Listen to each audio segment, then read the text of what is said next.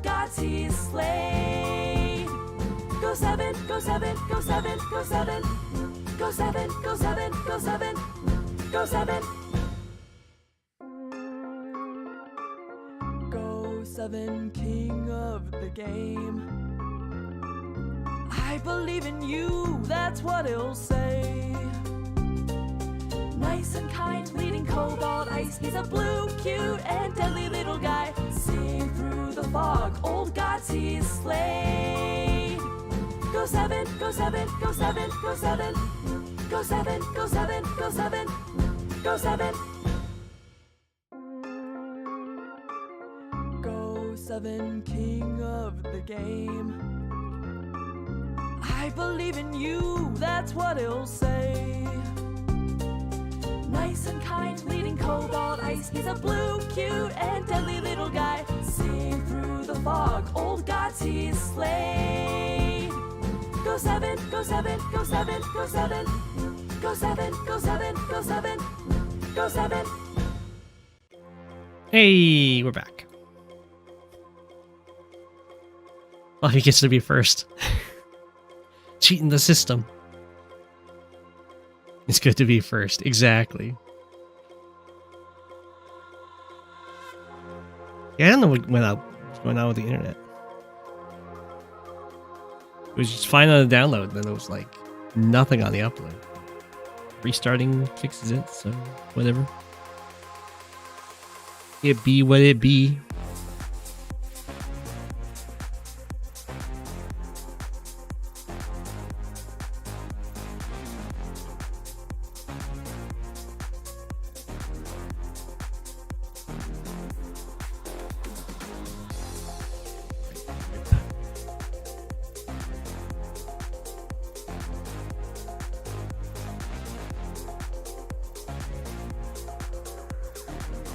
Gosh, it's this map. Oh my gosh, it's an eagle mirror. Claim a second. Hello.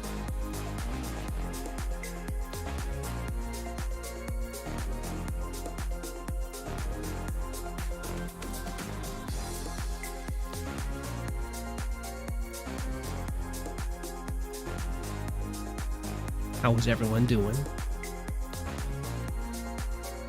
Hopefully it's not too hot or too stormy or too anything. You know what they say? Everything in moderation, including moderation.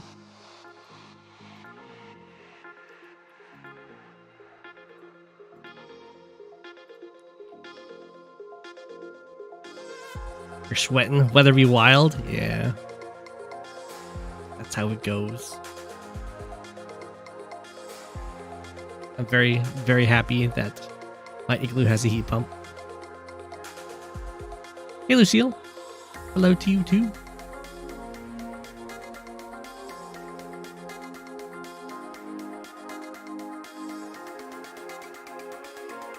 Smoke to humidity. It's a penguin god. Penguin god!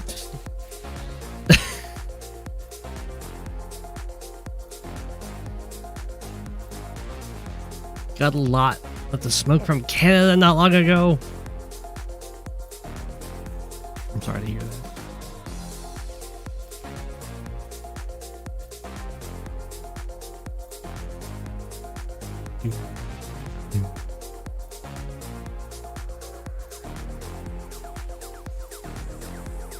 I think I've dodged this one. Okay. It's more of an East Coast thing. Yeah, we're back. Welcome back, Habits. Much faster internet.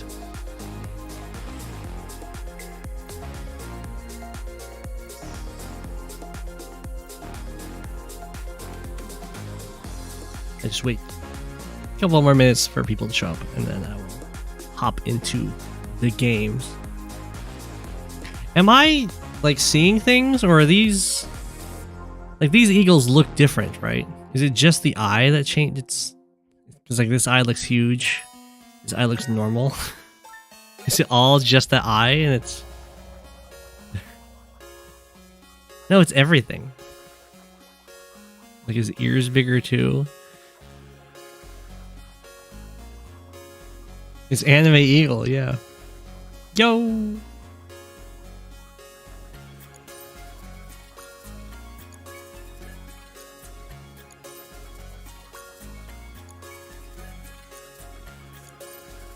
Pathetic.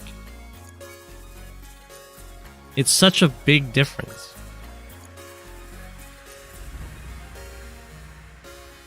I mean, I know that it's like a bigger panel, but overall, he doesn't look that much bigger. It's just his, like, features look bigger.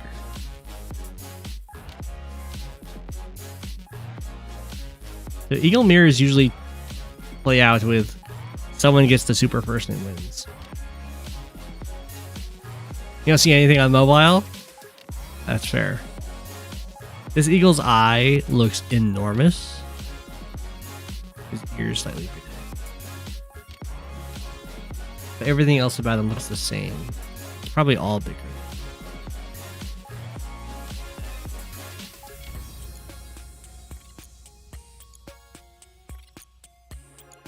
You picked Anime Eagle instead. That's cheating.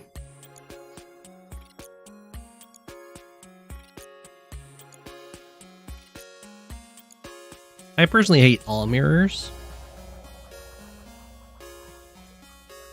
I think it's always results in really annoying games around the powers.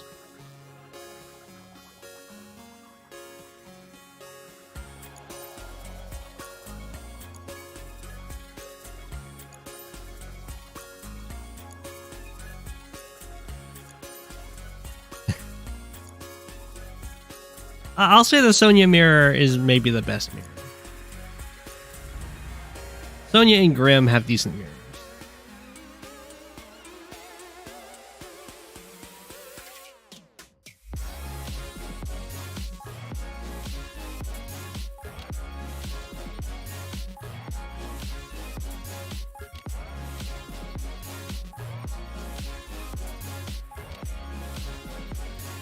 Okay, I'll hop into it. Now, I really don't like this map. This is the map that I had to fight Talos on. Did my little opening thing and then the game just stalled out and I wanted to resign and eventually Talos won. I'm not a huge fan of the Adder mirror. It's not as bad as like Eagle. But Adder cares a lot about his powers, so one of them is always going to be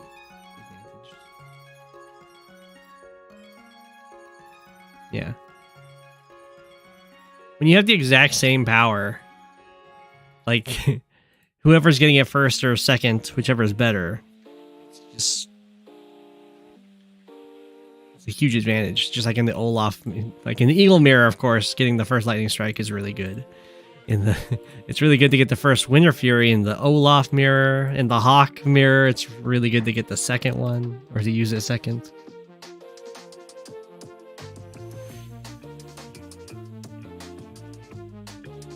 The thing you like most about this map is the name. Sammy Mirror is not so bad, that's true. And that's just because Victory March isn't usually a tempo thing. Although it can be.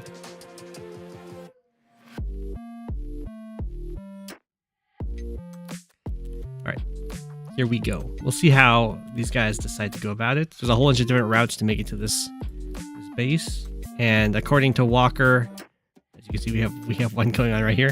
According to Walker, it's viable to base skip. I'm not completely sold on that personally.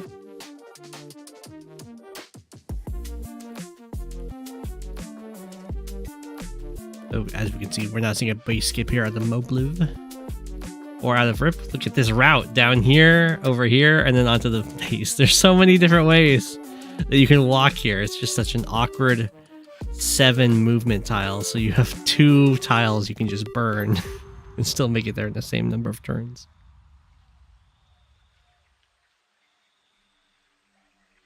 Yeah, I'm not sold on the base skip, but you know, if Walker says it's good, then I assume it's good.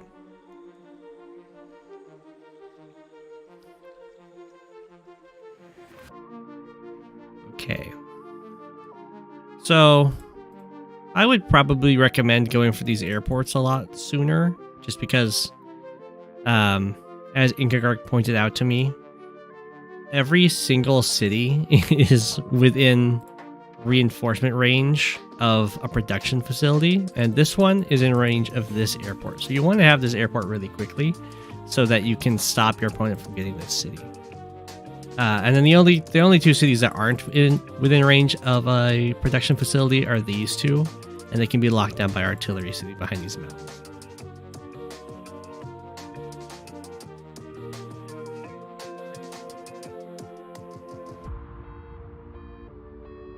Okay, so Mobliv goes with a tank over here.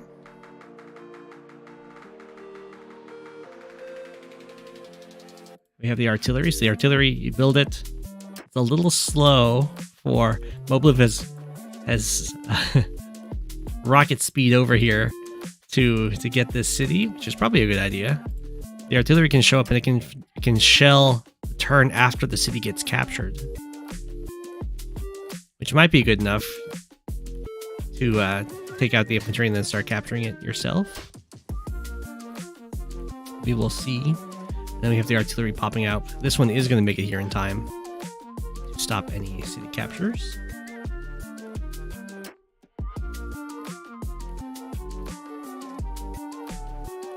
In fact, it should be able to save this city too. Yeah, see, now this city gets captured. That's something that would be preventable if you have this airport. Same with over here. Okay, so Mobliv has it currently set up to have a 1k advantage, assuming this lock holds. Which, you know, it's not nothing.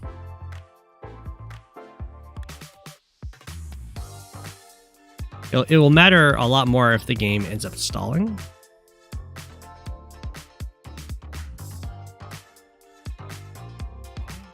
And now all Mobliv has to do now is just protect the artillery.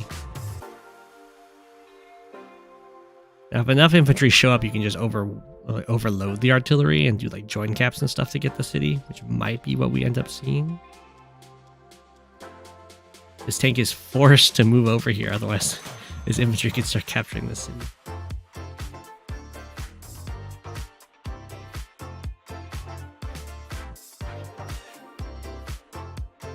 Okay, so Rip's going to have the double airport online way faster than Mobliv.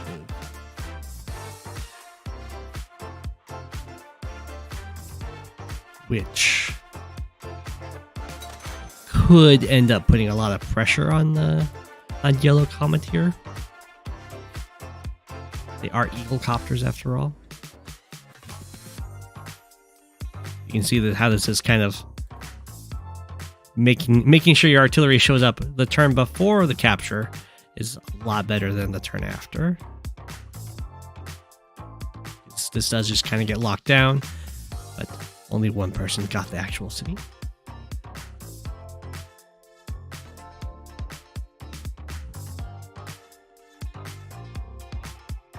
Oh. 2, 3, 4, 5, 6. It's a little weird attack to me, but okay, the tank infantry, they do kill off this infantry. This tank can reach the city and attack this tank if it so desires, and it can also cover itself with a copter. Unit count wise, it will be, you know, an infantry for a tank hit. Whoa.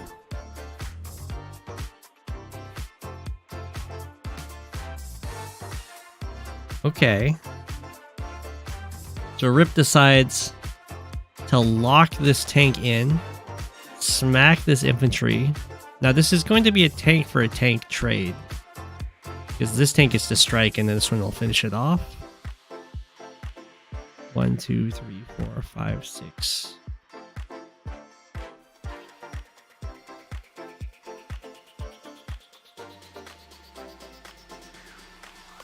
But you're going to have to build a tank and a copter here. The idea being that the copter can kill off this tank, and then the tank from here will be able to get a revenge hit. 1, 2, 3, 4, 5, 6. It'll be just out of range tank by. Is what we see.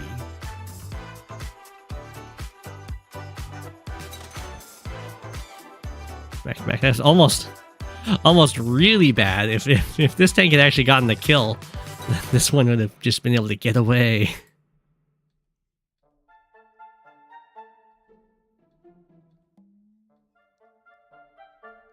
Okay.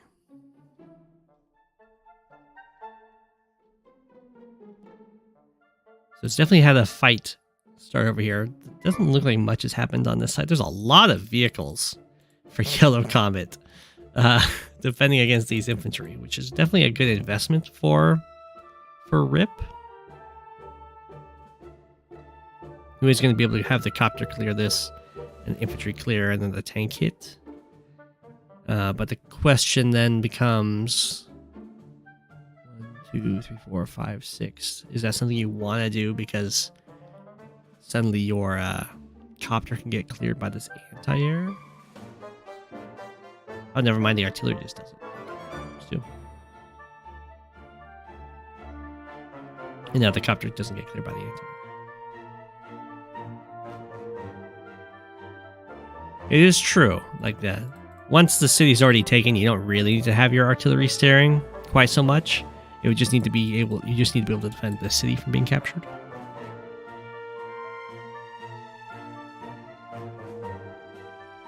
I would have been. Yeah, I don't think it could have killed, because I don't think there was a comm tower the first hit, or on the retaliation.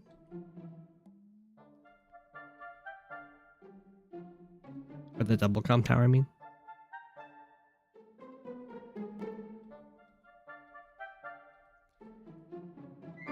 Ooh, joined infantry together.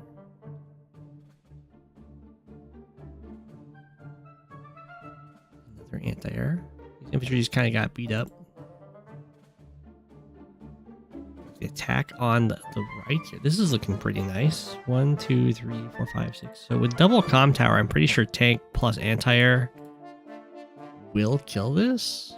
I mean, it is on planes, so maybe not. But then the tank would be able to hit the artillery, which would be really nice.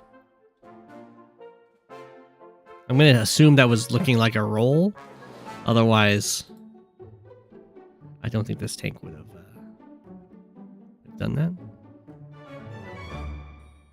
Ooh. Getting very spicy here.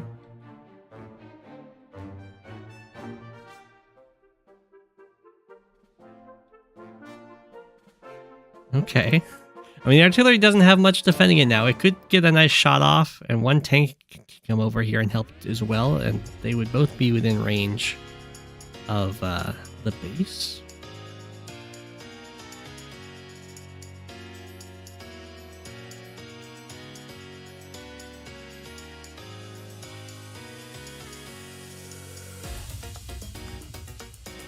Do a little trolling. Down goes that tank.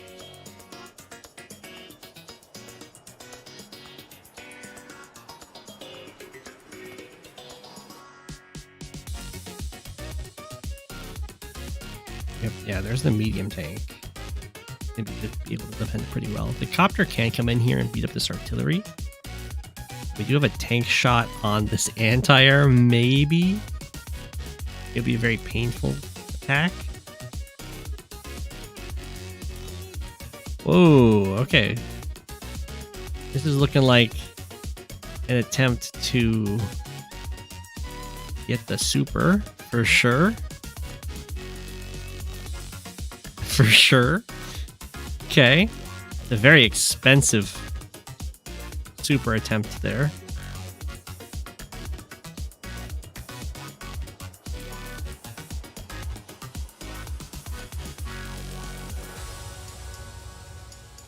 Okay. Imagery strike. I don't know if the super attempt is even going to be worth it. That was such... I mean, it must be worth it. Even with the injured copters.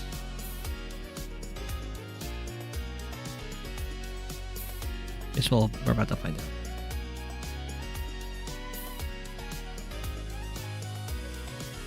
Get that tank. Get that tank. Yep, the artillery. Yeah, take that out, take that out. It's looking, again, it's looking pretty good. Medium tank's going to be able to eat some stuff up.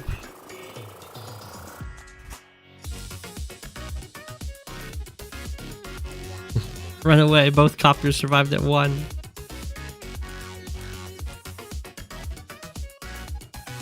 Okay, so that was the first Eagle Super. It was a very costly attack, though.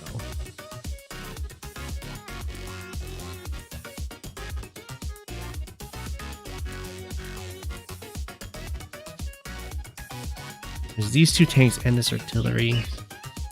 I mean, this medium tank gets to kill two tanks. It's gonna hurt a lot, and then maybe it probably just gets another tank. You don't really need anything else.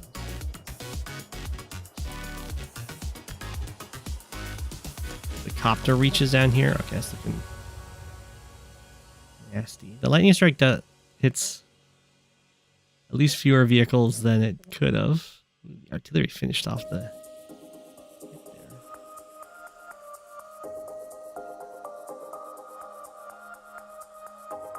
I think this does a damage because of double comm tower. Oh, never mind, the tank can even get through.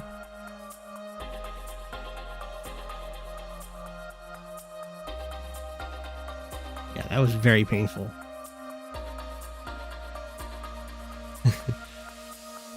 The more you lose, the more you win. Congratulations, TCO. It was fun until you got the notification for your next turn.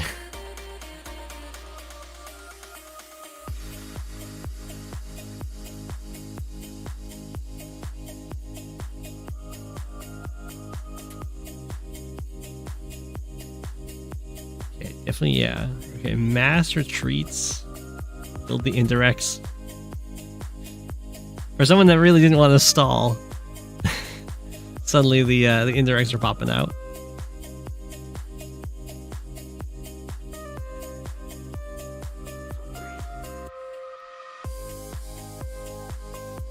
This is looking very scary at this point. Comm tower's under threat. It's gonna be really difficult to wall this off with the current vehicles. Like, I guess the recon can try. Well, I think with double comm tower, the tank can. Oof. Just letting the capture continue.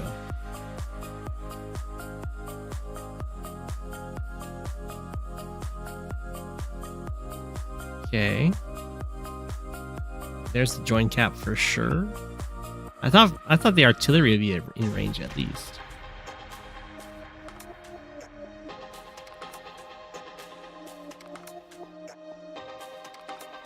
Oh, so much stuff has been moved over here. I mean, there's still a chance that somehow this army is able to push and take these labs. Just kind of try and race it.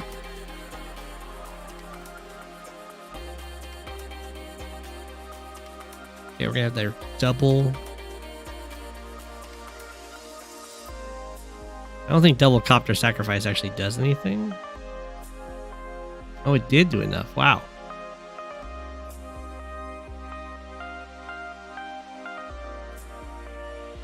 Is just enough.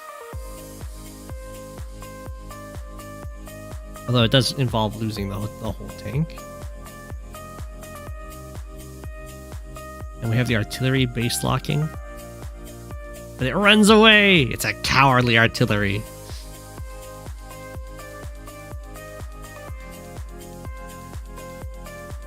Okay, well, if that's all the attack was able to do, then that's really good. Or RIP. Did get this city at least. Equalize the economy out of that that initial fight.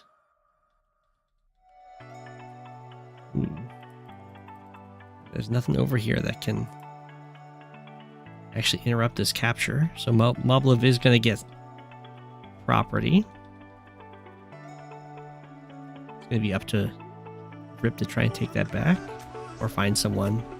Finds another one somewhere else. Even it up.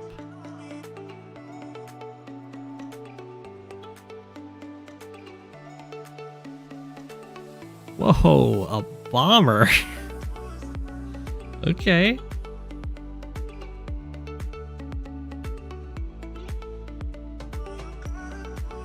A bomber's, I mean, a bomber's really good when there's a lightning strike because it kind of just kills two things. But it's also something that's really vulnerable if your opponent lightning strikes you.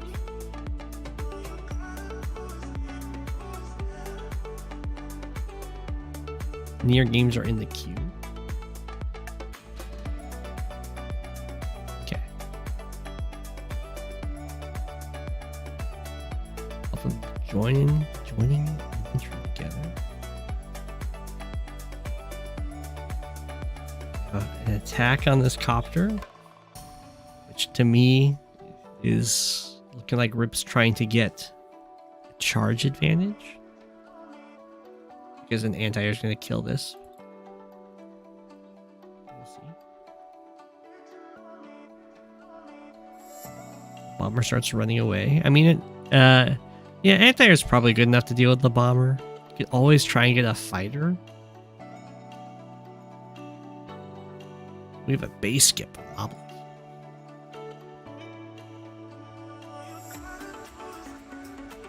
Okay.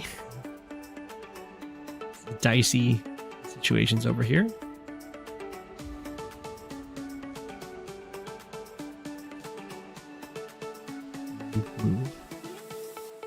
It's just constantly going to be like, gotta have your buddy strategy with your anti-airs against the bomber. I mean, the bomber might have ideas of attacking a that's scary.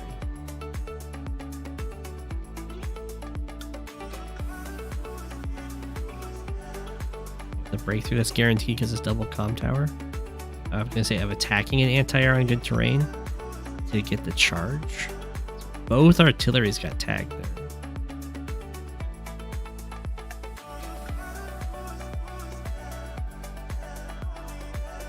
Now, Mobliv has to be absolutely terrified about this attack.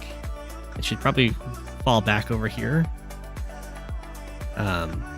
Because that did give quite a bit of charge to Rip. And even with these artillery getting tagged, it's not going to be enough to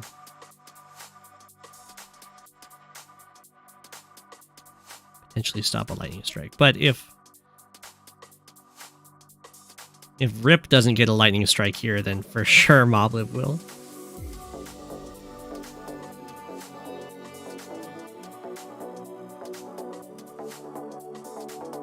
That's true. You want to stick to anti-air. Ooh.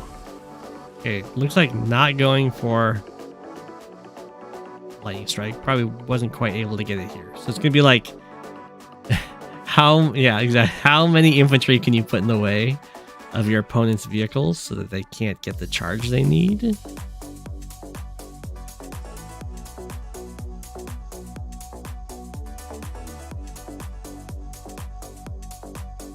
I mean, it's 4 bars.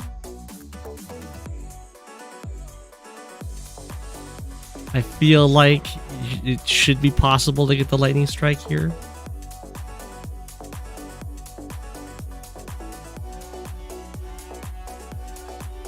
Although all of these attacks were really efficient, which is not a good sign for getting the lightning strike. Yeah, everything else has to run away. Okay.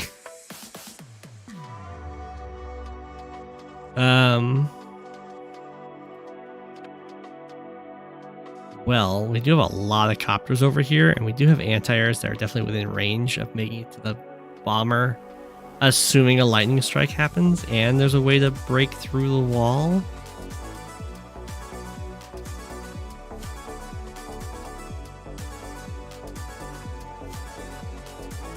I think a lightning strike happens here even without any like major sacrifices, just because it's so forward over here. But I thought lightning strike was going to happen earlier anyway, so. Oh, this is definitely looking very lightning strike-esque. The mech didn't die. Oh, that's... That mech living is really annoying. Because now it's just in the way. And it doesn't move when the lightning strike happens. Looks like it's only going to affect killing off this copter, maybe.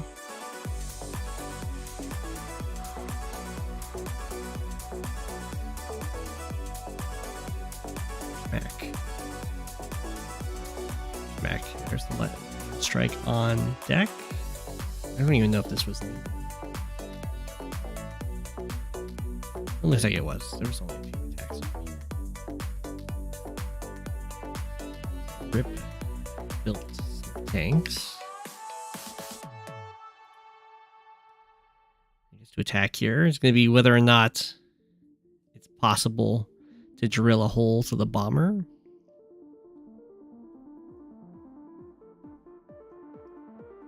It's looking very possible.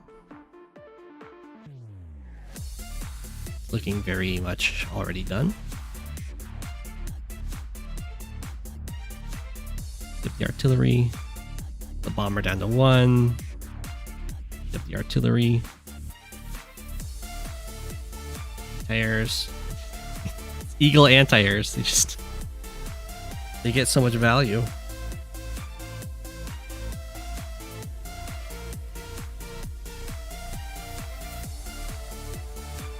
Okay. Some of these artillery are a little sad, but that was a very good, again, first lightning strike.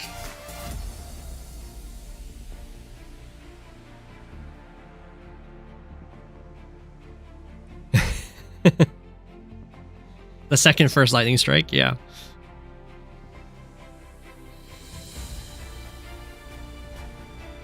Smack. The mech.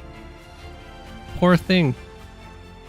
These attacks are just, they're doing so little damage. Okay, happy medium tank, but can't get the kill because of the extra defense.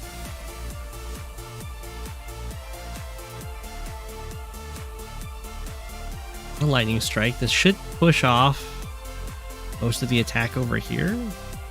It might kind of even it out. Although the 1 health bomber is gonna just such a painful thing.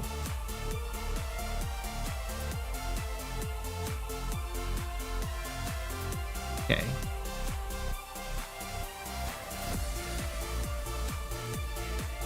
No, this is still looking pretty good for Rip.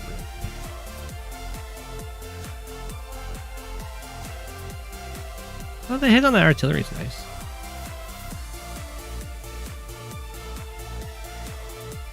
Doesn't quite get the city. I mean, the comm tower's under threat. This city's under threat. This city's under threat. Diving right on in here.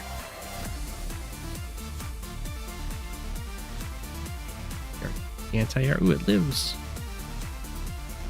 Finish off the bomber. Get the poor tank.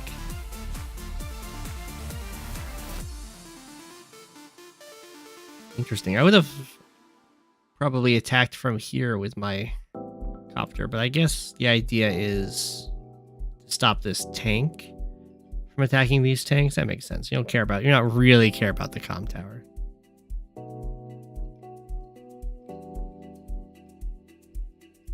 Preserving the units is more important.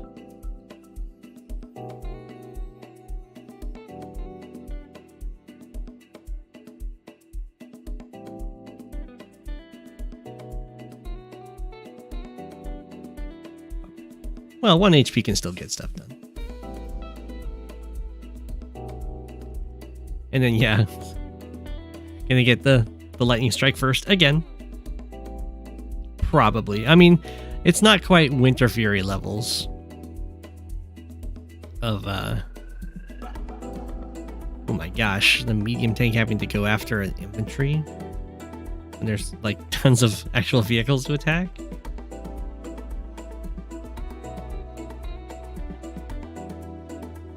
That is not good.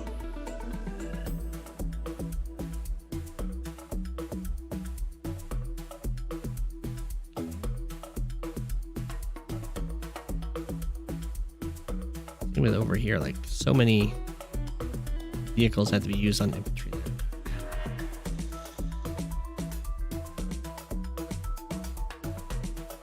Well, I mean, the attack's looking pretty decent to force Rip to buy stuff over here. Or infantry in the chopper. Medium tank, uninjured, and 11 fuel.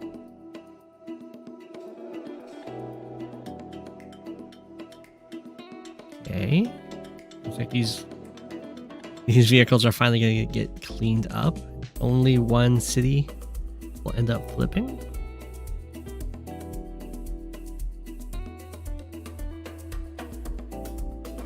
Another medium tank, which have been it's really impressive that the medium tanks have been surviving all of these lightning strikes, because usually they get taken out with the artillery.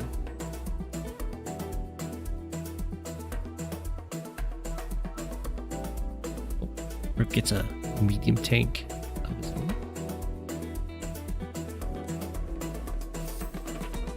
Okay, there's a serious infantry deficit going on here for Mobliv. They're all over here. Ooh, joining tanks at this stage? Oh, this is gonna hurt, and infantry. It's gonna hurt the unit count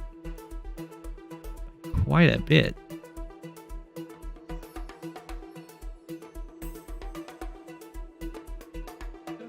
Anti-air gets bopped.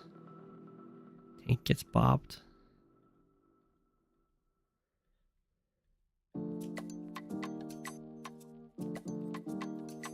Rip is getting really close to another lightning strike.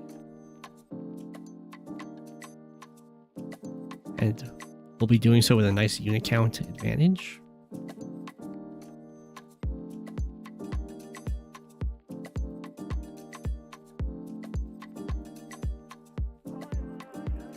This is very expensive walling. Ooh. Rip manages to get the income lead, although I think at this stage, income lead's not going to matter too much.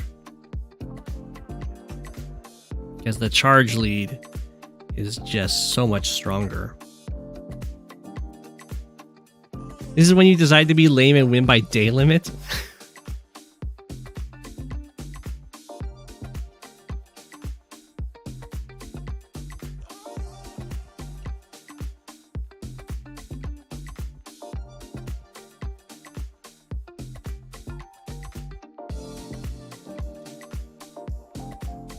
Hard-earned income lead.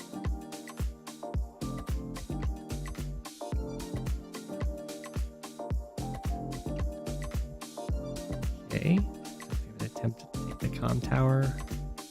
Been on this stuff.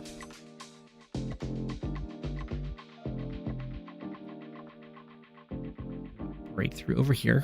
Rest in peace, tank. Whoa, Mobliv is. Now, Mobliv is still a little ways away from this super, so it's going to take some serious sacrifices to get there.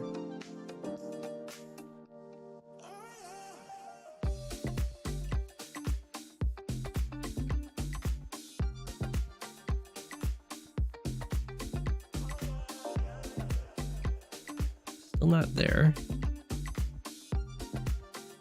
See all the sacrifices that have to happen. I don't think... Doesn't look like it's happening, even with all those sacrifices. Resign. The GG.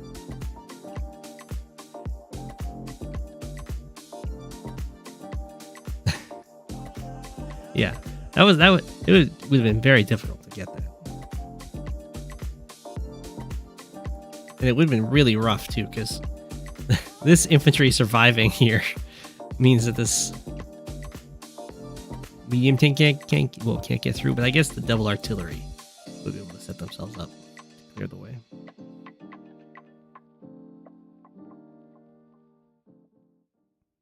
GG. Such is the way of the eagle. And yet again, the eagle to get the first lightning strike wins the game. Although the first lightning strike sacrificed a little too much to get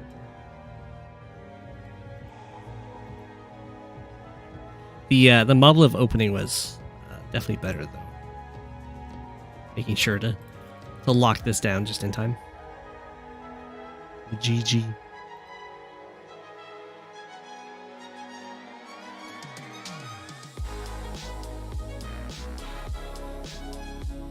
We got Tigris versus Palkki. A light.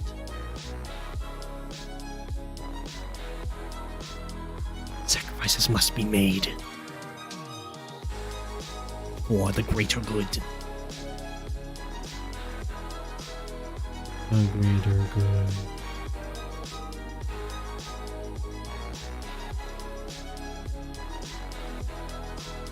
I know, he's right there in time.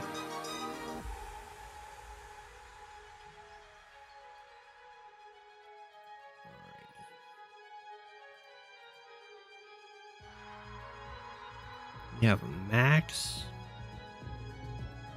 versus Von Bolt and High Funds.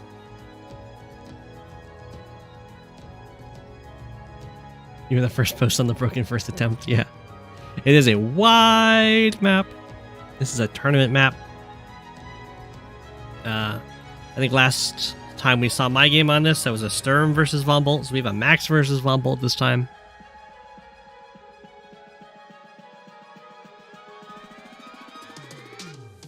So I think personally that Max is better in this matchup.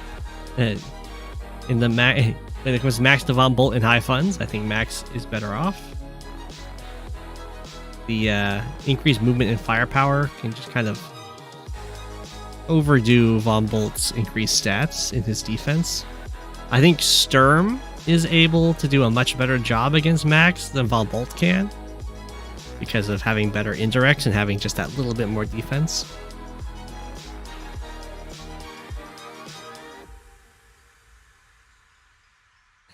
Max is never an option.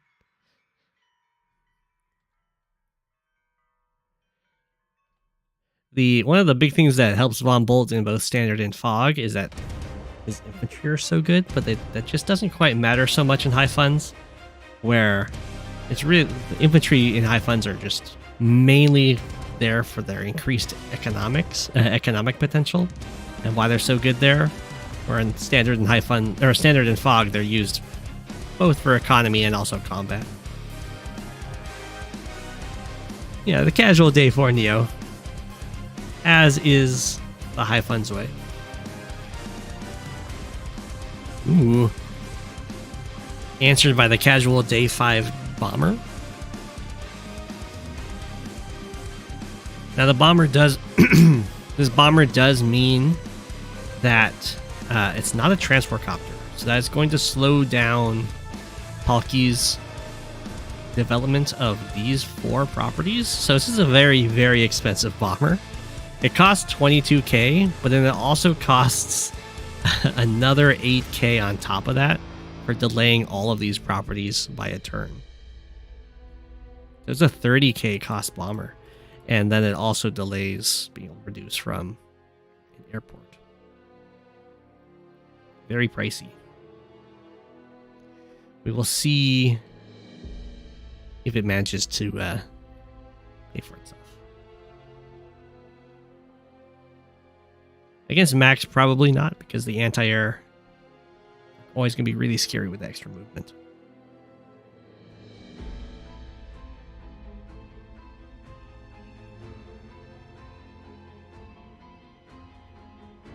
Okay. I was surprised we didn't see a BlackBoat from either player.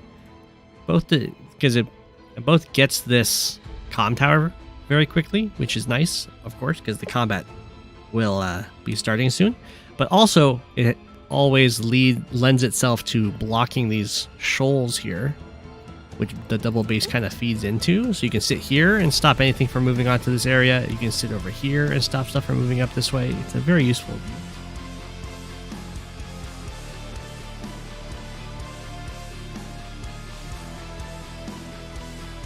Oh, okay.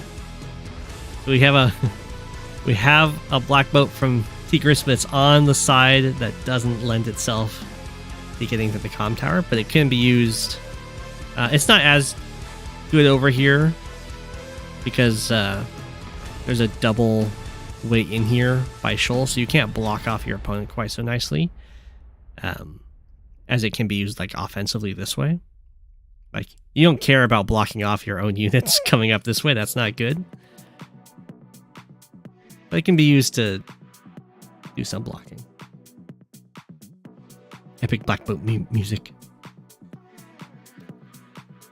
And I can pick up these guys. Pick up some inventory, do some deliveries.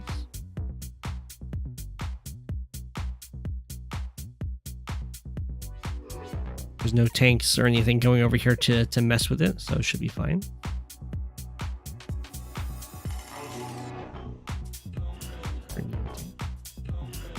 Bomber's just chilling.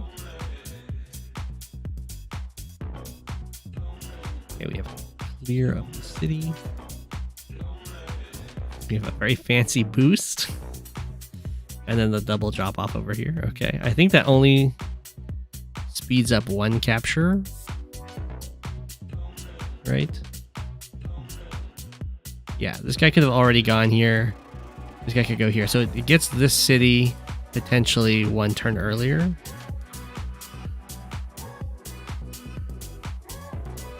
And then, I mean, this doesn't matter because you can't actually capture this city. But it does threaten to capture.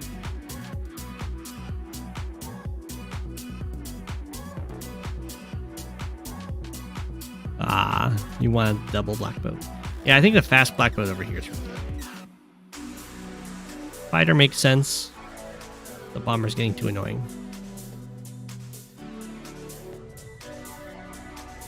One, two, three, four, five, six. Ooh. Wow, that's actually really... So, Palkki can actually bring this tank and copter over here and make it so this BlackBoat drop-off is pretty much nothing done. We have a kill of the Neo tank, one shot. And have the anti-air, I assume, trying to defend the bomber.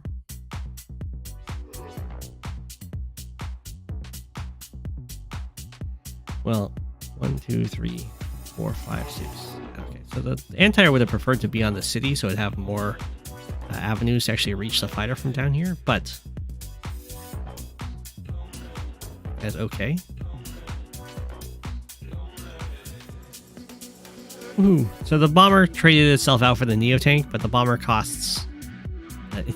normally it costs the same, but in this case it cost 8k more, just because it delayed everything over here, so it's not quite what you'd like to have happen. That's okay.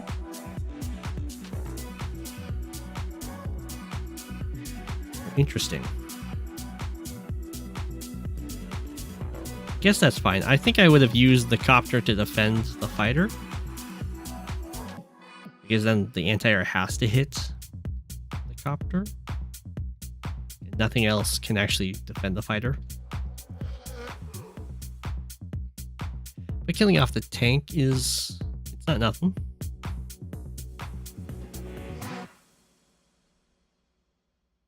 So this Neo tank is defending the fighter because a super will be on board.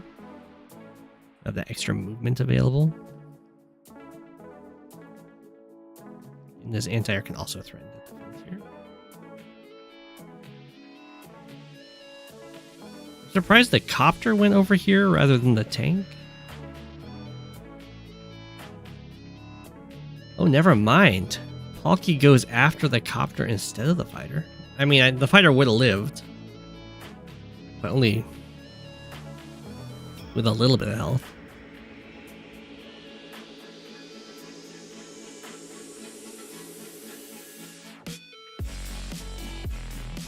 fighter of Palkki's own.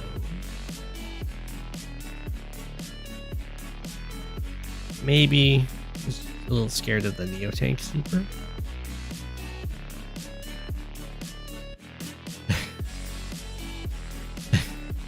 That's a very cute little movement with the fighter to make it so the infantry can't take out this infantry without pausing on capturing.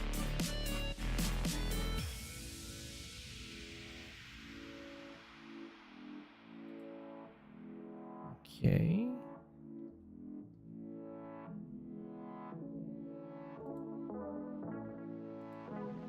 So since there was no super used, this poor infantry just kind of got left high and dry. Well, not quite sure what's going on with this BlackBoat. I guess it's stopping the tank. Okay, so the capture does get interrupted in order to kill off that infantry.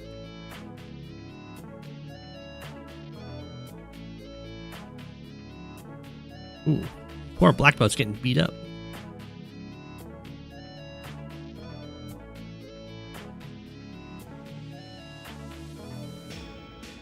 Okay, so this fighter really needs to leave this area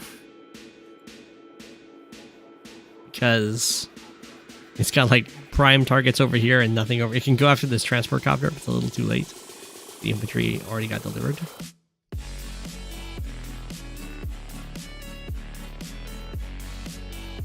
That was really weird to me. I feel like if you're gonna have an infantry on this city, it might as well be capturing. So I would have this guy walk up, kill this off, and then start capturing here.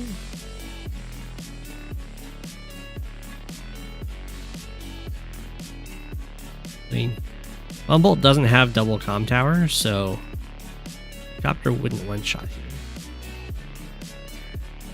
Alright, the poor BlackBoat.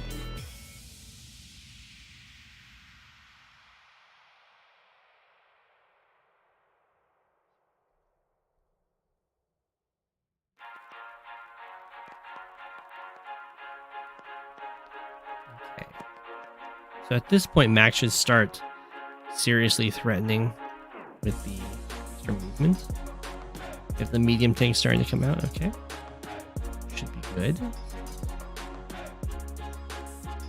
The idea behind the medium tanks is that with Max's powers, they still hit really hard, and they're a lot cheaper.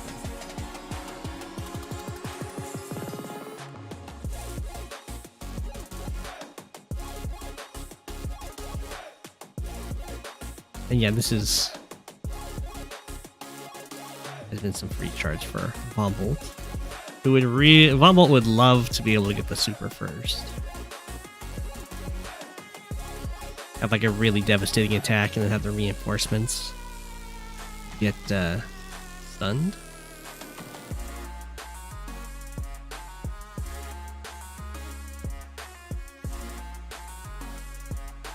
Okay, so now Max has to be really careful because of the Von Bolt super. You have the double fighter. Nice central presence. I'm surprised that Von Bolt keeps building these bombers.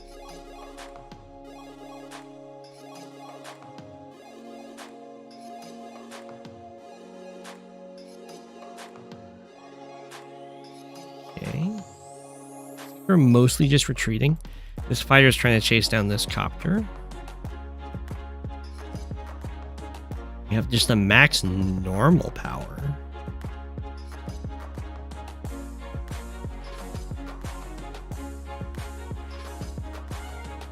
Kill off infantry. Got the anti-air. Neotank. And Neotank is diving in. He's out of range. I guess it's out of range of all the big hitters. Just barely. Copter hits the Neotank for 2 damage. Seems like a really not great max force. mean, it picked out some infantry. It killed one anti-air.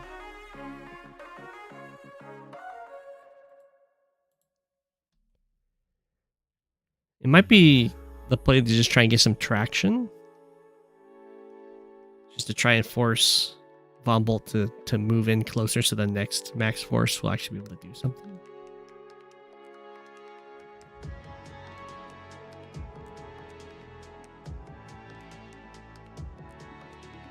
A little breakthrough here. Tank is attacked. If I recon, we knew you well. Well, if Von Bolt ever wants the super, it can just kind of hit here. Probably just wants Max to have to play around it. What?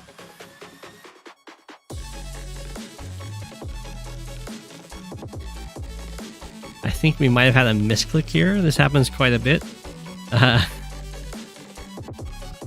The Pipe Runner and Neotank are right next to each other on the buy list. And, they're both spherical. And this always really hurts when it's a Pipe Runner misclick, because not only do you spend money on the Pipe Runner and you don't get a Neotank, you then have to delete your Pipe Runner because it blocks your base from building anything else. So it's a straight up free unit and free 20k just given away. Now it's not as bad because it is high funds, so 20k, whatever. But it still hurts quite a bit.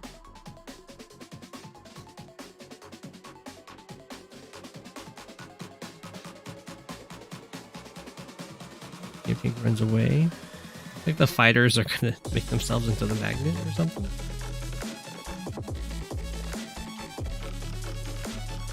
Basically, every turn, Tigris has to make sure that he doesn't just lose to a Von Bolt super.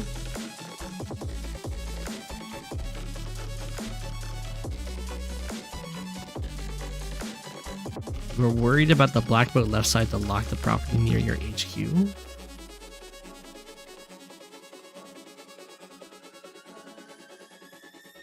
You mean battleship?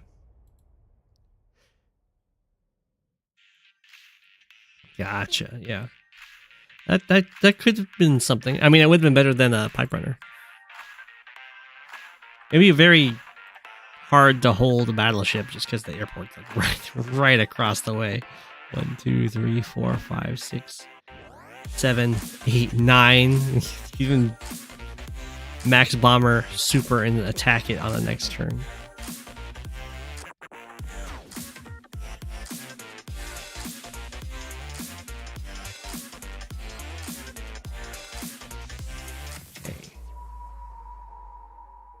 Bolt does have an income lead, is going for their second comm tower here. Rest in peace, Pipe Runner.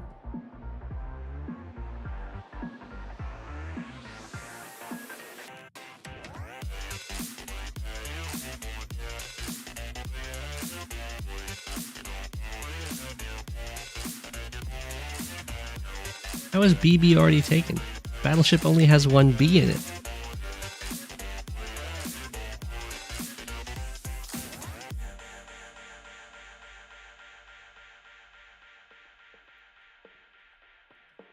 You're saying it's a battle boat.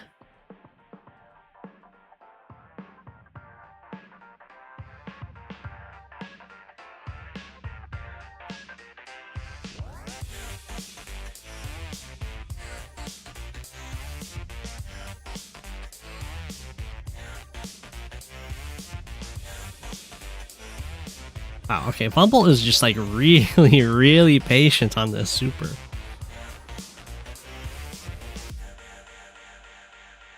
So we're gonna have a max blast for sure. Looks like the bomber's gonna clear the way, and then the fighters are gonna attack the fighters.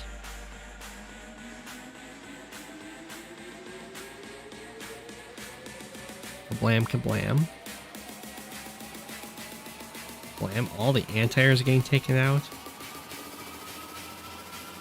This fighter. 1, 2, 3, 4, 5, 6, 7, 8. 5. Okay, so this one is safe from getting attacked, but all the other ones get tagged, as does this bomber get taken out by the fighter.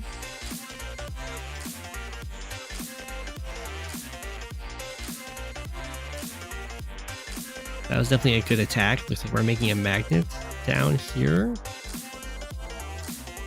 A tough magnet. That must just barely work.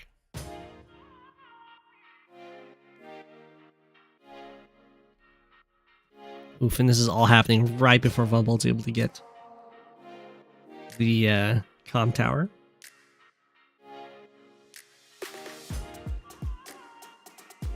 The whole classifications battleship is BB.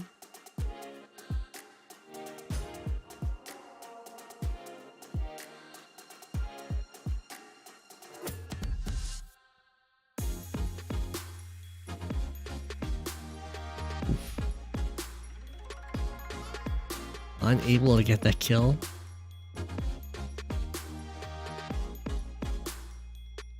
The fighter survives as well.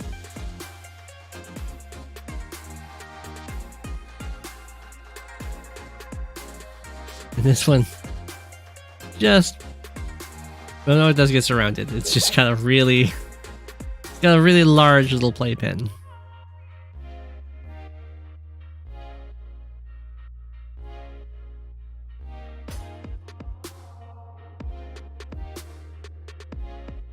Okay, we do have the BlackBoat over here ready to drop off and infantry go for these corner islands. Area. Got air units being really annoying blockers.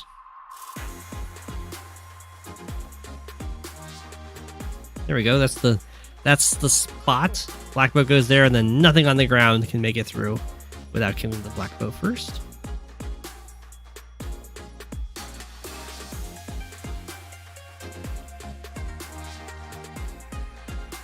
Okay. Now have the double comm tower available. That looks like the BlackBoat's not long for this world.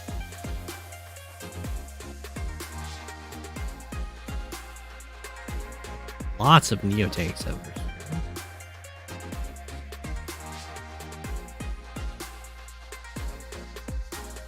An attempt to get this city from Tigris, which normally you can use like a rocket or an artillery to hold that, but that's not something that's available for Max.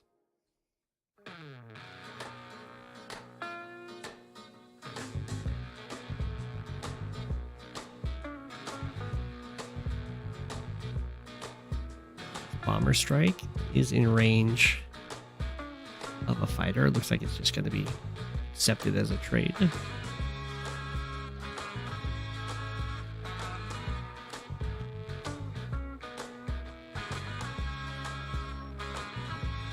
Here comes an anti-air to stop the capture. Straight up one shot the bomb bolt capturing infantry. Okay. As is the way of Max. More fighters.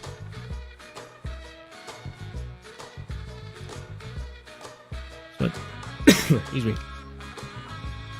At this point, Tigris is at 3 fighters, 2 bombers, 3 battlecopters versus 5 battlecopters, 3 fighters, 2 bombers. What? Is that the same? What? I guess these ones are just injured. Wow, I wasn't expecting them to have the same heavy air count.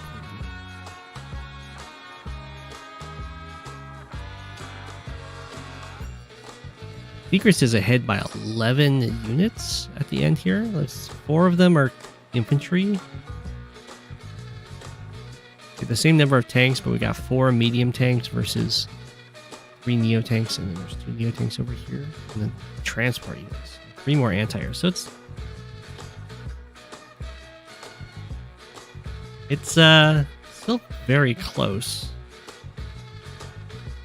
And that was at the end of Chris's turn.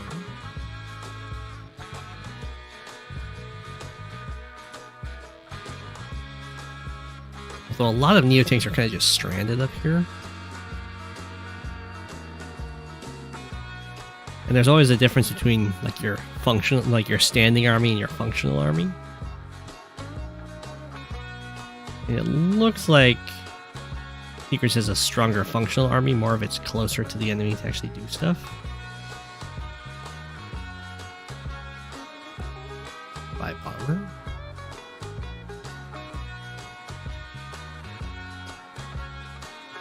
Take out that tank, take out that tank. The health fighter goes over here, gets the kill.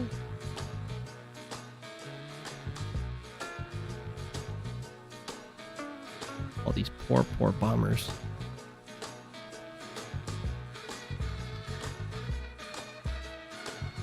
Okay. We do have another Von Bolt Super available.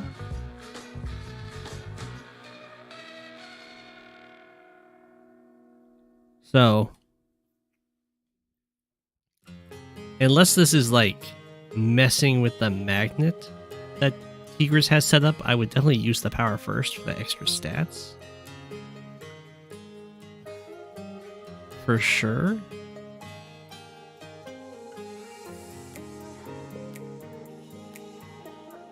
What?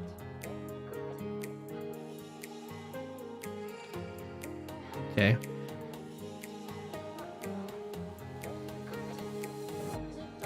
Okay, so that did redirect your magnet. Okay. So the way it works for Von Bolt is you do have to knock their units below 4 health for the magnet to be redirected in any way. If you're against Sturm, just doing any amount of damage to redirect it. But for Von Bolt and Rachel, you do need to knock it down to 4 or to 3 or less, so that there's some wasted damage happening. You guys have armies?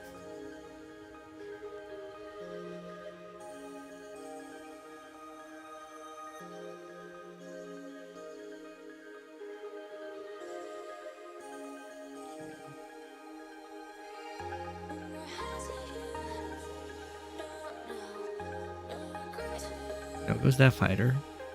We have quite a few anti-air over here, and this fighter. So a lot of copters go down.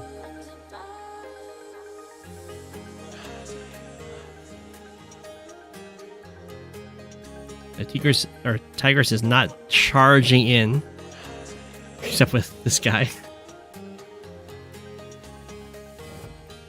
Guess this Neotank can't quite reach, so it's fine.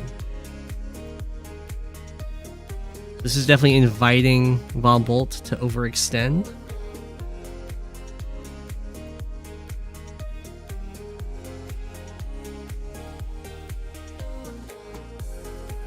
Oh, Von Bolt just resigns though. So Tigris was up by 8k income.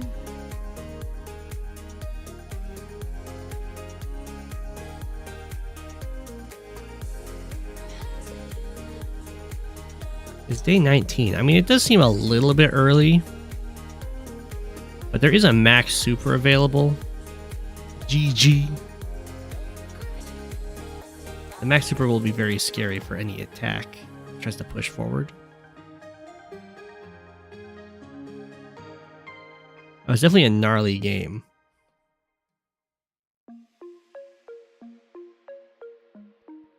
Yeah, the pipe runner hurt a lot.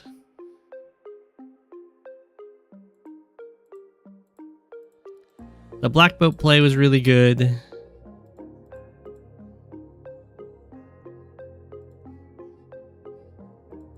I feel like the first max force wasn't quite what you wanted, but it ended up working out.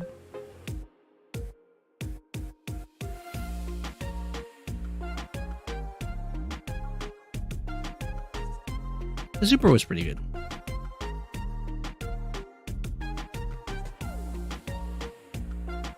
Yeah.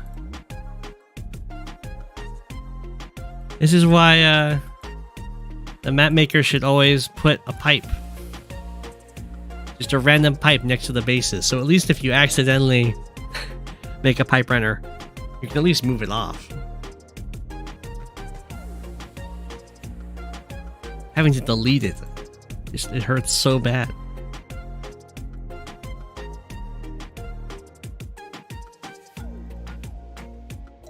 Alright, got Mr.Ko.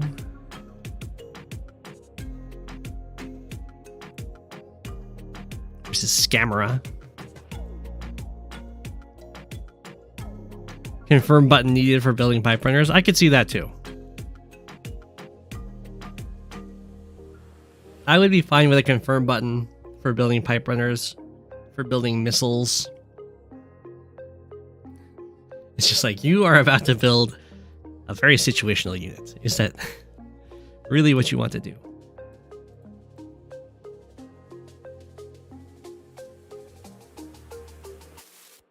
Oh, look at this. They're very kindly already yellow comet and a couple dice.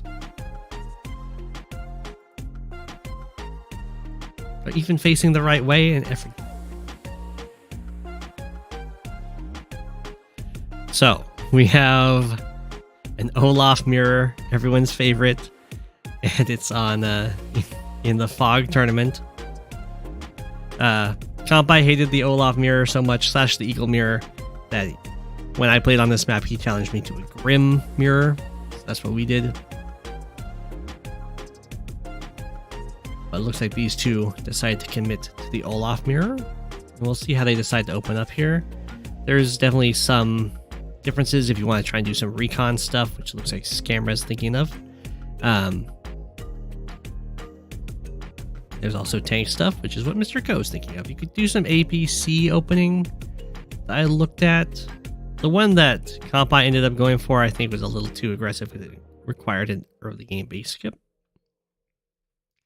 But you can definitely do some APC stuff. The central properties here are often kind of a good place to either rush to try and get early or to like lock down with vehicles. Perhaps get some pickoffs on forward infantry. Looks like Scamera is thinking about using these guys to try and stop this city. Mr.Ko is very much prepared to defend that city. You did see one game on this map way earlier that recon was used to take out this airport. Like it made it all the way over and then into these woods.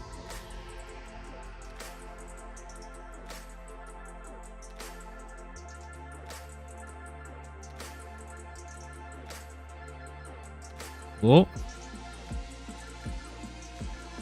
Oh, very awkward to just have your tank move next to a recon.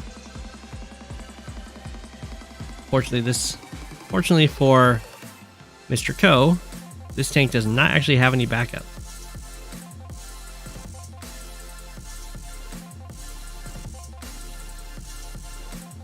So it's going to be really sad when the full health tank comes in. It says hello.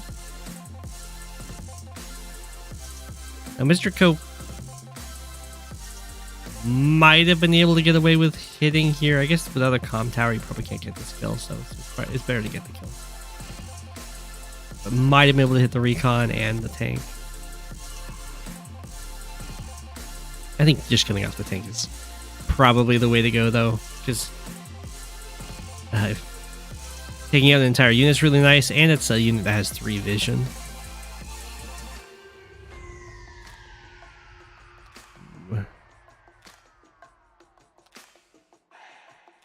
Interesting.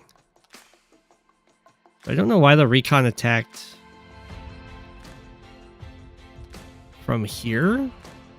It should really, if it's going to move to attack, it should attack.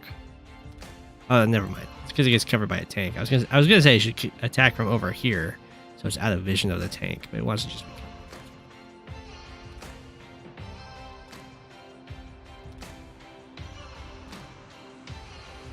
Pop. Recon. Airport starts getting captured. Central properties are looking like they might fall into Mr.Ko's hands.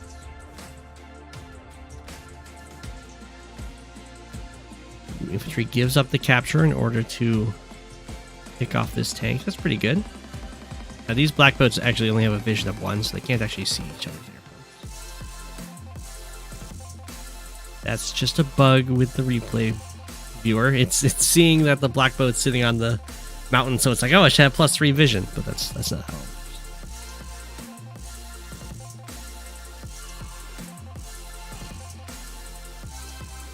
Okay, we have lots of tanks covering here, so it's going to be pretty expensive interrupt if Scamera ends up using tanks instead of just infantry. Very nice placement with this artillery, assuming it's able to secure its completely. Oh, the infantry decided to go over for this capture, so it is tanks used to stop the capture. We're going to see some very nasty first strikes coming out here.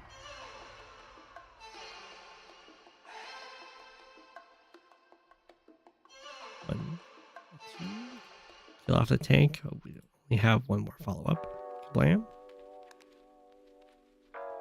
This one was just out of range. We do have a copter and an anti-air over here, though. It's looking pretty good vehicle count-wise for Mr.Ko. Now we have an APC, a very late APC.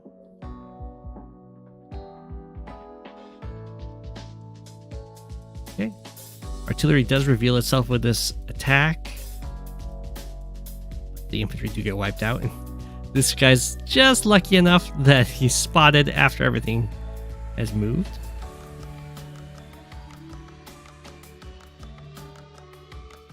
Okay. So very bloody tank war over here. The anti-air gets spotted by this tank, so it's a very sad copter.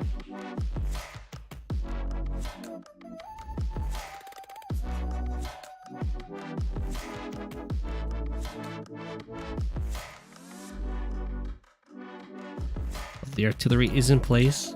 Get revenge. And Scamera currently has a slight income lead.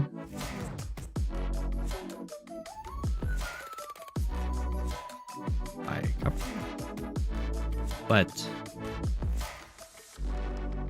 the two very contested properties that are like something you can deny very long into the game are both captured by Mr.Ko, while the ones that Scamera is currently kind of taken or contested, like this one and potentially this one, like these ones are much easier to kind of overwhelm and take later on just because of the reinforcement advantage. Or these ones, if they can be held, they'll be held for like ever.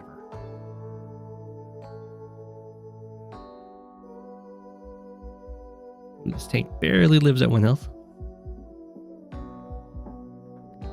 Okay, but the advantage going to Scamera here is that they're going to get the first Winter Fury. Ooh, that's a nice recon strike.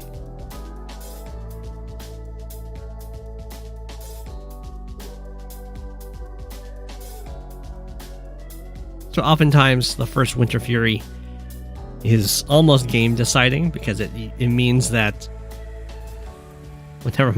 Well, it was game deciding here, I guess. It means that you're going to get almost always every Winter Fury first, because you get a charge advantage. You also have better stats when you're fighting.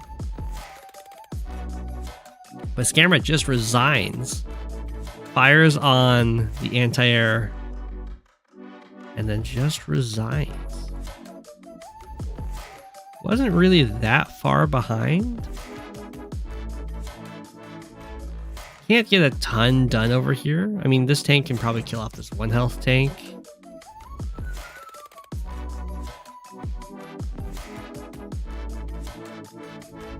It'll probably have to be the anti-air to kill off the anti-air, which kind of sucks.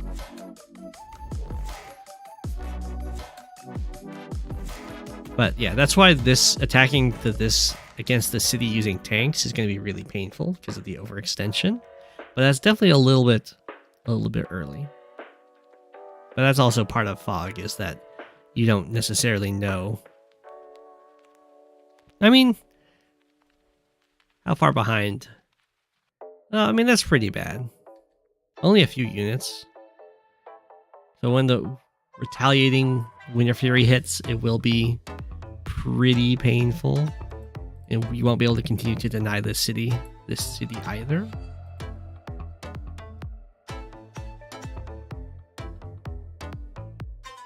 You should feel pretty comfortable with your position over here. I'd probably play on.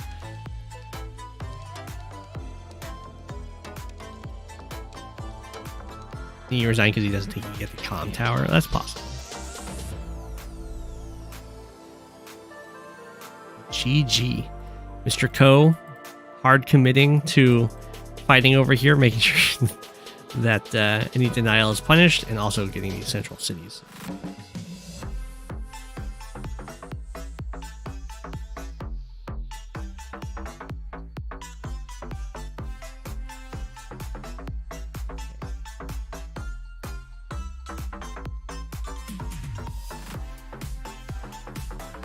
You have Zoronius, which is coffeespoons, and a Kindle mirror on a hope Forlorn.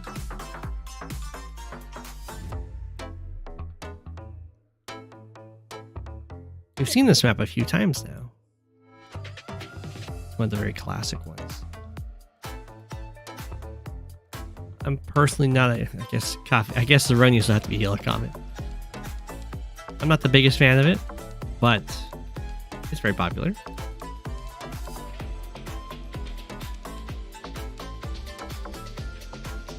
Some cringe urban blights here. Okay. There's a few different openings that you can do on this map. There's APCs, there's recons, there's tanks, there's like fast airport, there's some artillery openings. There's some different capture paths that you can take in the to either try and get some like contested central properties quick, or go for the immediate money for those fast vehicles. Looks like coffeespoons is going for some central properties with an APC.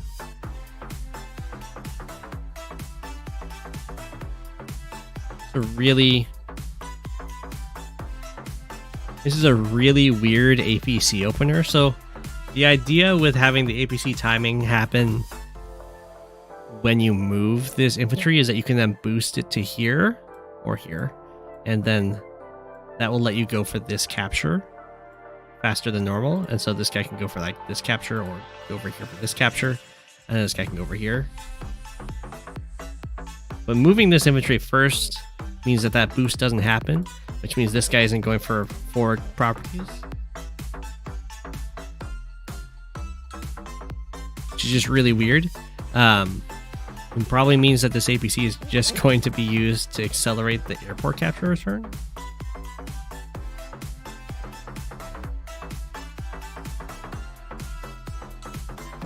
But anyway, it's missing out on a lot of its potential use. Okay, it's just going to pick that guy up. Drop him off over here. So yeah, this is just... Oh yeah, I'll just say it's a little unrefined, but it's okay. Zoronius has the tank to try and put pressure, I assume, on the APC, potentially like pushing it way out here. So one of the go-to strategies for this map is to use your vehicles to put pressure on the one base, and as soon as it has to build actual fighting units like tanks and medium tanks and the like, you just leave. Do your little front switch, because it's a lot faster for you to go down here than it is for anything from this side to go anywhere else. It's all walled in by these mountains. That's like the classic strategy for this map that can result in some faster games.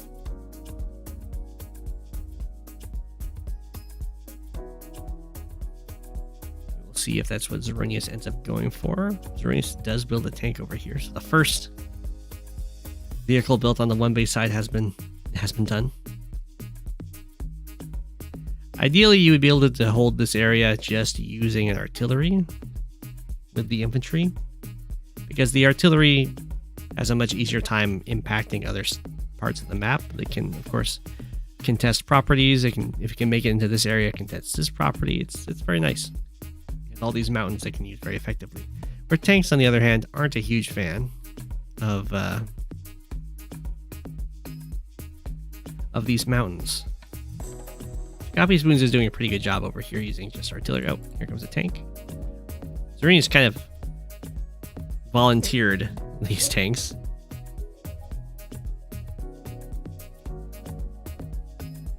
Maybe artillery follow-up. You have a comm tower advantage for Zoronius, which is nice.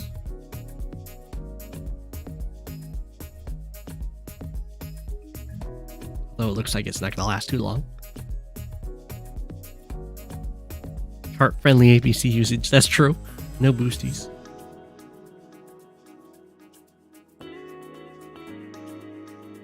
So the mechs, I do kind of like the mechs from this one base. If you did go with an APC over here. Because of how powerful these mountain ranges are here, the mechs can kind of dominate. And if you have an APC, you can get over there in just one turn. Aw, that's very sad. Doesn't get the kill.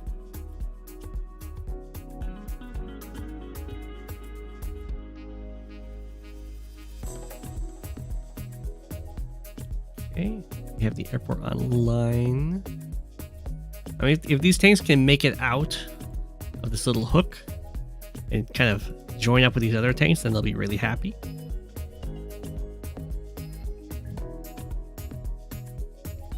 If they can't, then they might get really sad. If they get just kind of suppressed by some artillery and infantry.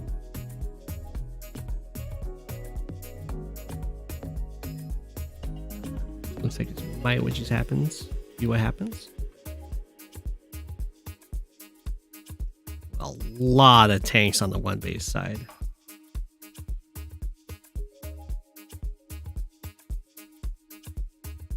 We do have the copter being built here.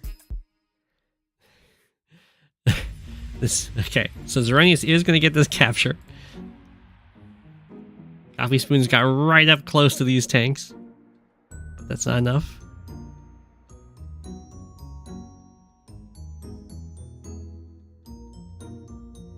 Zoronius goes for this capture. So up 2k currently.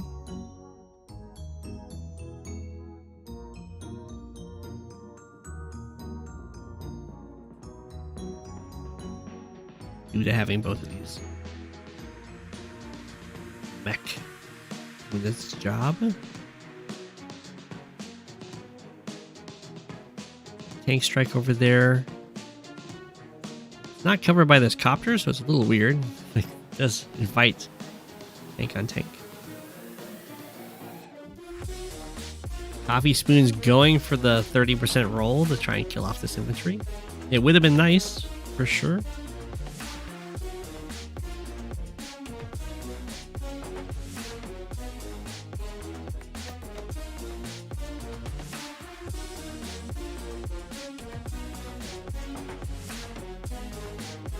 I would have preferred if this copter had been moved to this missile platform in order to actually defend the tank.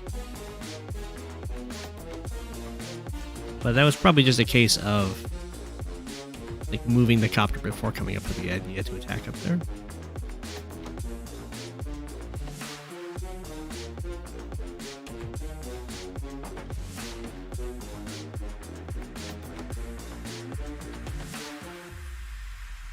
It's very aggressive.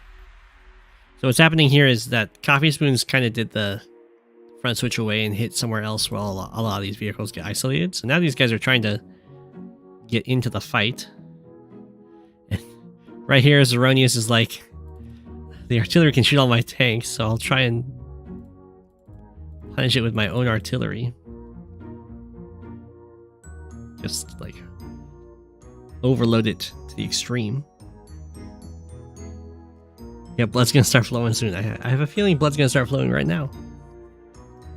Coffeespoons can Urban Blight right away, should they wish to.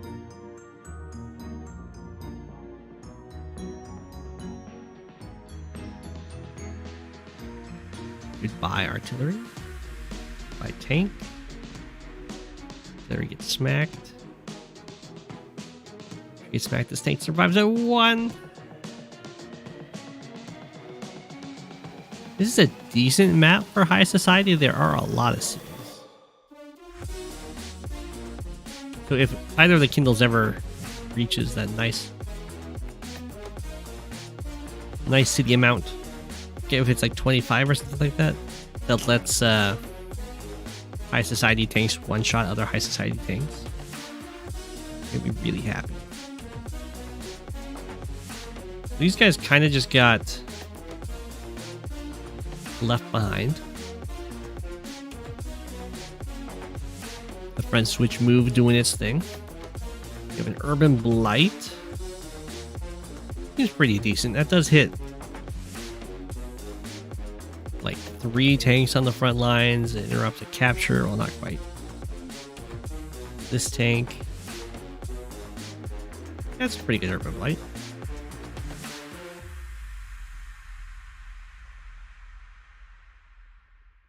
Breakthrough here. Smack, smack. After the anti-air. Infantry. Okay.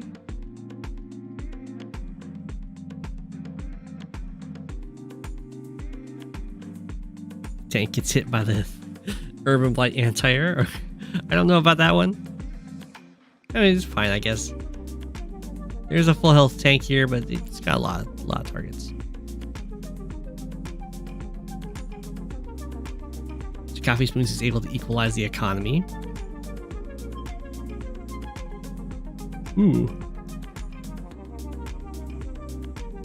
Mech gets on in there, takes out the artillery. 3 health anti-air, 5 damage, as they do.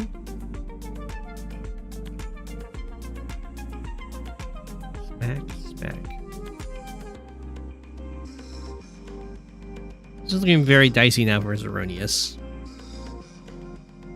And this is kind of what can happen, right? So, Coffee Spoons swung up towards the middle, fought the army there, then Zoronius' army catches from the south here, kind of catches up, and then this can turn and attack here while this army is trying to muster itself up, and then that way Coffee Spoons is always fighting half of the army at one time. Which is the dream.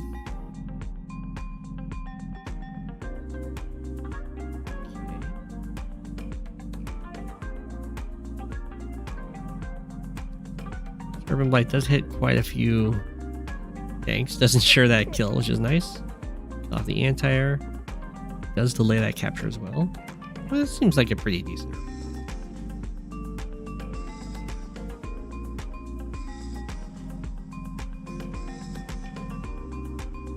Alright, how does Coffee Spoons want to go about this? The mech is going to get another strike on the vehicle. The mech value is real. Went after this poor anti-air.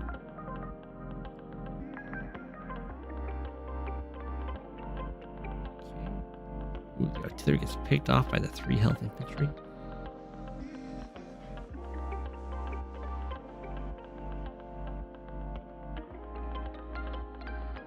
Okay, so no power was used by Coffee Spoons. Might be saving up for the high society. Ooh, the poor APC. Yep, the anti-air gets down to 1. That's not so bad for the anti-air, because it does heal up to 3, and then they'll be able to just kill off this 8 health. Looks like the city is going to just fall. Zoronius with a brutal infantry attack on the poor copter. Infantry finishes off that tank. Okay. Coffee Spoons does get to capture that city. That's not that many cities. High Society might come out, but I don't think that's going to be quite enough. We will see.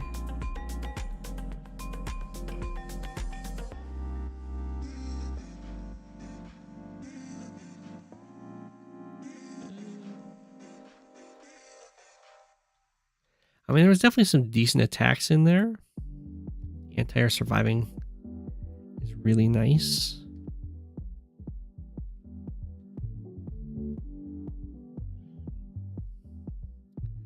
And Zoronius wasn't really set up to get walloped by an urban blight. I mean, it would have hit this copter, but...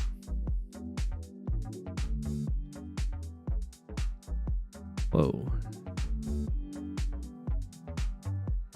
Okay, I'm not sold on this urban blight. I guess it hits this anti-air and this artillery.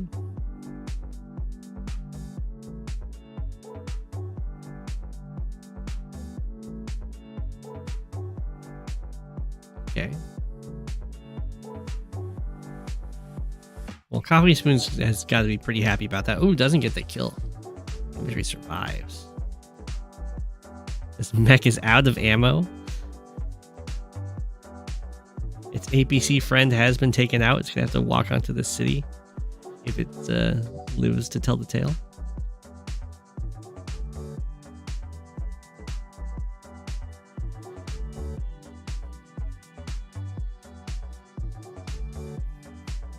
Okay. So Coffeespoons looks to be in pretty decent control of the center. Copters do get taken out, but I guess there's only one anti-air over here. So only one of these guys can be taken out in revenge. The mech does survive at 1. A lot of copters over here.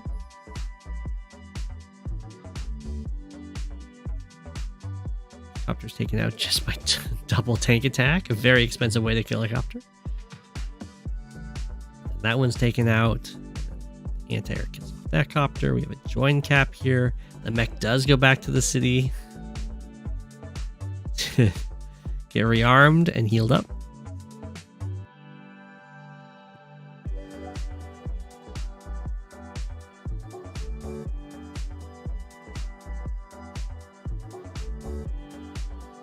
Okay. Zoronius is behind a little bit in unit count, but still, ahead in income currently. And unit value doing really well. Urban Blight.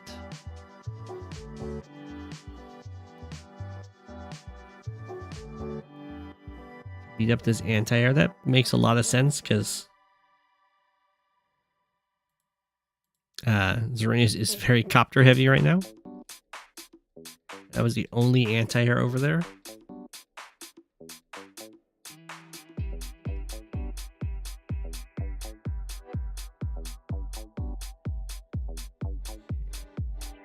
Gets taken out. Copter. The other. I thought there was another. I guess the copter just died. I thought there was another one back here.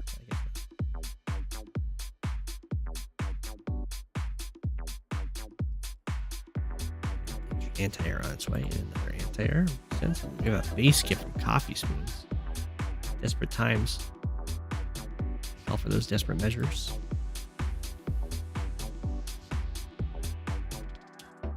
Bye-bye. The mech, no! It lasted so long.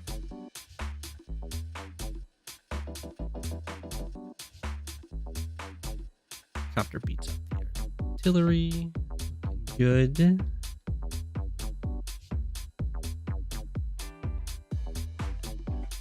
Okay. Coffeespoons can try and go for another high society. Definitely down quite a bit. We have an Urban Blight instead.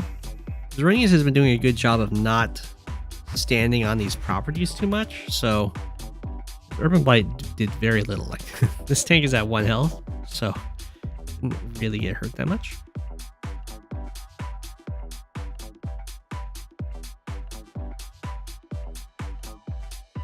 This tank doesn't even die. Very desperation attacks here. So it's one thing to have your infantry attacking the copters from a city if you own the city. I'm okay with that because then the infantry gets to repair on its next turn. If it's not a city you own though, I'm not quite so happy.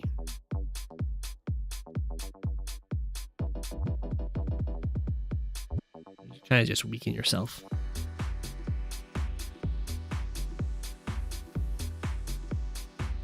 Tank.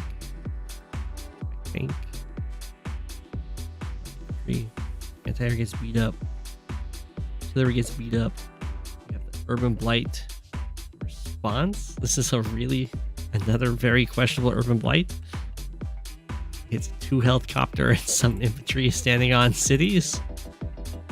The stuff that got produced. Okay.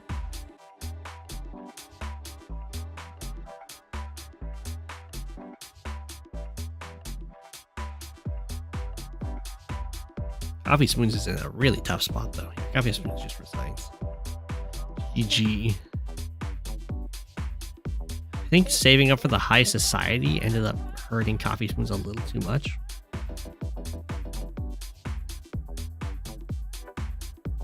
I should check out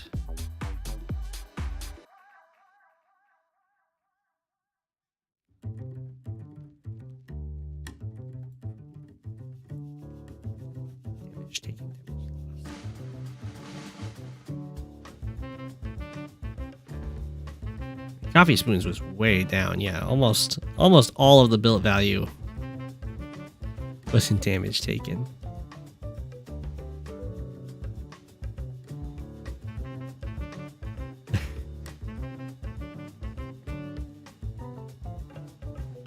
Look at how expensive these copters were.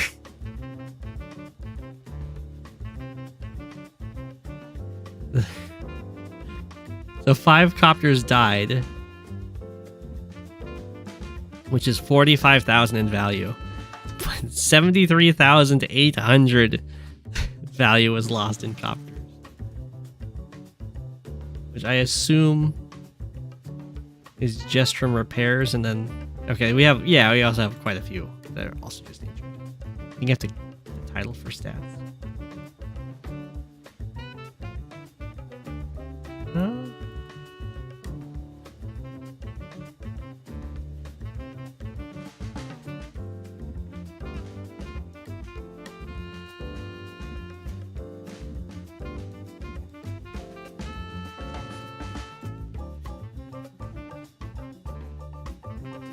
Five normal powers versus just 2 in 1 suit.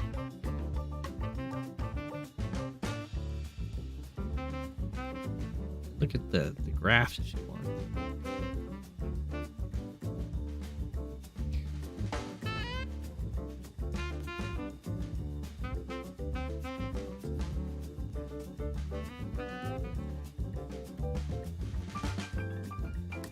Get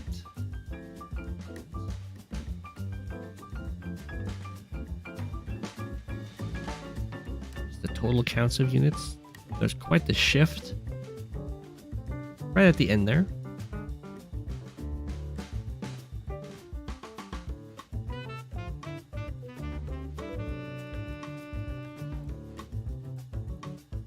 Okay, turning off these don't matter. It's just way down here.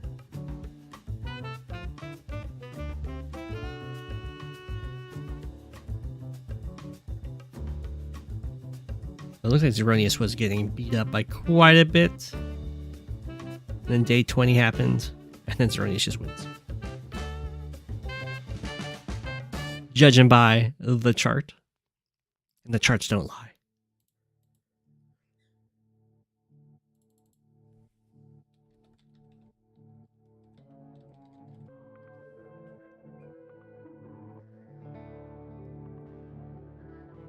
Kilmefirst Olaf versus Shock 455 Kanbei. I would say that most of your Urban Blights were good, except towards the end. But the earlier ones, I think, did enough damage that towards the end it didn't really matter if you were just Urban Blighting a couple infantry.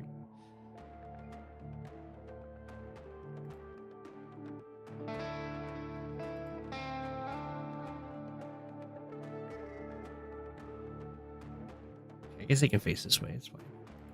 You have Kilmefirst playing Olaf against Shock 455 playing as Kanbei. This is a high funds game. Otherwise known as high fun. You don't see very many Kanbeis anymore. For the most part, he's just kind of been banned off of the high funds maps. But this looks like, I don't know if he's still allowed on this map or not. But he is at this stage. So He's gonna have way stronger units than Olaf. But if the snow starts falling, it's just gonna keep falling. This is one of the things in high funds, is that your supers are really, really good. We will probably see many, many, many Winter Furies to diminish the Kanbei stats significantly. But Shock here is going to want to do as much early game damage as possible. Kind of go for those contested properties that the infantry can get away with, because they're Kanbei infantries against Olaf infantries. Block. Both of them went for this block on the city.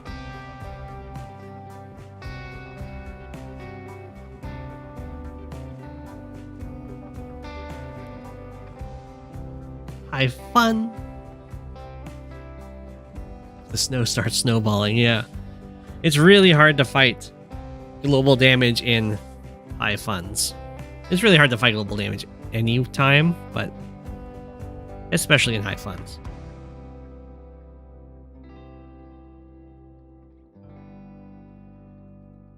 They just get so much free damage, and all of the expensive units gets it even faster.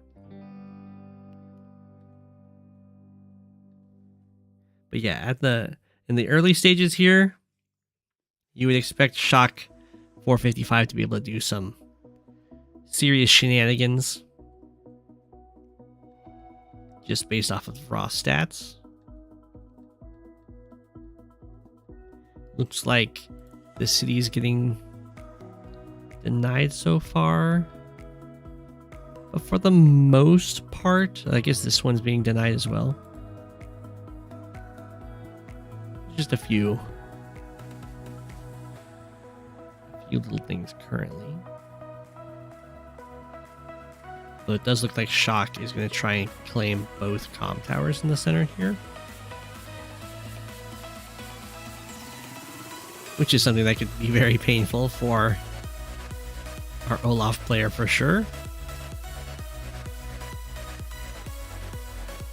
Was able to scare off Kanbei from this city denial.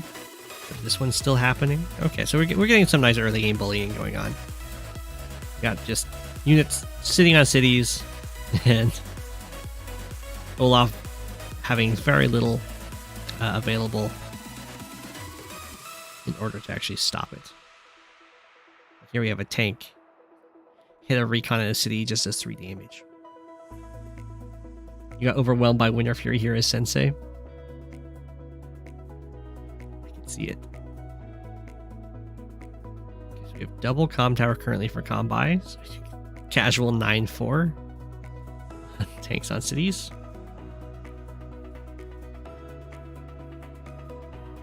Almost able to just one-shot that tank. The Neo tank is going to be able to get a free-ish shot on one of these tanks. We'll see how much damage it's able to do. Ooh. Ah. Oh, now the infantry can finish it off. You have a breakthrough. Neo tank does 5 and takes 1. It's almost negative value for the Neo tank. The tank survives that one.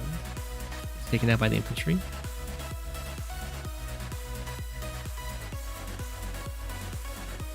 This does mean that Shock is going to have...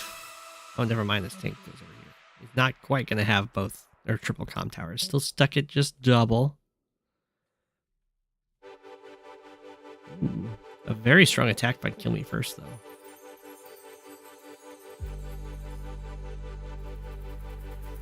Is this the only lab? Oh no, there's one down here. So I was like, is that almost just GG?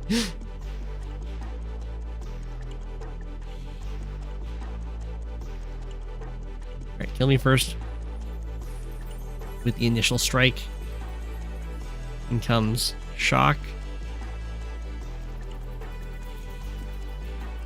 Get some revenge. The artillery is just a little too late to deal with this Neo tank. We do have some walling happening over here. So we're gonna try to just. Shock's gonna offer to trade labs here. Anti-air gets a kill. It has no fear.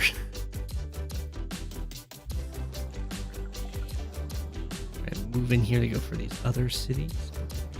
Looks like Shock is not going to get this comm tower despite the dreams.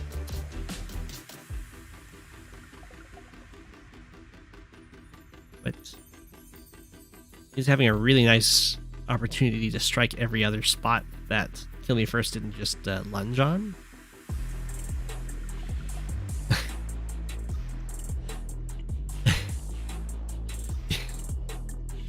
It's very rare that you see a copter first strike and it's an equal trade.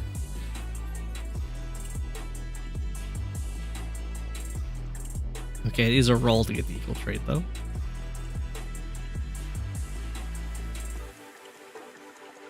Neo tank wasn't able to finish off the 7 health infantry on it. See, it's just Kanbei things.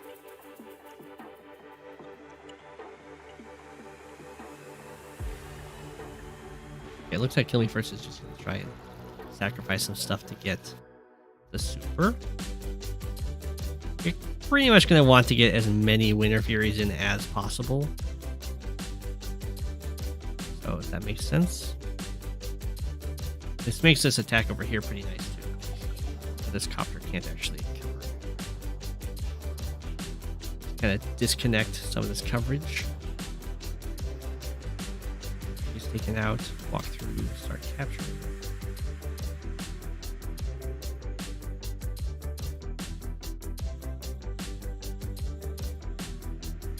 We're gonna take up to some medium tanks to try and hold off these regular tanks. And Shock took a lot of damage from the Winter Fury. Does have the Kanbei super available and does use it. Gives a lot of extra stats. Exactly what Kanbei needed.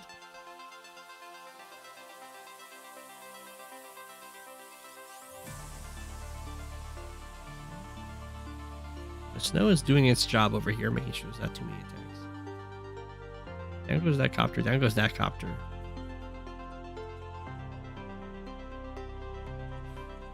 No damage on the retaliation.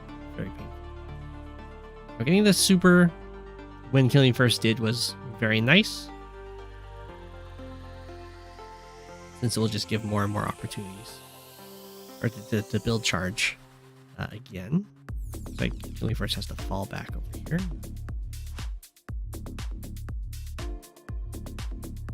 And over here doesn't even have the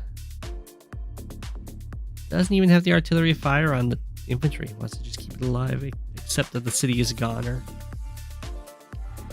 I mean, the artillery wouldn't be able to do much. It would do like 1 damage, maybe. It is a Kanbei super. Things pumping out over here. Shock does get the claim of some more cities. Looks like Shock's very upset about not getting this. Comm tower went in to get vengeance.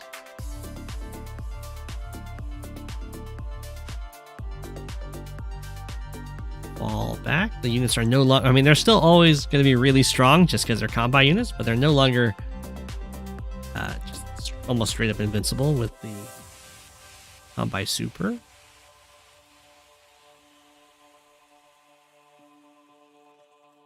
Oof. Both copters live at 1 health. That's very annoying. At this point, Shock is up by 10k, which is a pretty good amount to be.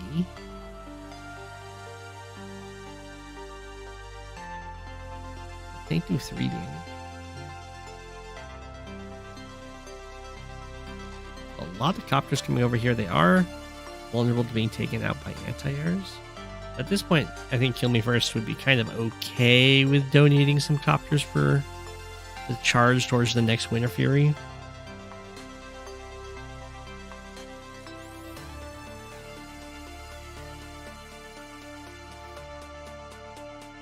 Shock is definitely taking him up on the offer.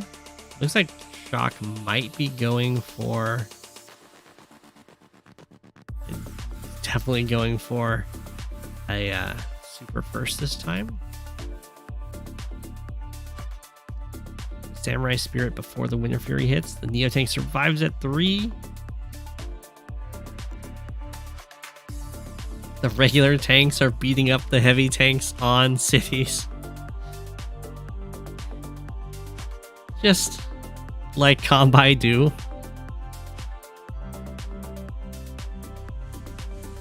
Okay. Well, that was a very strong attack. Obviously, we're going to have the Winter Fury hit.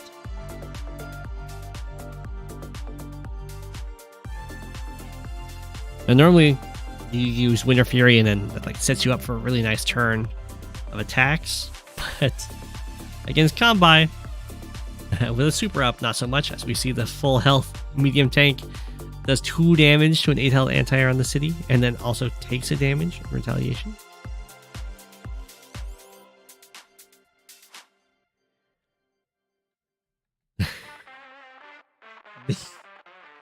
The full health anti-air cannot kill a 7 health copter.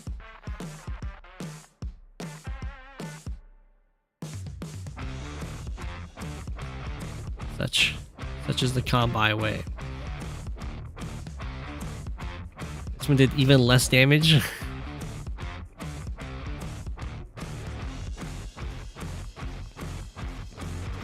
Together.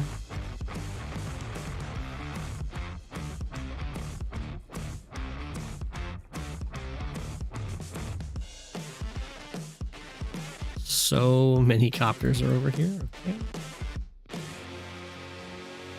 Shock is just straight up an economy at this point, which is kind of what you would expect. If Olaf was even with Kanbei, then I think Olaf would probably just outvalue Kanbei to oblivion. Somehow having like held against those much higher day-to-day stats. The snow's still doing its thing, making sure that Shock can't get too antsy. Hasn't managed to kill out there. Whoa. Okay, we have a 1-2 double infantry sacrifice. I'm going to assume that was some sort of role that was either much more likely or guaranteed with the infantry sacrifices.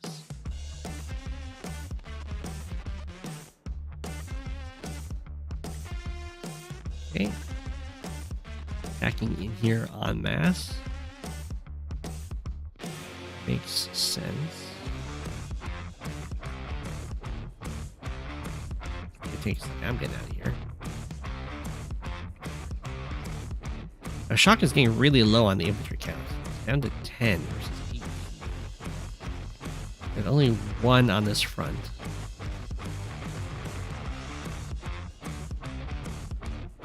Another double sacrifice. So Shock is going to be going for another slightly early Samurai Spirit.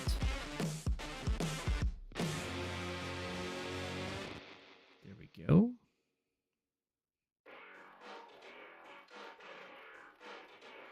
This poor Neo Tank. It's not every day you just see the tanks just beat up on Neo Tanks on cities.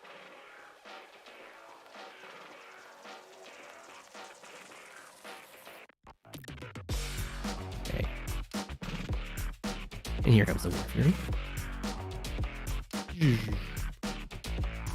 Kilmefirst has started to close the income gap.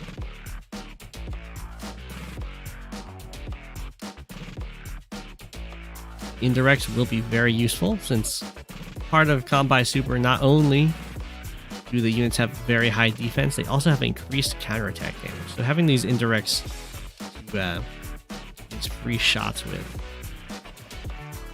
very helpful.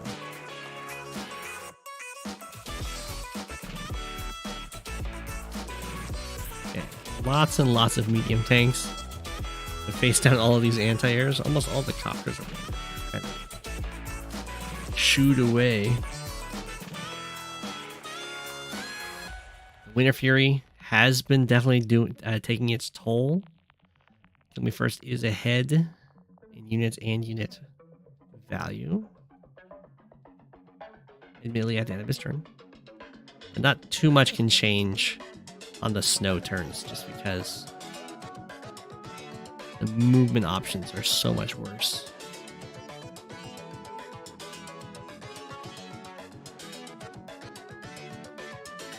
Okay. At the end of Shock's turn, Kilmefirst is still ahead in unit count and unit value, just behind in income.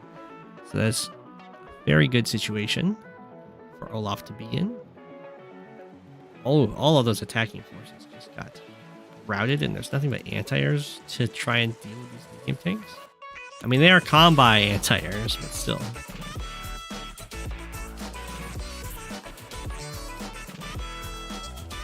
Lots of sacrifices.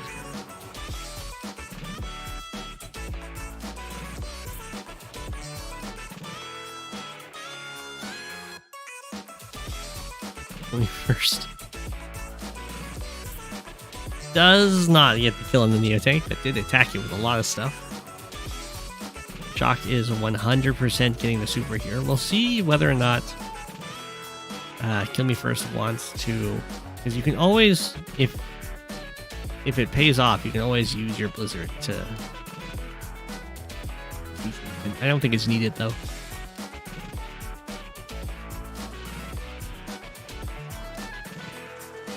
Pretty good situation that Kilmefirst is in. We do have a Samurai Spirit from Shock, although I don't see too many really good attacks. Okay, the anti-air kills the medium tank. The copter. Lots of joins. The joining does make sense. It means that that's a whole nother unit that isn't getting hit by a Winter Fury, which can oftentimes be very helpful. Yeah. Anti-air doing a casual 3 damage to a medium tank, it's totally normal.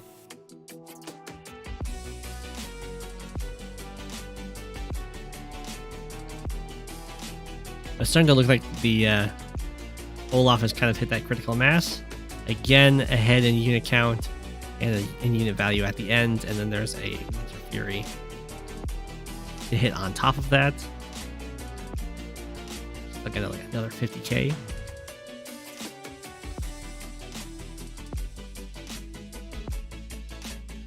And remember, not only is this like hitting really hard in the unit value, it also is hitting all of these infantry that would love to go for these captures, and it makes Kanbei going for city captures much worse, and that's one of his really strong points. So he's definitely not enjoying all of this global damage.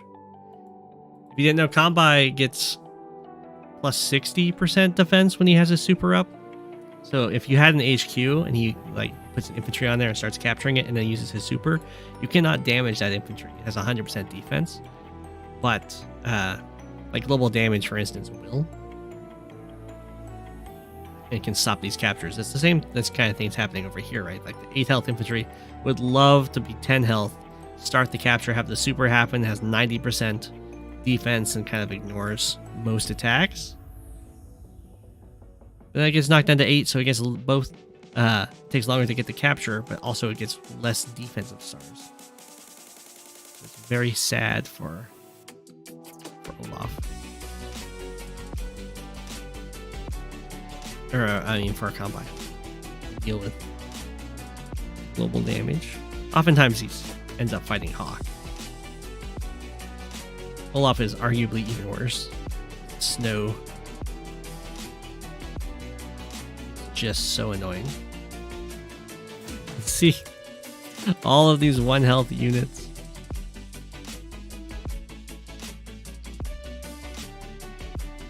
Okay. No super up. Artillery does a whole 5 damage. Pelt the Neo Tank. Take out the Neo Tank. Anti-air survives. I guess it's a 4 health.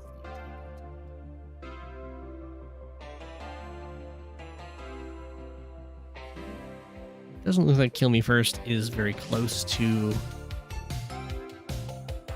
getting the super here, but we have plenty of strong attacks. And something that Shock's been kind of struggling to do in this game is to overcharge Olaf, which is something you kind of need to do in order to make it through. You want to make it so when Olaf can't gain charge, that's when you're giving him as much charge as possible. So either when he has his charge active, or his power active, which is really hard to do because it's snow, or right before he gets his super, you just like do as much damage as possible. And you might make it so Olaf gets like 1 less super.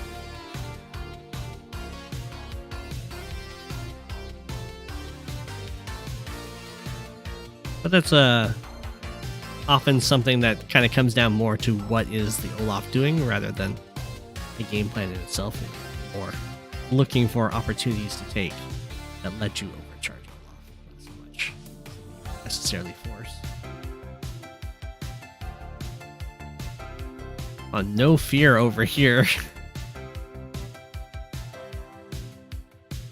I'm going to assume that because these are Kanbei infantry, they can survive being hit by a medium tank and a tank.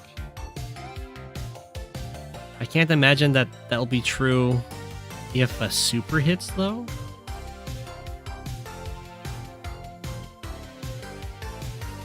That's okay.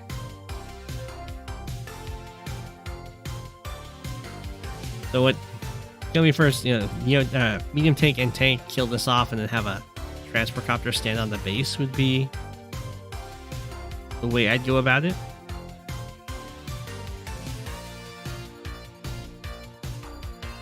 It probably just doesn't matter. The Winter Furies just keep hitting.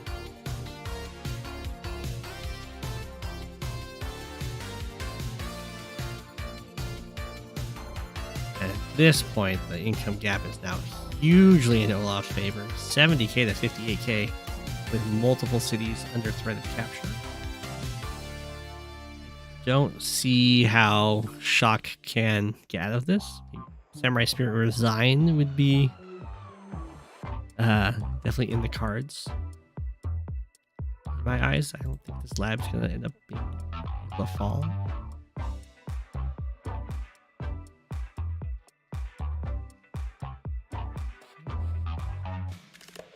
Does stick around. Lose another 2 cities, 3 cities. More under threat. Many copter strikes, just trying to kill this one copter. We have the mega tank built. That's always going to be a pain for Kanbei to deal with. It just has so many raw stats. Okay, Shock resigned on the follow. Yeah, I don't think there's much that can be done at that point. Shock did manage to get some value out of the opening, which just wasn't quite able to hold on to it. The global damage is just too much.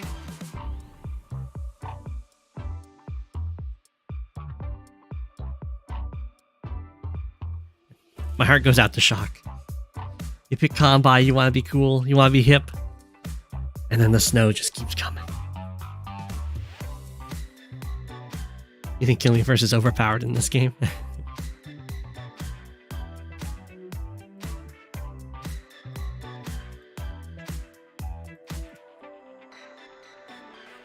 Strider 555 versus Lunark.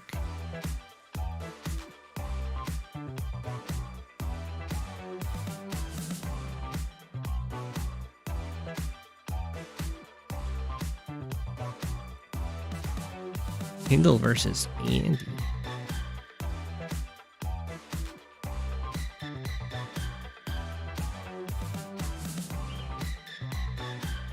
This is a matchup I'm very familiar with. In Fog, really. I'm not so used to it being a thing in Standard.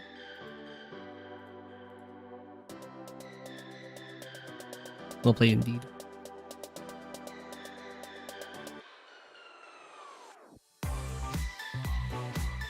Okay.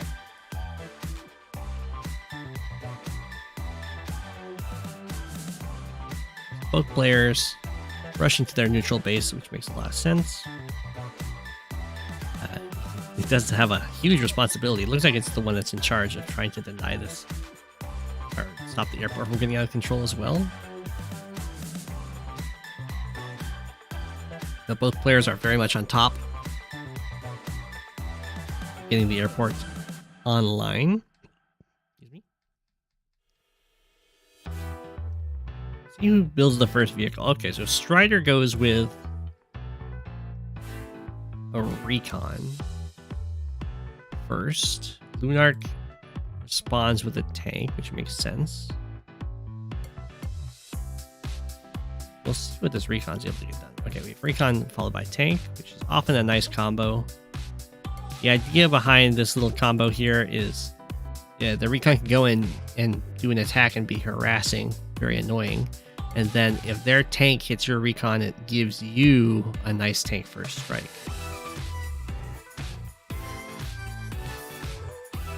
You have a match on this map? I don't know much about this map.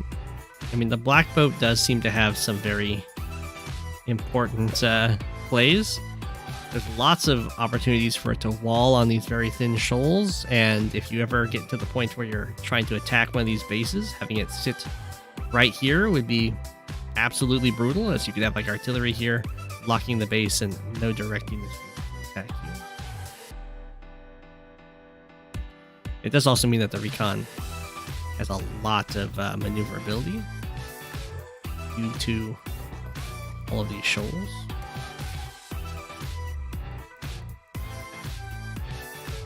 I think Lunar's going to go for this interrupt.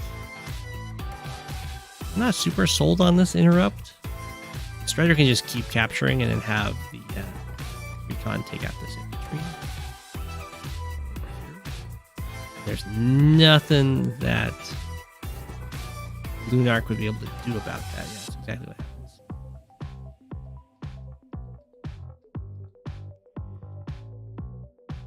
And I do not like losing an infantry to delay one capture for one turn.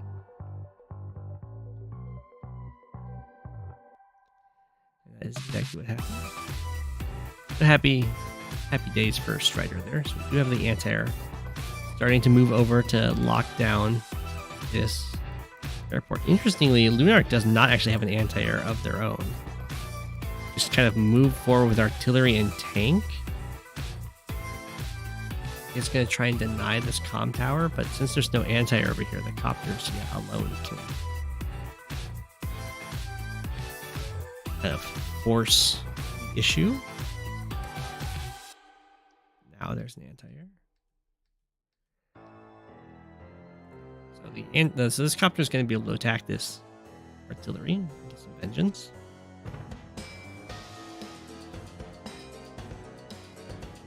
This infantry look kind of exposed.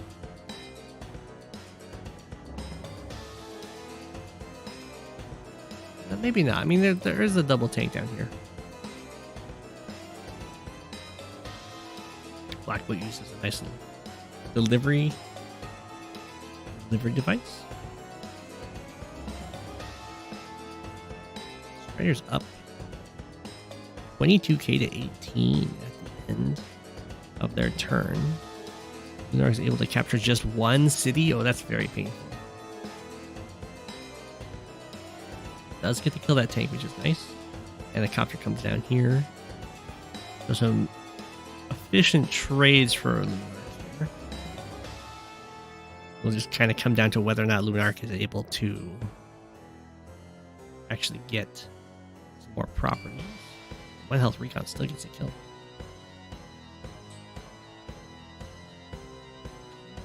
Tower looks like it's going to get captured.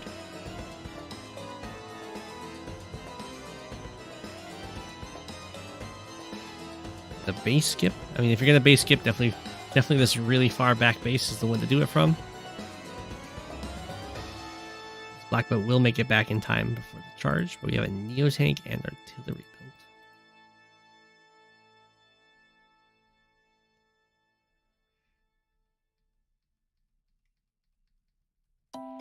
Okay, I mean, this is a pretty scary attack looking at this comm tower, so it might be possible for Lunark to capture it after Strider finishes. Capturing it himself. Break through. Copter is going to sacrifice itself to take out the Urban Blight. I think it's going to, yeah, allow for a kill on this tank, maybe? Yeah, okay. Take it out.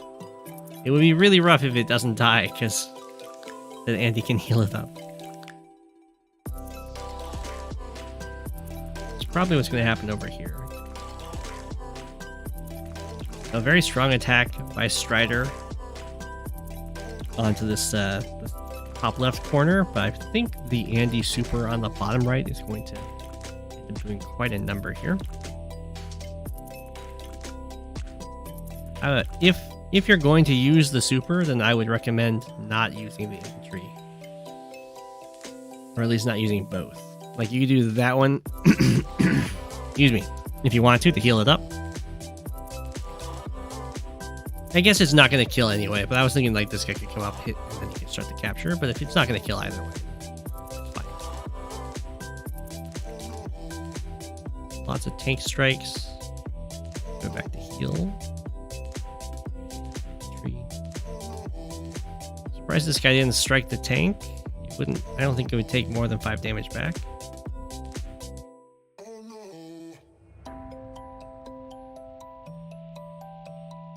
I guess Lunark doesn't want to commit any attacks over here to get the anti-super this turn. Ooh, no. The Strider BlackBoat didn't go back and refuel, so it just sinks.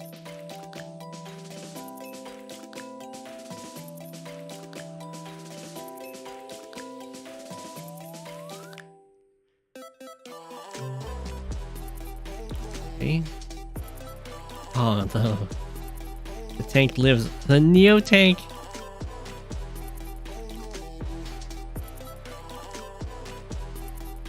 You hate to see a Neo tank having to be used like that. There isn't anything over here to punish the Neo tank, really, so it can just do what it wants. But ideally, it does get to do more than hit a 1 health tank.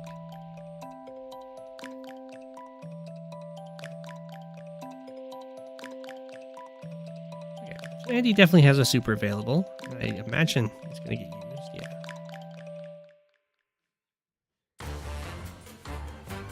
Healed over 10,000. Copter first strike. City. Take out that tank. Take out this tank. Anti-air takes out this copter. Got the there, go for the compound.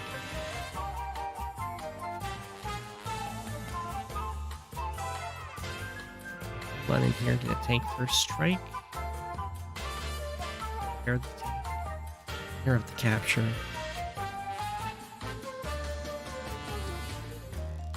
Okay.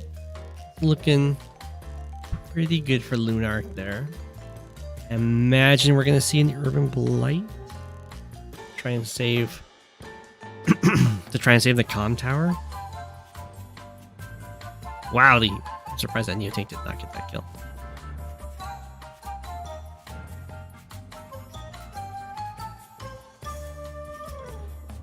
Urban Blight things.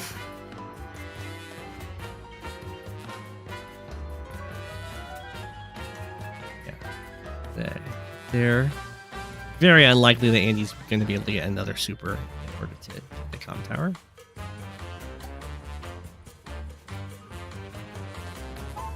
Lots of it, actually. I'm not quite sure why this one died. for the cause.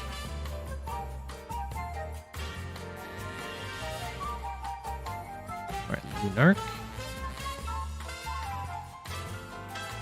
There, sadly perishes. It wouldn't be able to escape the Neo tank. Or I guess it might have been able to run back in and shield.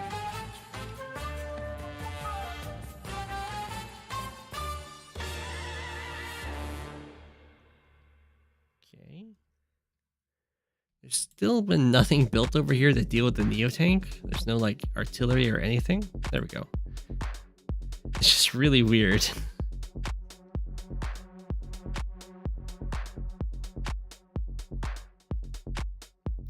Strider Neo tank just running around killing stuff.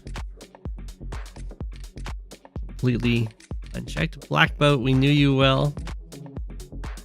Went down repairing tank.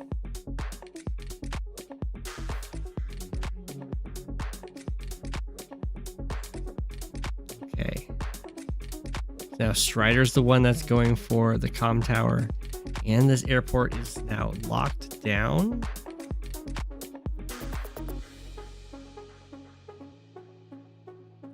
We have another base skip in order to get tank and medium tank.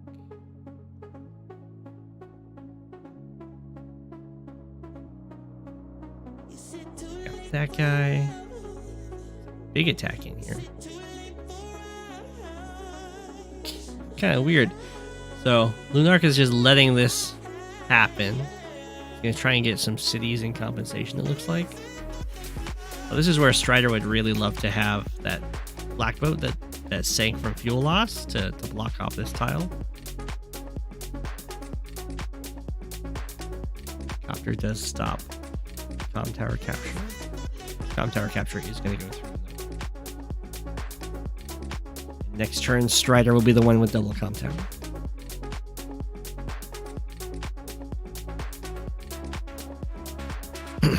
As well as many captures. Well, I guess one. Not quite many.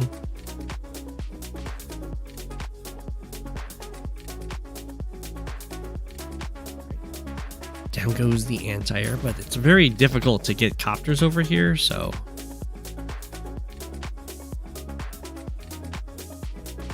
It shouldn't be too much of a worry for Strider, who's also going to be have a very easy time stopping this. Neo tank, medium tank. It looks like at this point Lunark is kind of super dead. I'm not quite sure I even had an urban blight. Down goes. I guess it's to force Lunark to use the super next turn.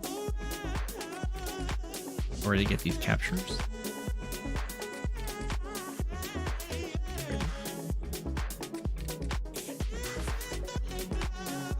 And the artillery did get taken out, so both the Neo tank and this medium tank are kind of unchecked. There's a medium tank over here now.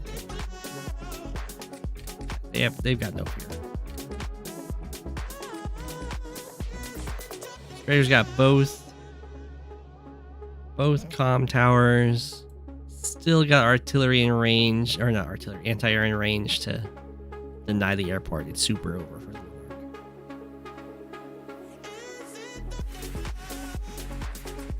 Yeah, the Neo tank.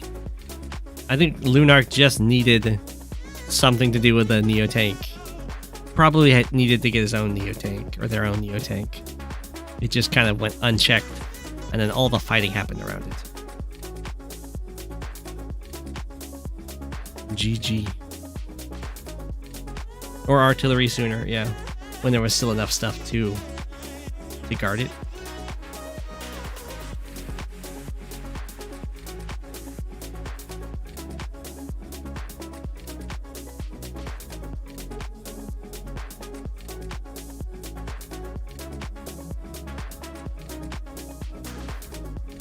Alright, next we got Fyram versus Savage the Beast.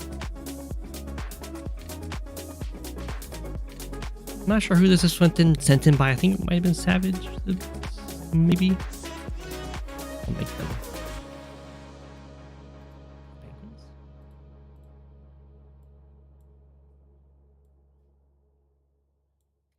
We have Jess versus Jake in Fog of War, and it's a base light map. Well, the base light, it both hurts and helps Jess, so there's not going to be as much infantry fighting, but at the same time, there's going to be a lot of copters. So I would probably favor Jake here. But we will see what Jess is able to get done. Savage the Beast with a slightly faster... Or no, I guess their airports are pretty much the same speed. We have the double recon opener from Fyram, which makes sense as Jess. You gotta make some use out of your extra vehicle firepower. And I would say that the transport copter opening would be pretty predictable here, as that is what happens. And this is kind of a smaller version of the tournament map that we've played on before, that I played on before in the Smacky Cup. So that means that there's some really nice spots for artillery in these woods, which both Jess and Jake can make plenty of use out of. Ooh, we have a mech. Savage the Beast. Also had the tank ready for this recon strike, but not for the one over here.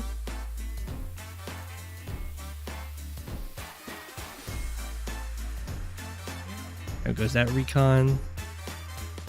Rest in peace. We'll see how... Okay, Savage the Beast just goes and hides in fog, or into the forest. So it could have joined capped if Savage the Beast wanted to. Could also bluff that there's a way to deal with the recon and just keep capturing.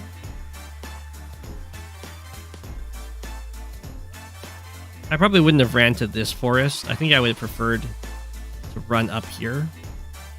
That way this tank would be able to take out the recon.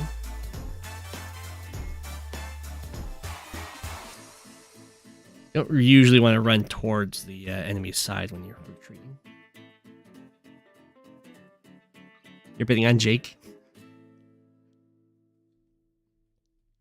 I would bet on Jake too.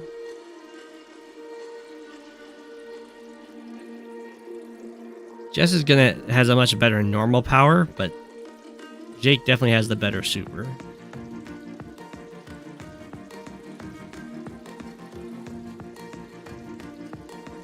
And I would say that he's also got the better day-to-day. We do have one artillery set up here for Fyram. Everything's kind of clustering together in the center, which is starting to form like a death ball. And it's going to kind of come down to whether or not Savage the Beast is able to recognize the death balls forming. And if Savage the Beast can recognize it fast enough, then it'll be very easy to just like attack these sides over here. And then either the death ball is going to have to disperse, or you'll just get like a lot of extra value. You'll still get some value because the death ball will have to spend time dispersing. The birdies are all about that. Okay. Start attack in here. We do have an anti-air ready for the top, actually. I like this recon coming in on the side. Very good. Oh. Keep capturing. The mech gets a strike in. Down goes a copter. Infantry strikes. Artillery makes into the woods. We have another mech backing it up. This transport copter is getting a lot of value. Okay, this side is also looking very scary. The infantry, while very beat up, there's still this one that's full health to go for the actual capture. Fyram is ahead in income currently. Does go for a normal power. That is true that Jake can do the city clears with the infantry because of all the planes.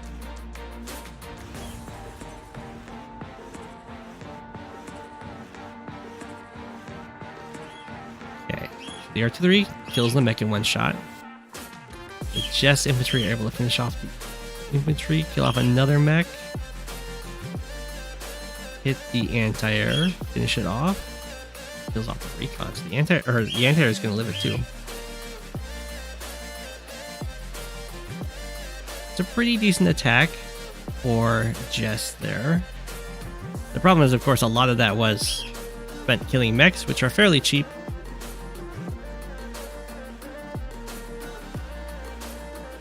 And does kind of set up Savage the Beast for a super of their own, although they're not quite there charge-wise.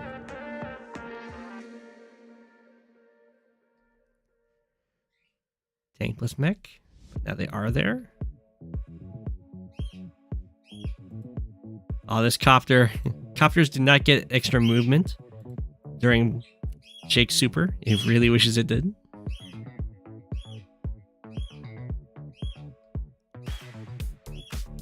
Anti-air finishes off there. Copter just flies up. Take out that anti-air. Yeah, this is looking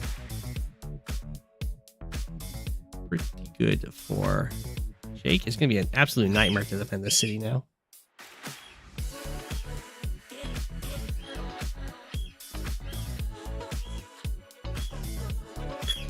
I know, Deku Bird, I know. It's base light, so once you run out of infantry, you're going to have a really hard time resupplying them, and then Jess also doesn't super want to build infantry. So she can be in a bit of a pickle there.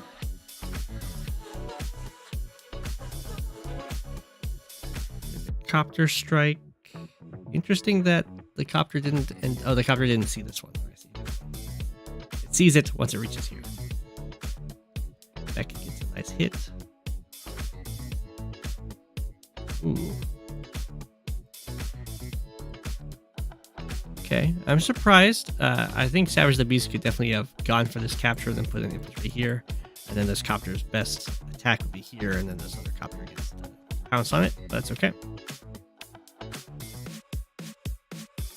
Doesn't want to rush going for the city. Give a fyram that false sense of security, I guess.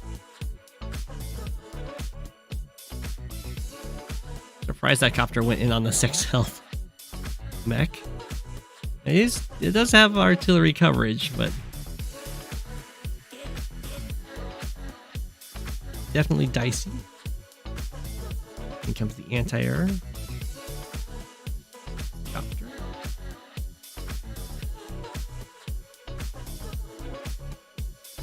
A lot of copters moving on down here. Okay. Looks like we're having a front switch from Savage the Beast. Just gonna give up the middle for now. Still not jumping on this city, which is wild to me.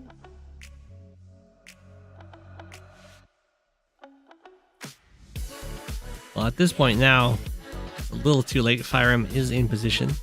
I should defend it. But yeah, on the other side, now is a pretty good time for Savage the Beast's little front switch to trigger. Just gotta make sure that you don't leave the HQ a little too exposed. It is in the center here. fyram does use the power in order to get the kill on the transport copter. And kill off this recon again. I don't know if that was really worth it. It does delay both of these captures.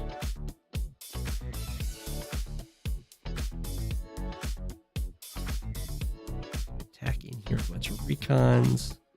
Copters go after the tanks. And also the copters. Oh, I liked it. So using the copters in order to get the charge, because they don't really benefit so much from the super. Now, I'm not sure if the super was really needed here, because I think it's only going to really affect 4 units. But I guess those 4 units do kind of secure 2 cities. I think holding on to the super probably would have been better, though.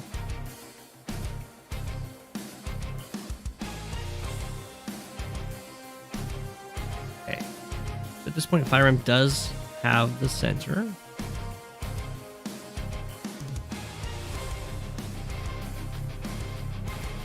Savage the Beast does get double property here, which will put them ahead.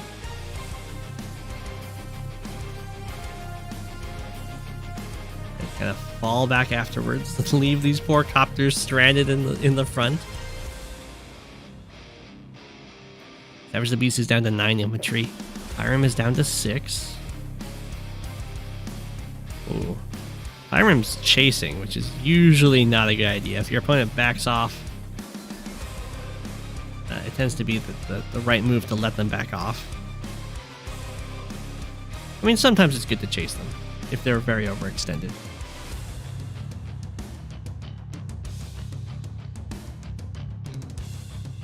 Okay.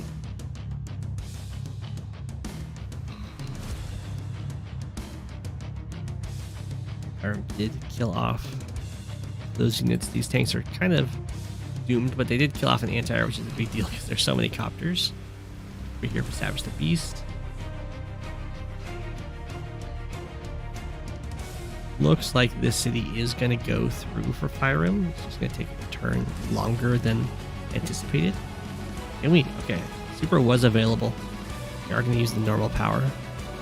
I assume just because that's all the movement that's needed.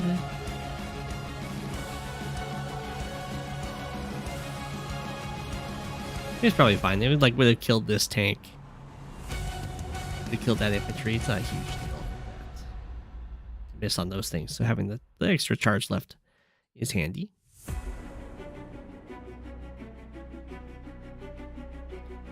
The artillery strikes.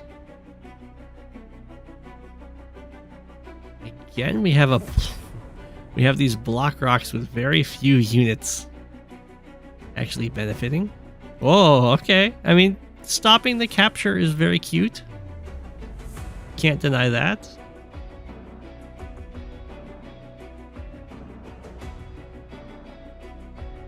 Okay. Think Adder has value on the map? He might. There's a lot of copters.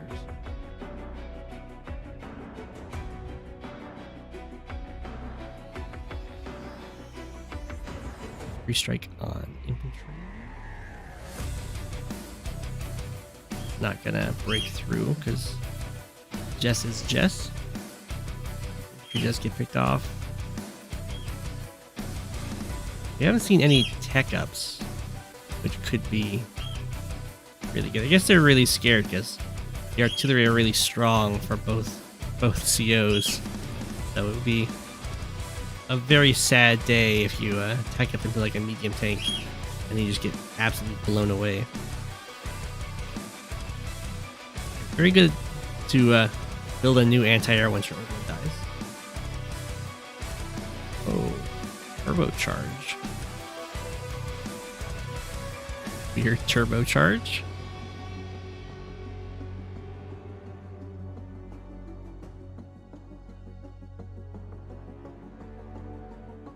It does hit that mech.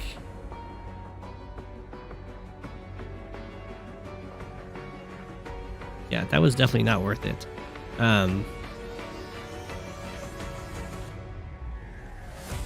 So, little front switch or retreat back here from Savage the Beast worked again.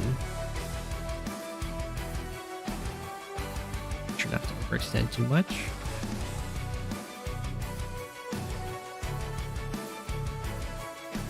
Not sure what this infantry was dreaming there. I guess it's kind of covered by these copters. There's the 1 health neck. Fyram, no fear, moving forward. That guy up. That guy out. Copter strike, and then we have the beat down. I mean, we'll see how necessary that is. Does get the kill on that copter, which is nice. The artillery. I don't know. I don't know if the beatdown was really needed for that. But Fyram's own normal power wasn't super good either, so it's kind of a trade. We do have the medium tank built. Recon breaks through. Anti-airs managed to tag some copters, or take out some copters. The artillery, very lucky for it. All the units near it that could move have already done so. Ooh, this very scary approach from fyram.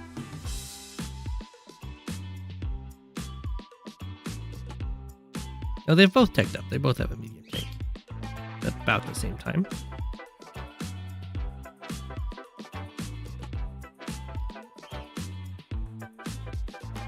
Recon. Oh no, the poor recon. He got the first strike and everything. That goes negative in the trade.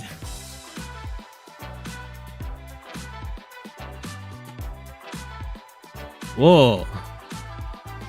Savage the Beast goes with a stealth. I mean, Jake's stealth's not that bad. It does benefit from the planes.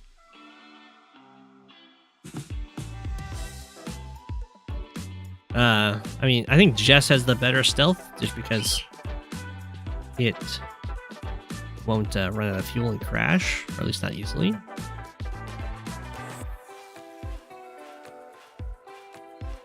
I guess the stealth isn't so bad on this map because it's a relatively small map, so it's less likely for the stealth to unexpectedly run out of fuel.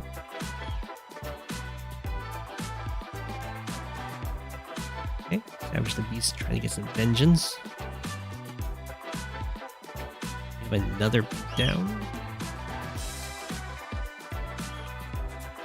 Quite able to kill the tank. Finishes it off. Triple recon threat. Stealth.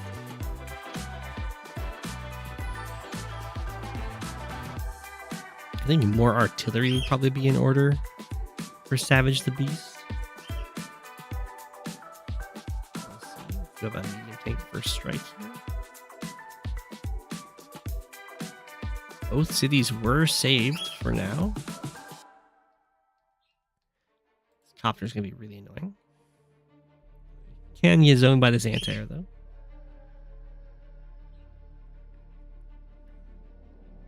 Okay, I'm surprised the stealth moved there. I would have thought here, and that's just because this city is being captured. I guess the stealth can still attack on this side.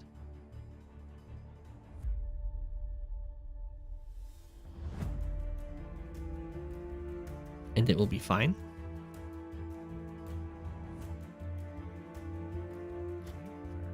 For capture, builds a little wall.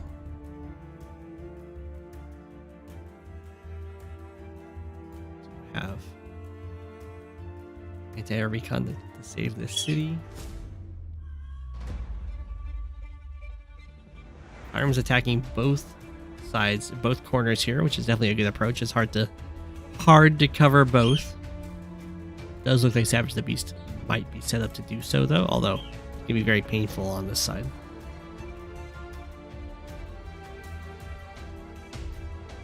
I don't think your opponent sees the stealth gets applied though.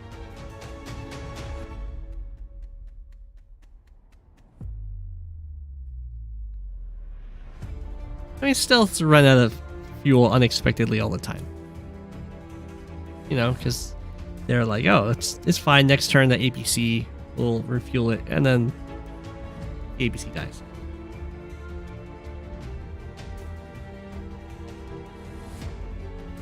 The stealth, pop, pop. Not exactly what Savage the Beast would love to see over here. We'll see what the decision. It looks like the decision is to charge in with the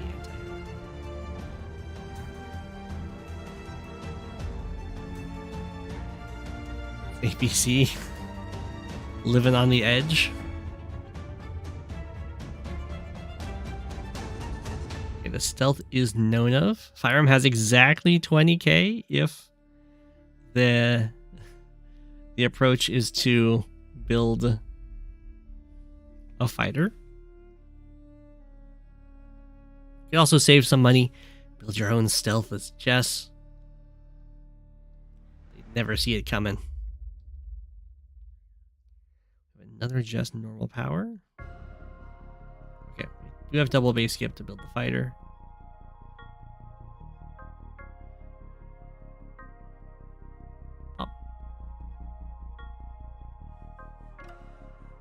Stealth.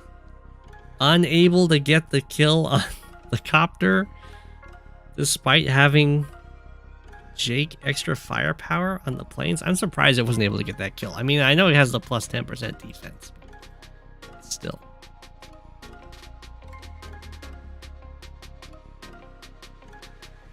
Recon here to save the day for the city.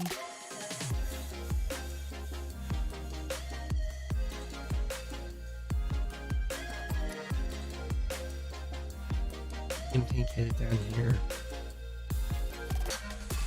Suspect we're going to see a join cap here.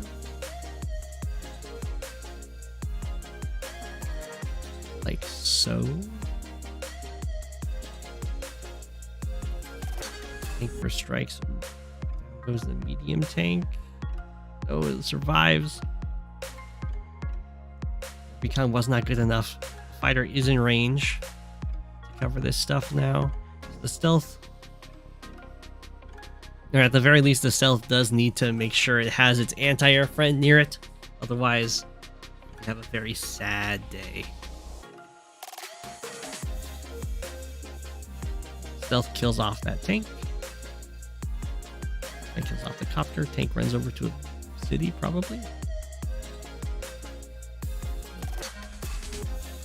Oh, okay, so this is going to be a sad day, because the fighter's going to hit the stealth, and then this anti-air is going to be taken out, and there'll be no way of dealing with the fighter anymore.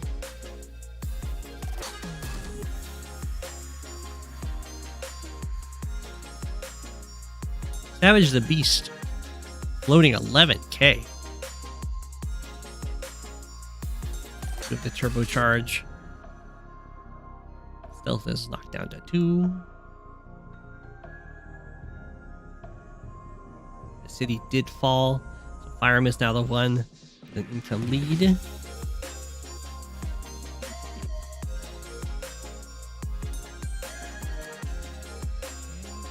Attack through here, trying to threaten this capture. There's no more anti-airs, which is a really big problem. Still floating 7k. I'm not quite sure what Savage the Beast is saving for, or was saving for. Yes, I think I probably would have gone double anti-air. Maybe not.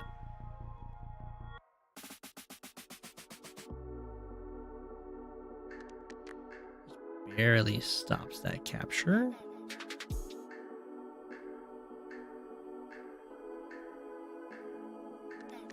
The mountain is under siege. Oh, they've equalized in money this time. Stealth is alive at 2. It does have a vision of 4, and it is an invisible blocker, so it has a lot of potential life in it. But it's 12 fuel, so it needs to be refueled next turn. Savage the Beast. Okay, spends the bank on a Neo tank.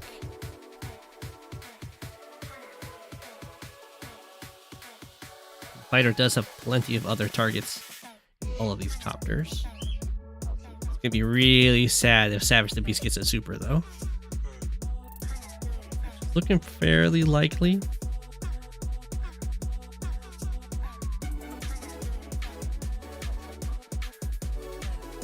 Copter.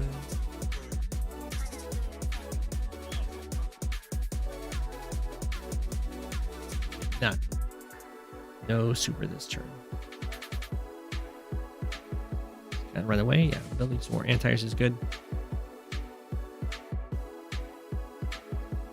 Fighter kills off the transport copter to make a hole. Drop that capture. It's a very dangerous attack. Oh, does get to hit that anti-air, which is nice.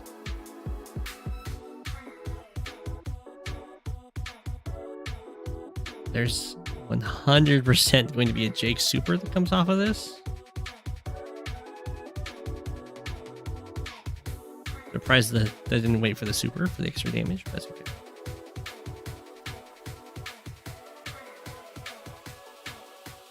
Rock. The Neo tank. The tank. Copter hits copter. Capture and join captive. Didn't get the kill down here. Okay, that's really sad for Savage the Beast. Because if you kill the infantry here, then this one no longer has vision of this guy, and you can actually get away.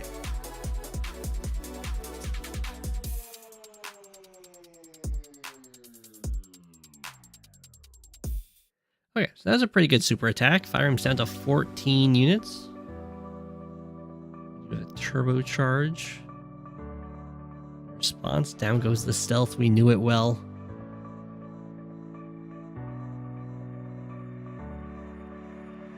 The tank. The city. The targets that all of these powered up vehicles are attacking are just not that great. I think Savage the Beast should be able to kind of clean up after that turn. The fighter's going to get some more value though.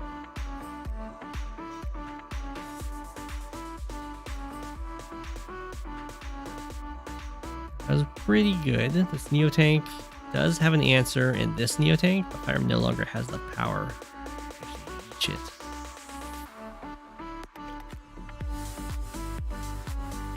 Capture was thwarted. Anti-air got beat up. Fighter hits there. Tower's thwarted. This Neo Tank doesn't reveal itself. It's just nice and safe. Trying to guard everything in the back.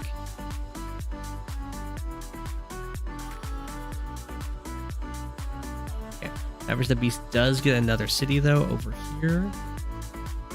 Slowly picking apart Fyram. Neo Tank does get a kill. Medium Tank gets a kill. They're both very exposed. Absolutely no vision support right now. Recon is on its way though. Copter plus Neo Tank. Very scary attack.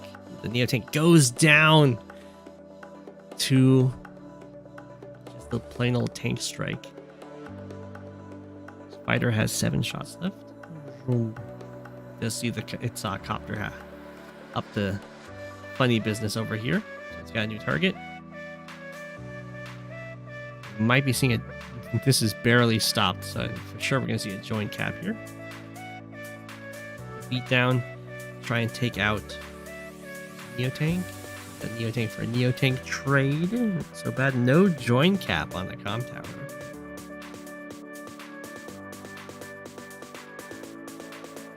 Kill off these units. I mean, having one of the few tanks over here hit this guy is kind of a win as well.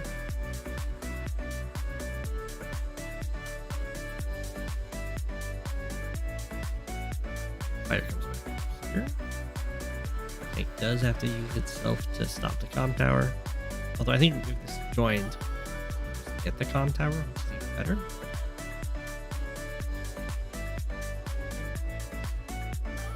Captures at this point. I don't think Fyram is going to have a very easy time making it back into the game, just because there's like no flexibility when it comes to the unit count.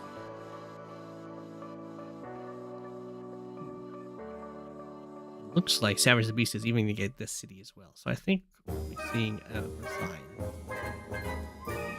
soon here. 2 cities are going to fall. Sticks it out. Okay. So these do fall. We have 25k to 17k. Fighter goes down. He did a good job.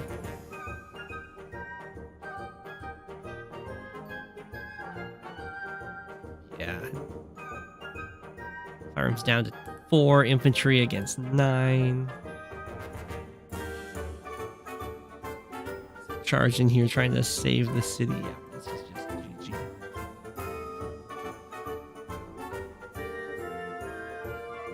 Yeah, the double base skip too, yeah.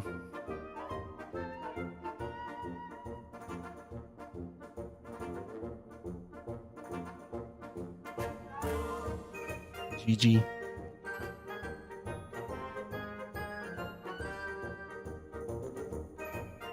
It just was doing pretty good in the mid game, I'd say.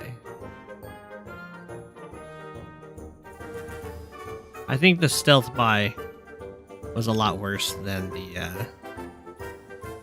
Neotink buy.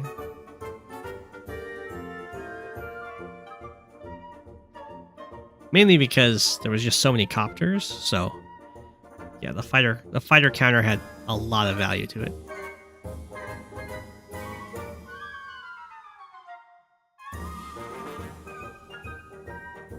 Was it close? Oh, I know this map.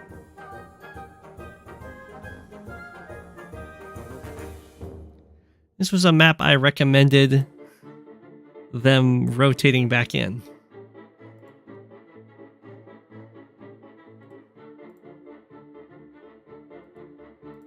Now, I don't like this map.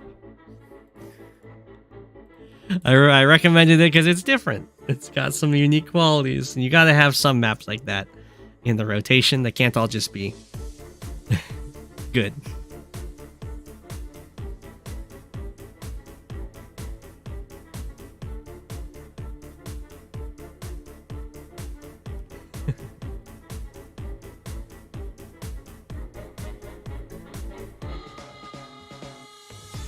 Yeah. Look, I understand that I have the personal preference that I don't like the map.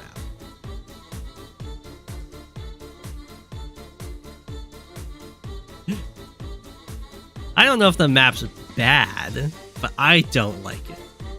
But you have to have variant. You know, it's okay to have maps that people don't like in the rotation. In fact, it's probably preferable.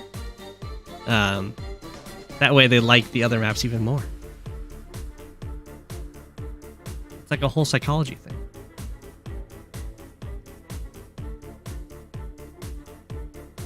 So the gimmick to this map is that you have like this isolated base, and it uses this lander, this airport, to drop off down here, and then you have like a front over here, and you also have your front pushing out from your engine.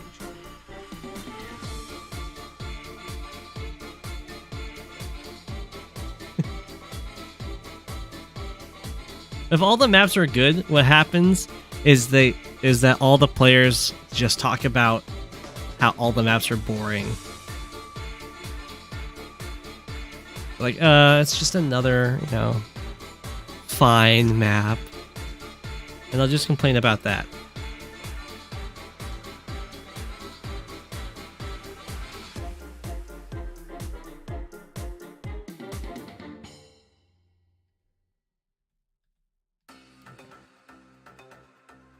So there is a pipe seam here that you can break, and if you break it, suddenly you can supply triple base for this lander, and then also transport copter stuff. Or you can have triple base going up this way. But I find it very interesting if you suddenly have triple base available for the lander. You can just always have double vehicle moving in here.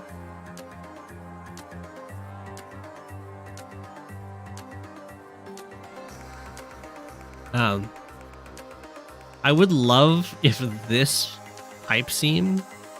I don't understand the purpose of this pipe seam. I would love if it had a purpose. If you could, like... This wasn't a mountain or something. And then you could move out this way as well. Currently, you can break this pipe seam and allow your opponent to rocket lock you, I guess.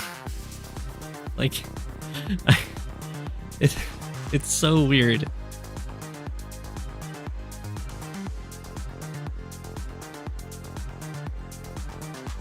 Oh, you also have pipe runner potential here. It'd be absolutely awful. Pipe runners are always visible in fog, so they'll both know that you built one, so they know you're like 20k down in the rest of the map. And you can only move to here. 1, 2, 3, 4, 5. You can just shoot, you'll cover this central city, but they'll know you're here. Hey, Starflash. I was talking about how I recommended that this map got put in, even though I don't like it.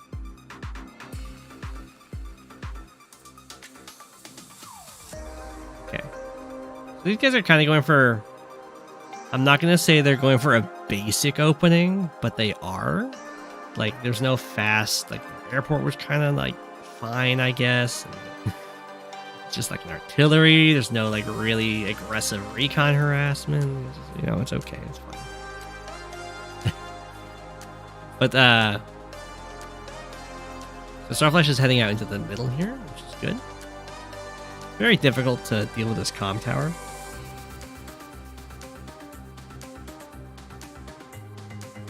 You just have the double infantry drop off. It's classic. It's what you do. You can also bring a really fast artillery or a really fast recon down here. The artillery in these woods is very effective.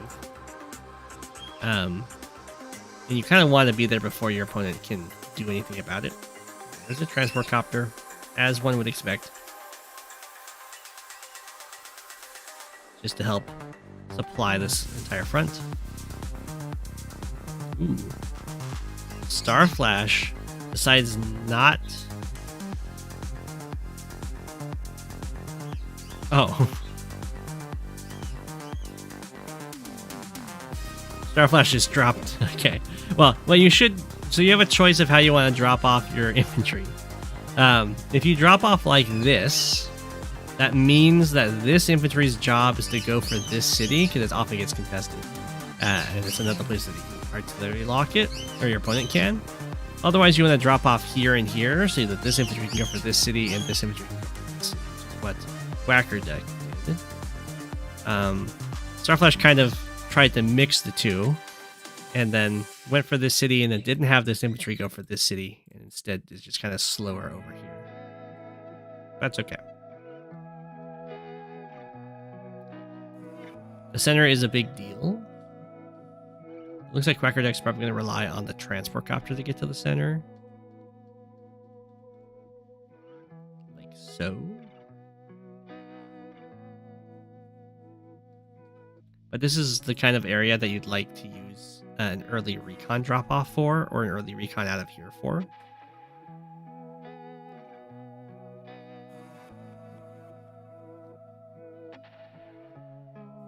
This is a map that I played when I was learning Fog. That's how long ago it was in rotation. Starflash going for the pipe seam break. I've never seen a pipe seam at 1 health before. It was very unfortunate.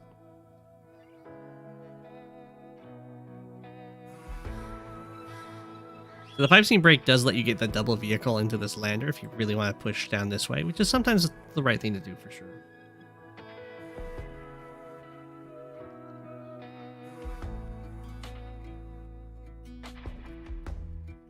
This is very common on this map. It's like kind of a little bit of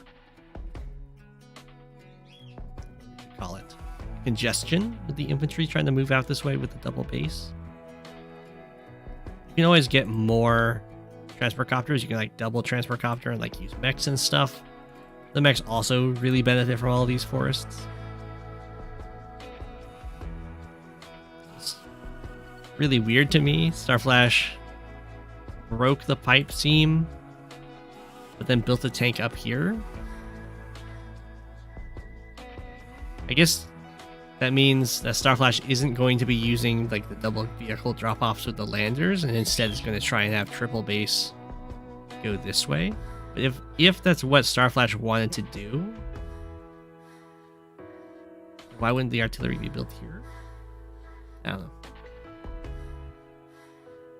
It could be mind games. Yeah.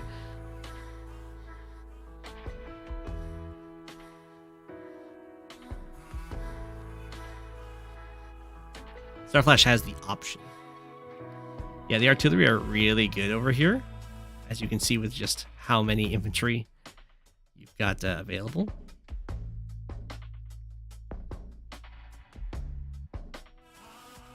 Okay. Very good for this artillery to come over here. You can see how nice these forests are.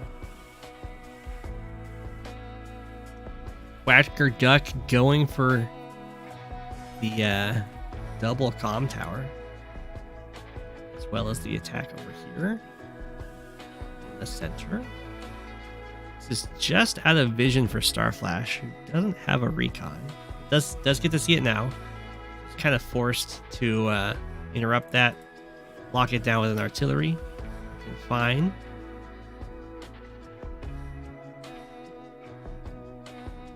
Or I like this little setup that Starflash has. Guard the tank, have the artillery guarded by some infantry. Very unlikely that Quacker Deck would be able to break through this.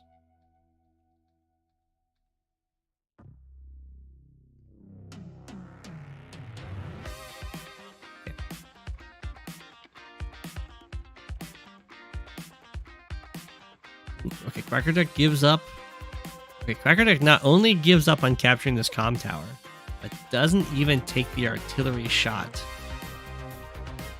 to take out the infantry that attacked. So usually you would want to use this forest because it's a forest on the edge of the map. It's just really hard to deal with. Whoever gets this forest is going to have a nice advantage in this area because they can make walls off of it.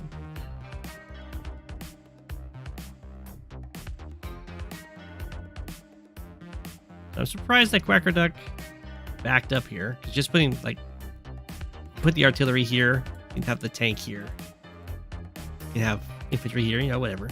That'll be a nightmare. But in this case, Starflash is going to get secure. He's going to be able to secure this forest, which is really good.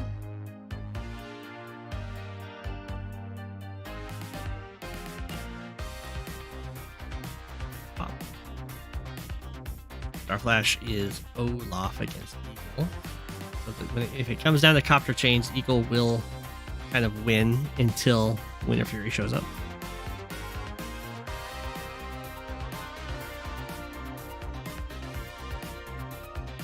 You gotta go, no worries. Spoilers, the second lander is a misclick. Well, you know what? At least you have the pipe seam breaks. The second lander can get something done. Okay. Quacker Deck does manage to secure both of these cities, perhaps. Attacks in here. It's still continuing the assault over here, which is a little dubious with the vehicles already here. I do like this approach though. This makes a lot of sense. So of the recon, nice and safe in the forest. Cover the city with artillery. I think neither player really went for the approach of denying the city. It's usually a very common thread, but they've instead really focused on fighting over this comm tower. It looks like Starflash is going to end up winning, which makes sense. I don't think this lander's been quite delivering the heavy-duty knockers it would need to.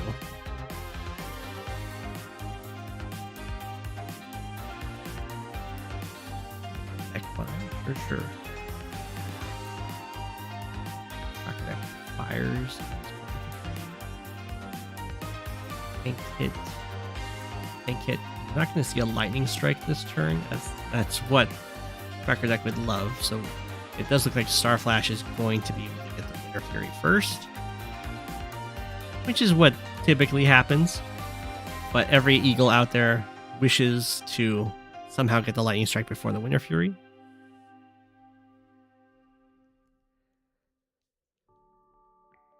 Okay.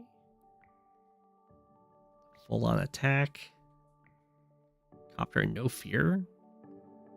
Should probably have a little bit of fear. There we go. Take that out. Winter Fury. Tank goes in for a nice strike. Infantry. Oh, the city was captured. Move out. The Winter Fury has done some serious damage here. Copter had no fear. It should have had fear. Goes down. I don't think we're going to see a lightning strike this turn, which is good news for Olaf.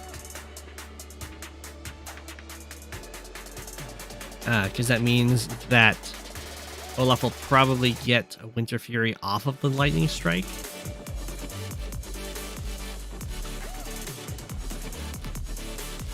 And kind of have a nice 2 supers for 1 super kind of trade. Unless the Lightning Strike is just so devastating, which is the dream. If it's just so devastating that Olaf loses the game on the spot. Which is like what you ideally want out of a Lightning Strike. But just doesn't always happen. Okay, it looks like things are starting to stall quite a bit. Let's speed this up. There's the double lander that Starflash was talking about. Going to be able to very efficiently drop off vehicles down here. I mean, it's not so bad. It does kind of invite the need to go for an HQ or a HQ push.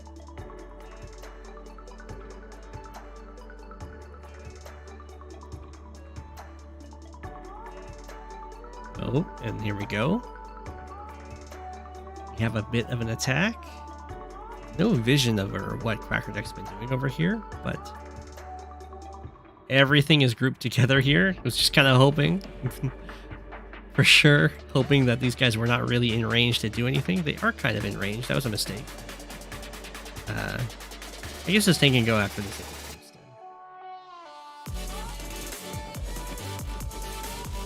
5, 6. I don't know why the 5 health did it. A little bit of a misplay out of Quackerduck there, but it's okay. We have a brutal lightning strike coming up here.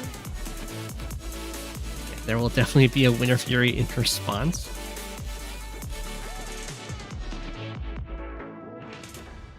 It would have been absolutely wild if Quackerduck had not lightning strike there.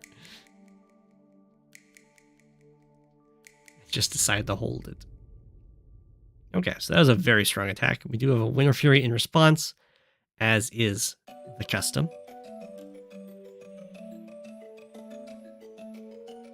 Snow comes down heavy. Lots of attacks. Many, many, many injured units on Quackerduck's side. It looks like at the end of this, there's going to be a unit value lead for Starflash, but a decent unit count lead for Quackerduck. Although a lot of them are going to be low health and they're going to get finished off because of the snow. They just won't be able to fully be able to retreat to the safety of reinforcements.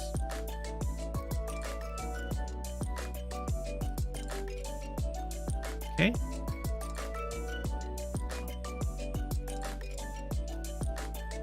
Starflash is able to secure this capture. Deny this one from Quackerduck. We do have the double drop off. And now it's going to come down to whether or not Starflash can get a third super before Quackerduck is able to get the second one.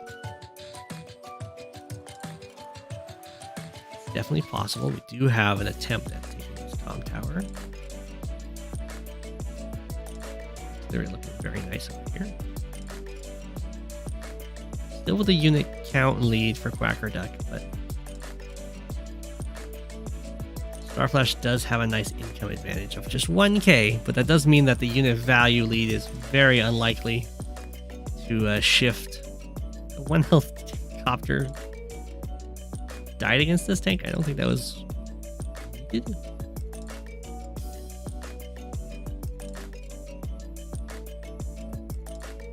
Transport copter's at 20 fuel. That's okay. Things are looking very nice. Starflash here. Looks like the comm tower is not going to get captured. That would have been very, very good for Quackerduck. It would help with lightning strikes, of course. The 1 HP mirror. Wow. Right, Starflash is going for another city here. Nice 2k lead. Both players are about 3 bars away from a super.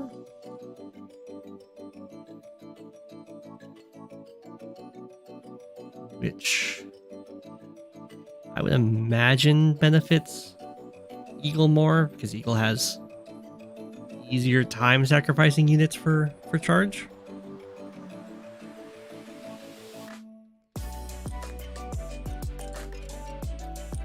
And Starflash has a very large unit value lead here.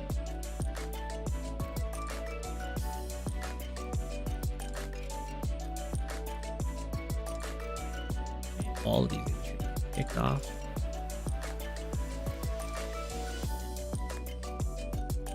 Alright, everything's building up, and Starflash is making sure to have all of these copters in the back.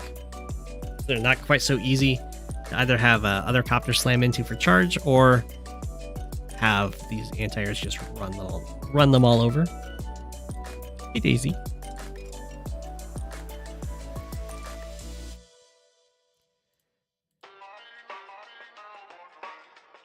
Quacker Duck has got to be looking every turn to see if a lightning strike is on the table.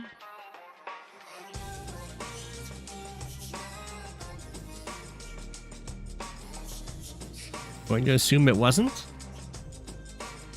And similarly, Starflash would love to get a Winter Fury, and it looks like Starflash is going to.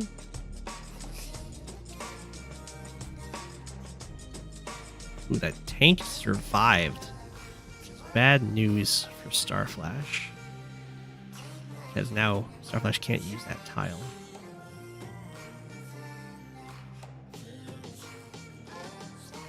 Infantry strike here.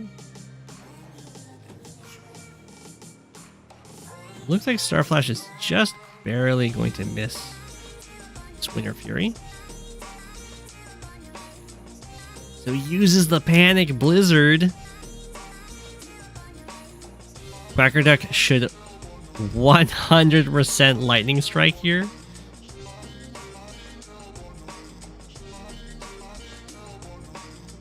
I mean, the armies are right up next to each other. And I mean, it doesn't really matter. I mean, it matters a bit, but Starflash won't get any charge from this and will be down a bit of charge.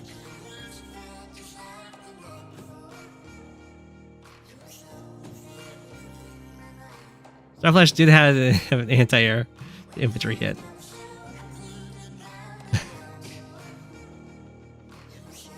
Oh, I think he was like 1,000 off or something.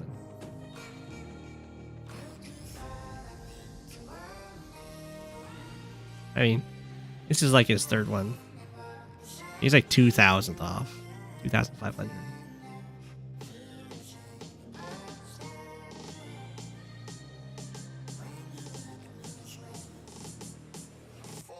I mean, if his tank had died, then he could have done it.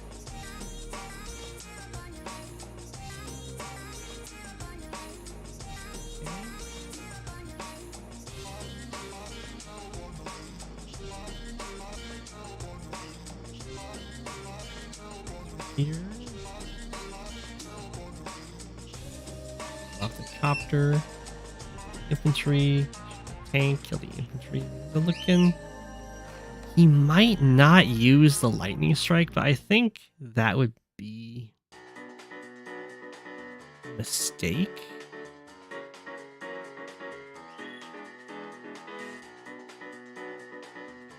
Okay. I mean, maybe it wouldn't be a mistake. I don't know. I'm just looking at it and I'm like, how? Because if Starflash is unable to get a good Winter Fury, then holding the Lightning Strike is probably better.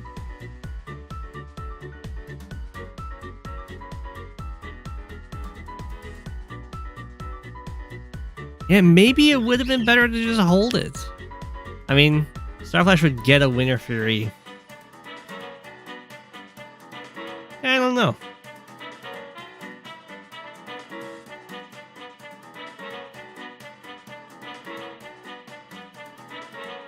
I will let chat decide whether or not it would have been better to hold it.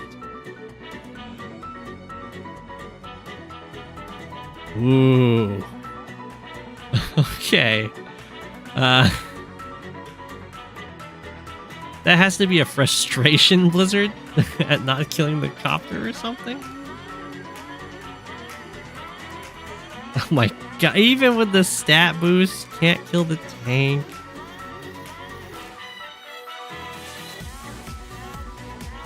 Okay.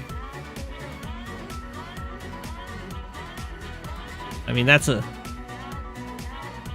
I don't understand that, Blizzard.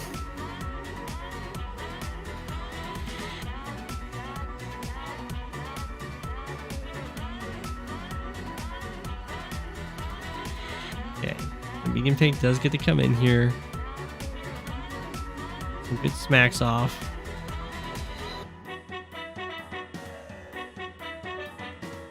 Double lander drop-offs are looking nice. And now Quacker Duck is like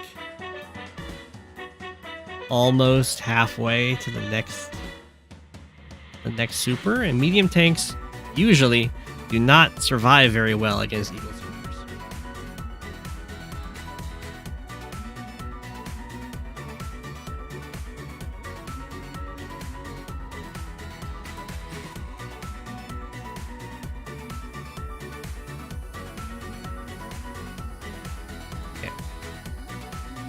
I mean, Starflash is still ahead in unit value by a little bit, but way behind in unit count.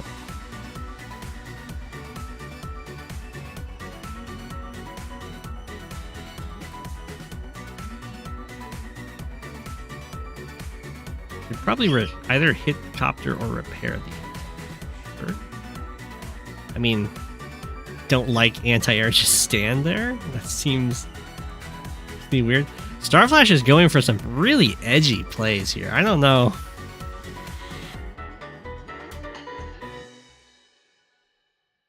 Copter kill 3 health anti-air. It's definitely possible.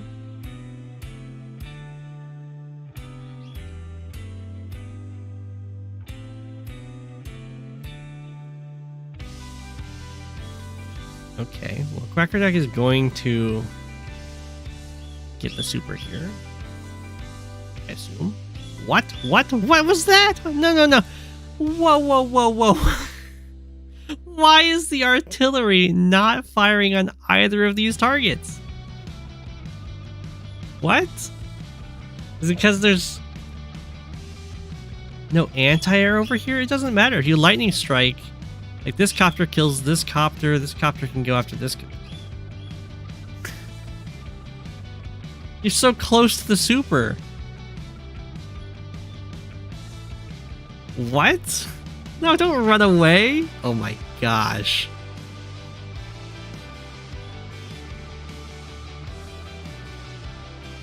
It was a dead medium tank. It just dies to the artillery.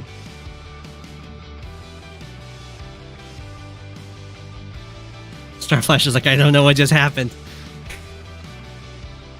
My life flashed before my eyes.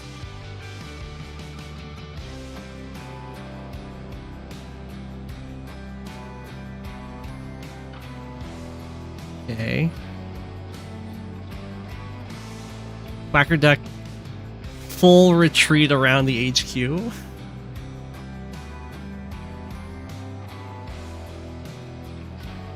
I don't know what Starflash said, but Quacker Duck suddenly got very intimidated.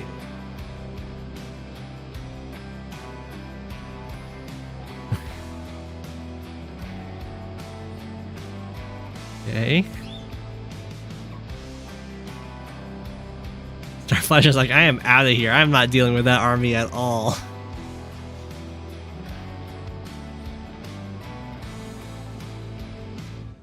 Okay, the copter found the army.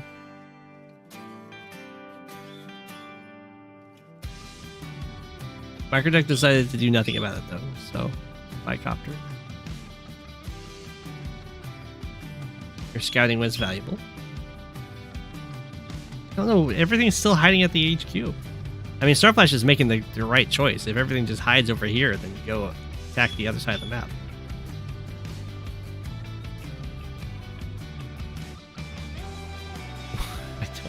man. The stall is a little. I mean, you can't stall unless you're able to defend your stuff. Like, you're so far. Quacker Duck is so far away from Starflash's army that the lightning strike doesn't even reach, does it? This barely reaches. Like this guy. 1, 2, 3, 4, 5, 6. They both barely reach the tank. He could have gotten lightning strike first before.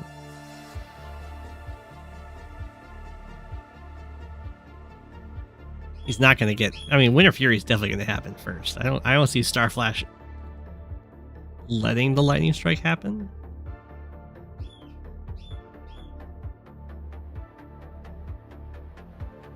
Backs up. Kill off a bunch of infantry and eventually slam. I don't know if slamming into the Eagle Army is really good. Going after the comm tower would be really good. John checks it out. More infantry get beat up. Starflash backs away. Olaf army marches forward, goes for some captures. Try and start a fight over here. We have double bomber. Starflash does have a fighter. Okay, Starflash is going to go for the Winter Fury. And we're going to see how Starflash decides to approach this, because if you just send everything forward, then the lightning strike is like a given, but if you don't send enough stuff forward, then you just lose. It looks like we're just going to lose some units. Stop the captures. I think if Starflash went for the... If Starflash was going for the comm tower at the same time with this Winter Fury, then that would have been really good.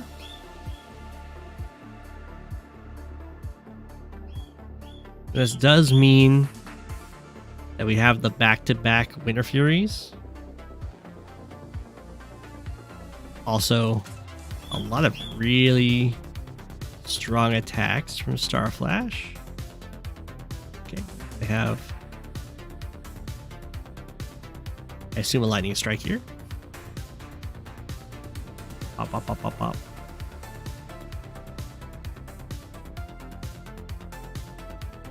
Okay. All the anti-airs got cleaned out. You have another Winter Fury on top of this. Sadly, wasn't a fighter built here. That would have been epic.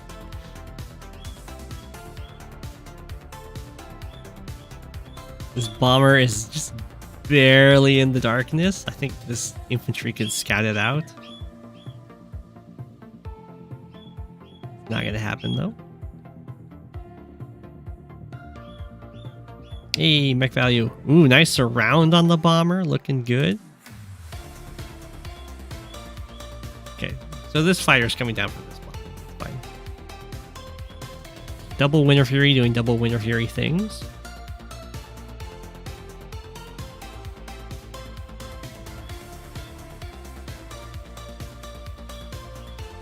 Quacker Duck's getting a little antsy here.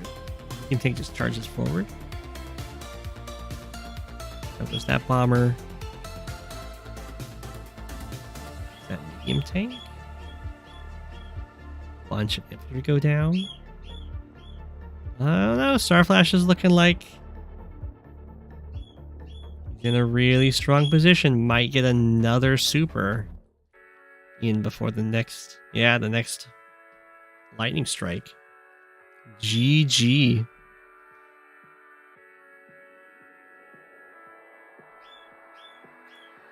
How many? There's 2 normal powers and 4 supers against 3 supers. I feel like the blizzards were really bad, but it worked out.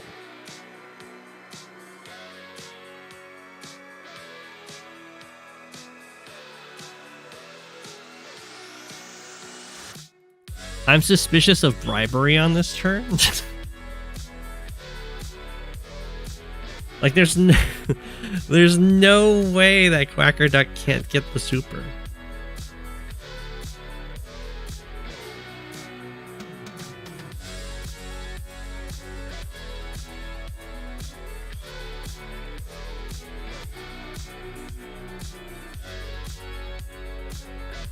The Starflash worked some magic there. Insider trading, exactly.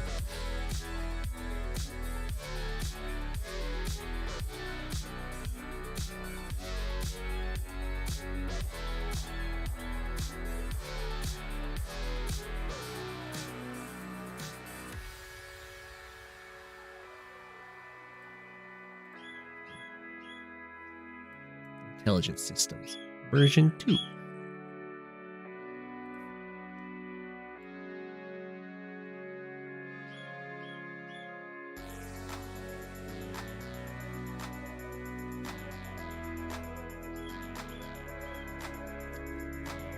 By playing as Blue Moon?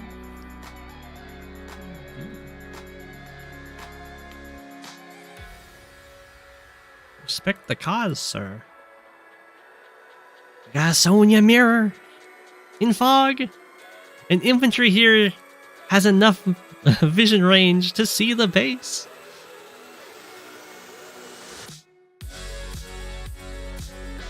And if you use your power, the recon could see this base, see both of them.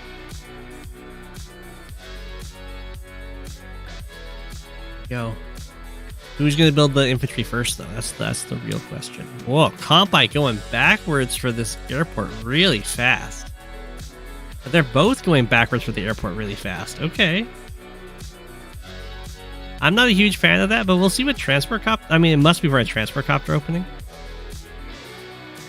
The reason I'm not a fan of that, by the way, is because this base has way more it's responsible for capturing. Like, this base heads out this way. There's just all the infantry go this way and they capture out this way.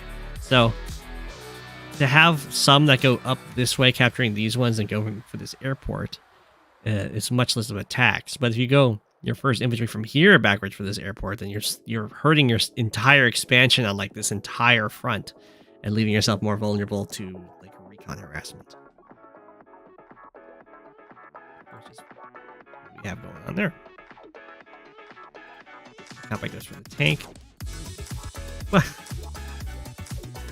No, you don't go for the fast airport and then not build a transport copter. You're just hurting your overall, both of them.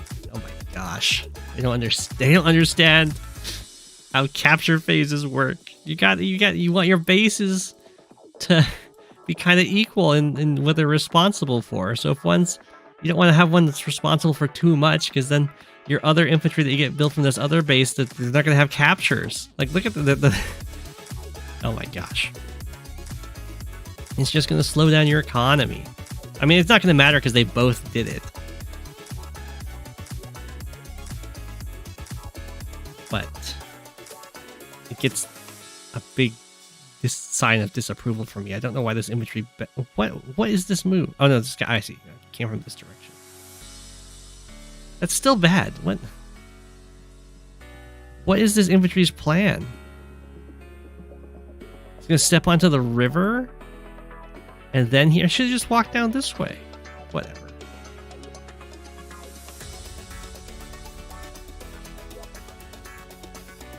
They both built this infantry, by the way, to see what every single build is from this base.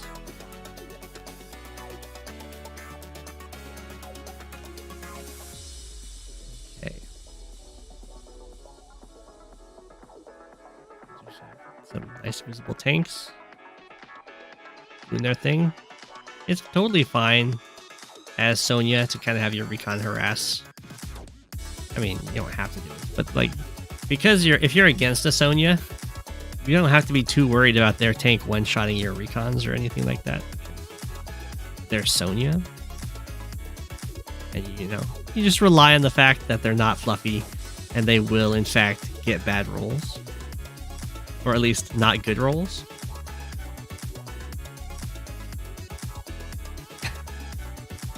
I was deeply offended. You don't understand. Kantbei is like... He's very proficient in openings. He shouldn't be making plays like that.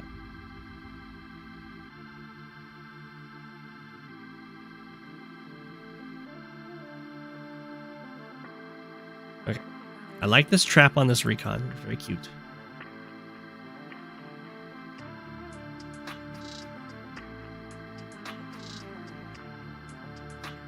Guy runs away. The cost of 2 infantry. Well, there he got the comm tower. Might be able to deny Kantbei his.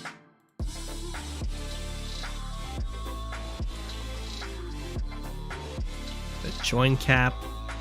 5-6 trade. Classic Sonja not getting the guaranteed kills that everyone else has.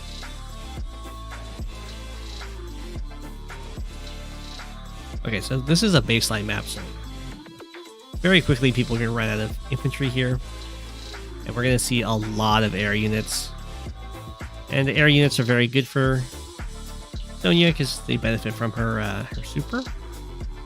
They can hit back at anti-airs, and sometimes, well, not against another Sonja. they'll die against another Sonja's anti-airs, but normally they can have a chance of surviving.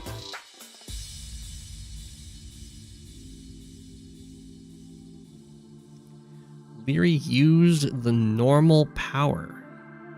What? Hit the copter. Enhanced vision. Most vehicles have already moved.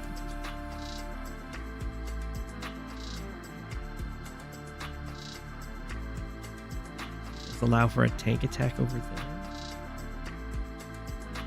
It's a weird enhanced vision.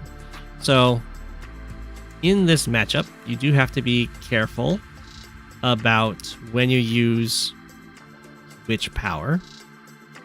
Well, specifically your super.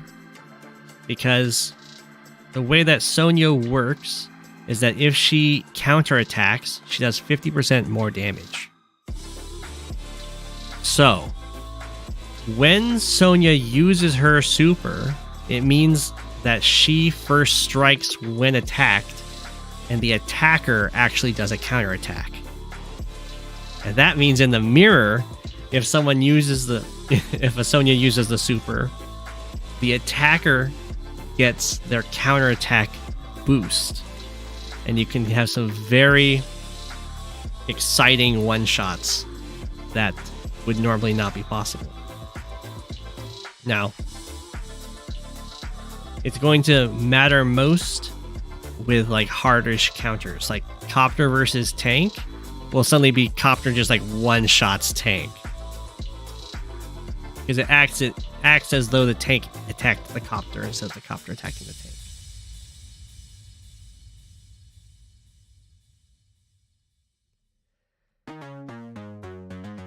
We'll see.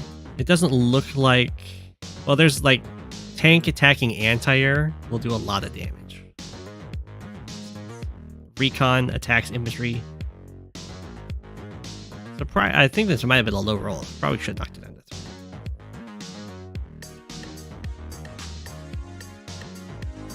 So normally that would give a chance for the copters to survive, but not against Sonja.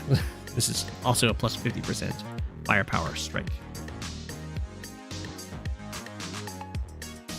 It's enhanced.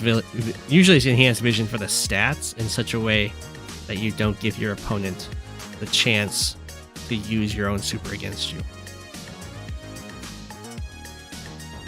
Ooh. So, as you can see, it does take. You don't want to do it with low health units because they can kind of fail. But higher health units can go big smacks.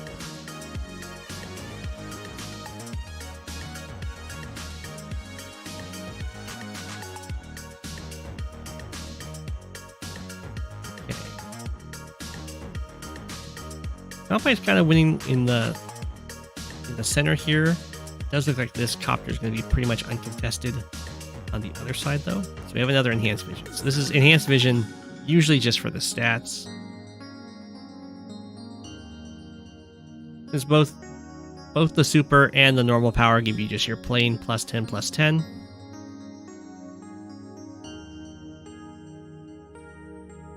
You can definitely use the super in the mirror. You just always have to be a little bit wary about what you might be setting yourself up for. And it could be very dangerous on this map in particular just because of how many copters there are. So all of your tanks could get wiped out. And it would be very embarrassing.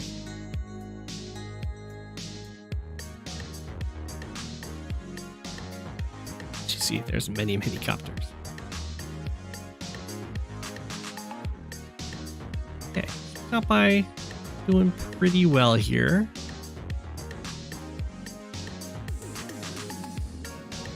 Ooh. 1 health anti-air got kill have 2 health copter. Yeah, Sonja. I guess there's not really that much roll at 1 health. The luck roll window is very small. Okay. Nice attack. So many copters. This is just light shenanigans. You're kind of forced into it. Unless there's less money, I guess. But even then. Like 21k in base light is a lot. 21k is to build enough to build 3 tanks, but you only have 2 bases. Okay, Kantbei's committing a bit of a faux pas in fog, and that's having the copters on the front lines.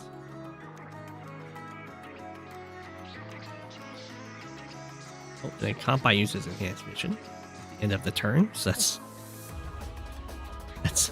100% for stats.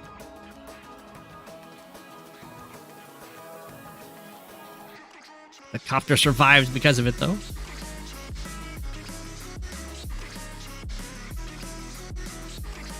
Okay. Copter for strike. 4. Classic Sonja stuff. We have the enhanced vision. Also for stats. Does get to see an anti-air and a bunch of copters. Not going to be super happy about that. Does go for some comm tower caps. And more copters. Both of them removed the BlackBoat from the HQ? Or the lab? I don't think that's really necessary on this map. And does kind of leave yourself open because, I mean, there are a lot of copters that could try and kill it. But it does tend to be an actual barrier on this map. I'm surprised that they both decided to remove it.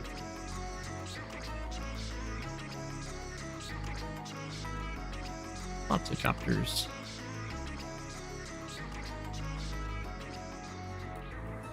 And lots more copters. Kantbei is up by quite a few units. Does attack over here. He is going to be able to hit this anti-air, which is nice. Does mean that the city will be captured, which is not nice and could be a serious problem because Theory does not have enough infantry over there. It's wow. What a swing.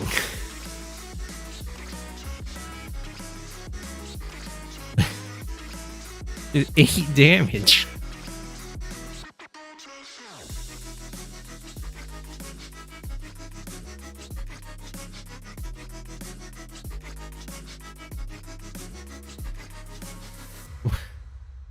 Leary gives up continuing this capture at 9 health.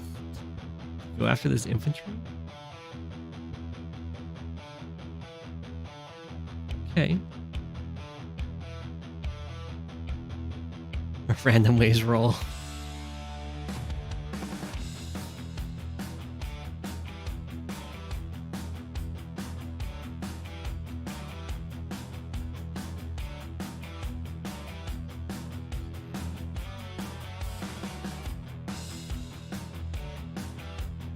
Kantbei has now got a nice little econ lead, and it looks like it's going to grow.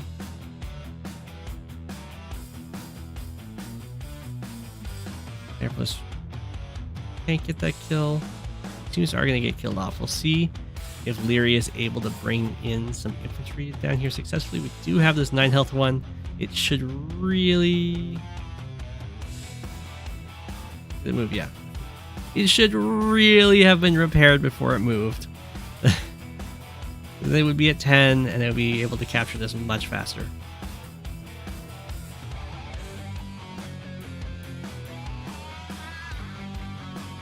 But those things happen.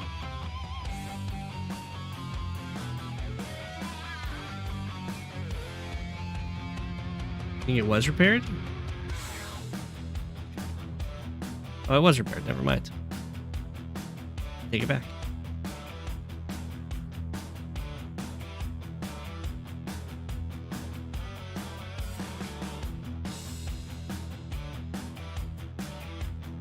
Okay. Looks like they're kind of trading corners, which is definitely beneficial for Leary because Kantbei has more properties in the corners.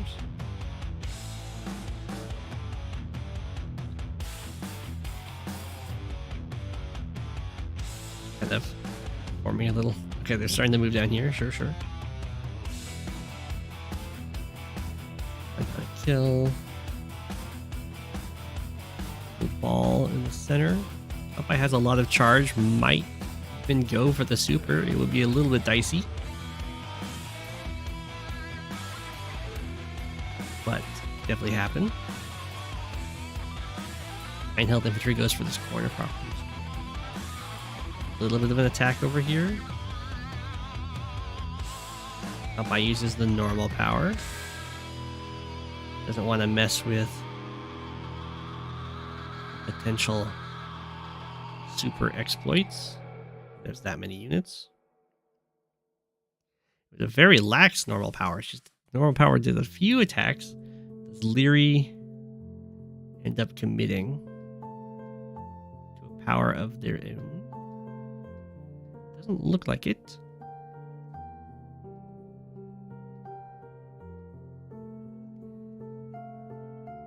Oh, they went for the super. Oh, okay. Well, we'll see how well Kantbei can exploit the super here.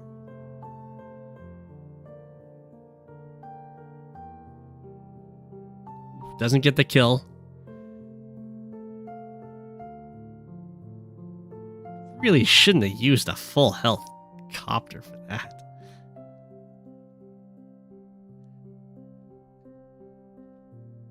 Kill the infantries in one hit. Take out the copter. Take out the tank. There's only one tank left over here to go after these anti-airs.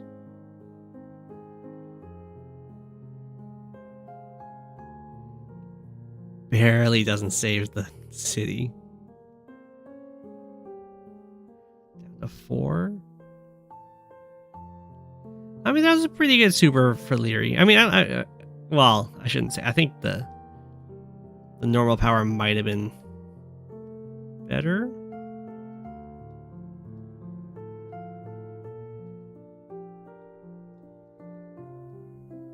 But just the sheer number of anti-airs here definitely helped.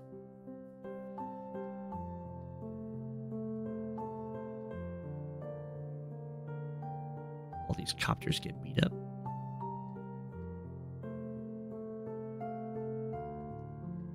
Airstrike. Down goes that anti-air.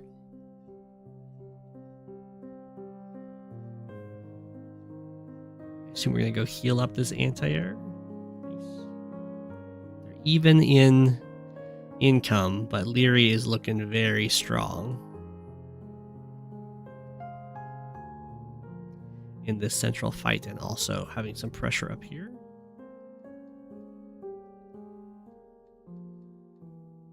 There goes the copter, rest in peace. Kantbei has a nice little wall built to try and stop these anti-airs from getting back here. Another counter break.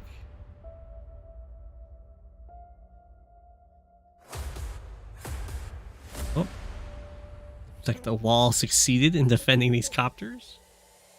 Or, I guess, defending one of the copters.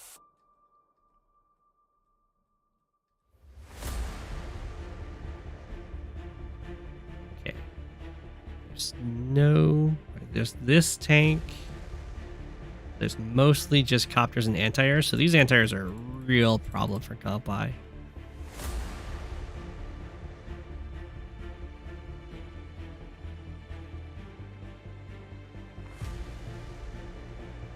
lived at 1.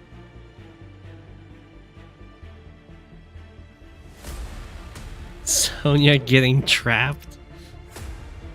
Eternal shame. Kantbei resigns. GG. I think that would resign was... Well, this fight wasn't going super great. The anti-air numbers for Leary were basically perfect to nullify Kanbei's army. And then also the comm tower was about to fall. GG, well played.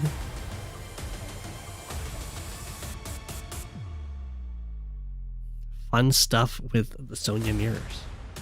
Looks like, well, you know, I probably have enough time to get through one more.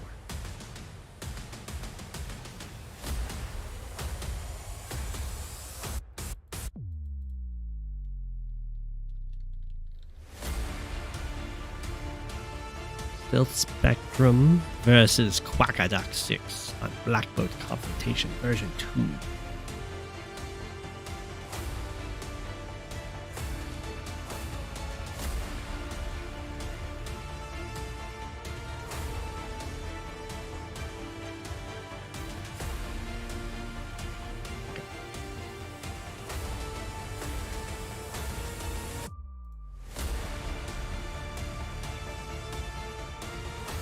One more. Here we go. It's an Andy mirror on a map with lots of transport shenanigans. We also have this, like island airport, and then this airport, a nice double airport map with triple base, but one of them's being isolated. Whoa, interesting. So Quackerduck has decided to drop off over here rather than to go for the airport. This is also a very awkward place to decide to build this artillery. I would definitely recommend building it from this base instead, because the only spot that this artillery can fire on this pipe seam is either, well, there's 2 spots. It can either fire from the base it's standing on, or it can fire from the shoal, but that stops the BlackBoat from being able to pick up infantry from here. So yeah, I would recommend building the artillery from any other spot, and then you can still use this base very effectively. I guess you could do it like this and then build mechs. But it's going to take a while before you get to the comm tower, so it's not super great. This is going to cost Quackerduck quite a few infantry in unit count. Where Stealth Spectrum's got it all sorted out. And the transport copters are also going to be really helpful on this map. We do have one from both of them, actually. That line, okay. As you can see, this picks it up immediately. You get to deploy over here. You get to pick up from this space. You can pick up from over here where the BlackBoat drops off. And you can go from this island area where the BlackBoat can do that, or you can push over here. Be really aggressive with them.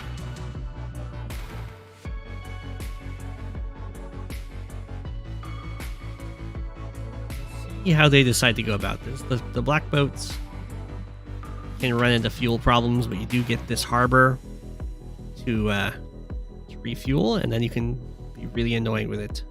Like sitting here, for instance, can be really annoying to try and take this. In theory, the BlackBoat can make its way all the way around here and do stuff like sit on this shoal, but they'll probably have artillery and stuff ready to take you out. But if there's a specific moment where you want to shut down the usage of that base, or both of these bases, that could be good. You can see at the end of Quackerduck's turn, down by like 2 units from where they should be. So they should be ahead in unit count. There's been no combat, but they're down just because of how they decided to go about that base. It can be very costly. Give it that transport copter.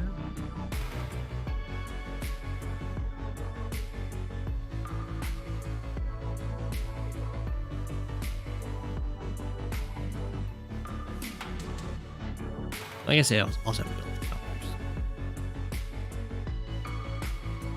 that infantry. That goes to that one. A nice attack over here for that. Recon harassment's pretty good. Bring in some more artillery. I like Andy's artillery.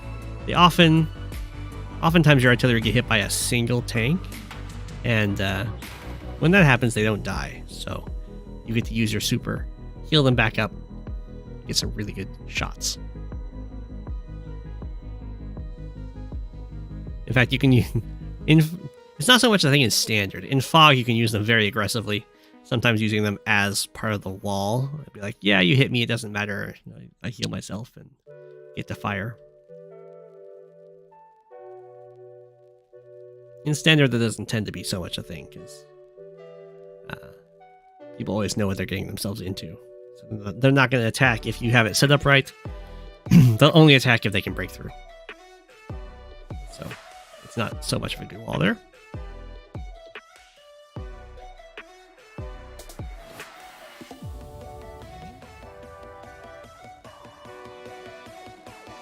You break through, have a tank attack on this artillery. There was another artillery ready to defend. Cracker Duck is not quite at the position to have super ready. We do have this transport copter being very ominous. Actually, it looks like it's set up to try and trap this BlackBoat.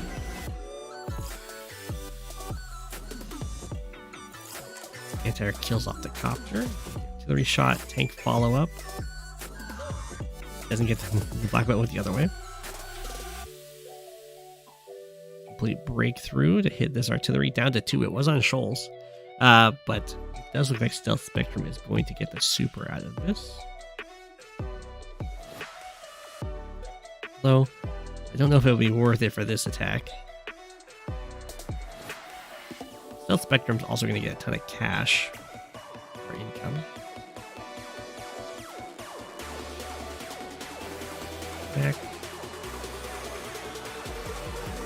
Mac. Finish off the tank, indeed. There we go. Now we have the hyper upgrade.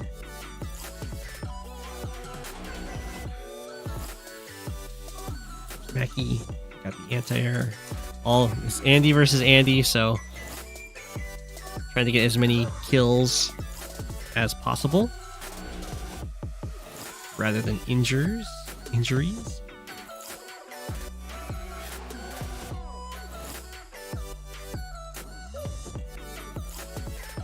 Okay, so that was some very good unit count damage there by Stealth Spectrum. Cracker Duck also has a super available. There's not nearly as many injured units to heal. Still have a little breakthrough here, get some kills. Anti-air gets a nice copter kill. Take out this anti-air. Medium tank is to take out a tank. Okay, that's nice. Take out that. Okay. Ooh. Well.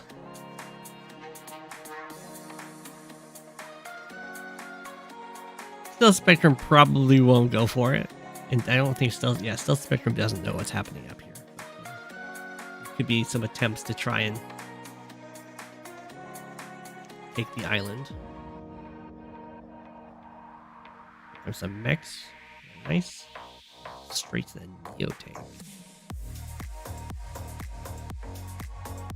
Is the artillery not going to fire? The artillery didn't fire.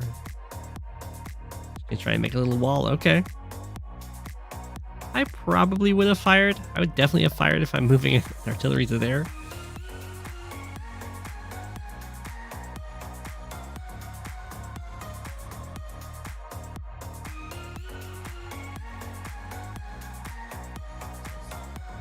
Okay, Cracker Duck trying to get some of these cities back. I mean, being down 6k is definitely not a good feeling. Okay, there's the BlackBoat being the annoying blocker. As I was mentioning before, copters break through, tank strikes. I don't think Cracker Duck is going to have the super, so this should be safe to just injure the captures for now. Obviously, if the super was online, then Quacker Deck could just use it and then finish the captures.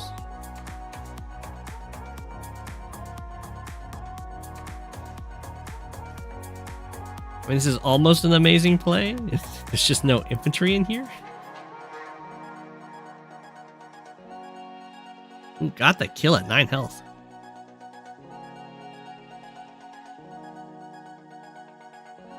Poor mech got taken out. Again, we have like this injured artillery. Very happy. Ooh, Quacker Deck. Very good cleanup with these recons. Gonna be able to get some of these cities. Stealth Spectrum is 2 bars away from getting the super, so it's very possible this artillery, isn't going to actually get there yet. Probably should have repaired this copter before setting it up. That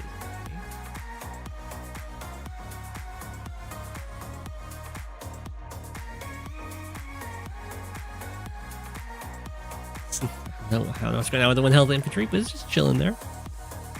Quacker Deck. Pulling off that infantry.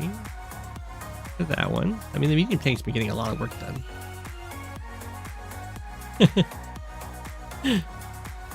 Very impressive walling going on up here. The heat is here, it's summer. That's all that means.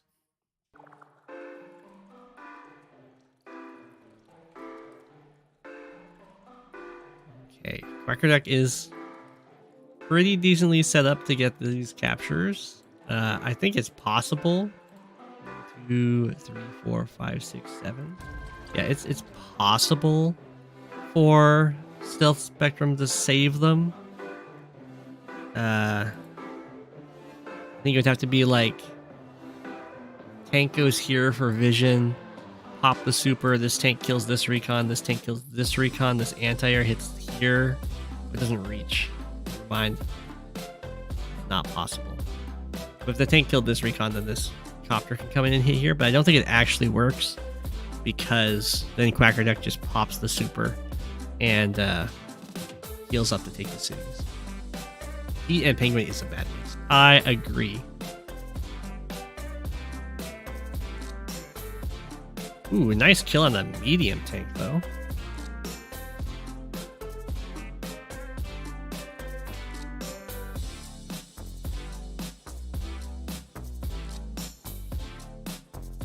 More Neo tanks. Looks like Stealth Spectrum has accepted that this is just a lost cause. Move the tank there. Who's another tank? This Neo tank. Neo tank gets to find out that there's an artillery here. I don't think there's a way for it to get smacked.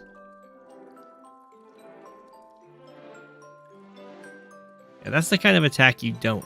Well, I guess the artillery anti-air is going to go. Never, that's fine. But usually that's the kind of attack you don't want to do. If you finish it off, that's fine.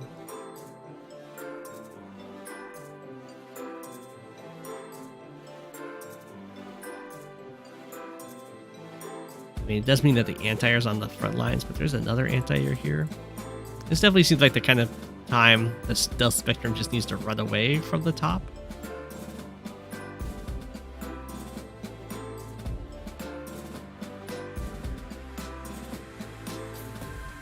Out. Ooh, that lived at 1.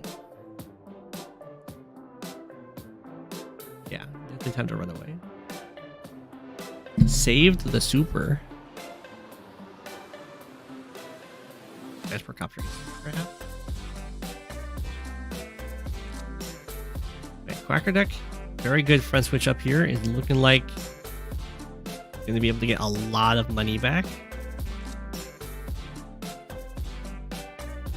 As far as trading fronts, Quacker Deck definitely got a lot more out of it. The money is now equal.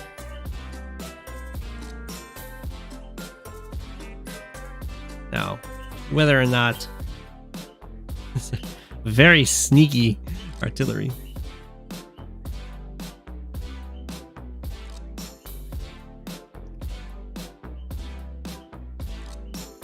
Whether or not that continues to be the case, we'll see.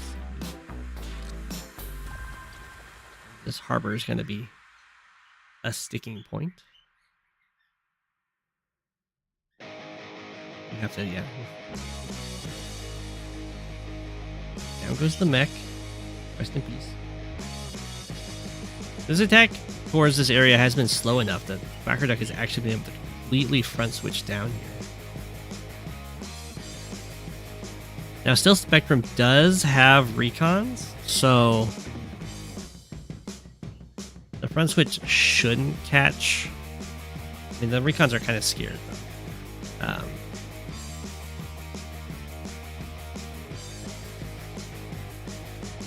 So in theory, the front switch shouldn't catch him by surprise, but it very well could.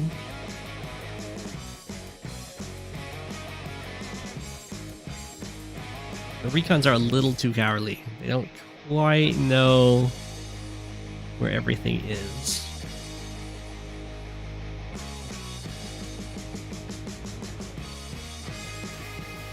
I think they saw some neotanks. So, should know now that this is the time yet. That's exactly what happened. I think saw a neotank movement in particular. Very good play from Stealth Spectrum. Back off, attack where the army left. Ooh, the bomber comes in. You kill off that neotank. Good attack, Quacker Duck. Now, anti-bombers are really good, because bombers don't die on one hit from anti-air. Although, with Hyper Upgrade, Andy's anti-airs have a chance to kill bombers. It's just a chance, though.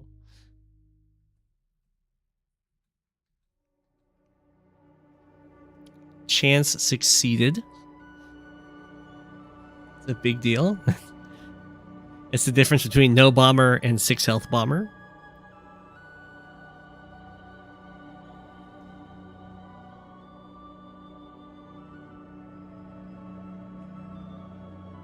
Yeah, the rest of the army just needs to run away. Quacker Duck attacks in here. Doesn't look like... Gonna have to do something about the neotank. The neotank's gonna be able to escape. Oh no, it's not. It gets trapped. Okay. Well, it might still escape.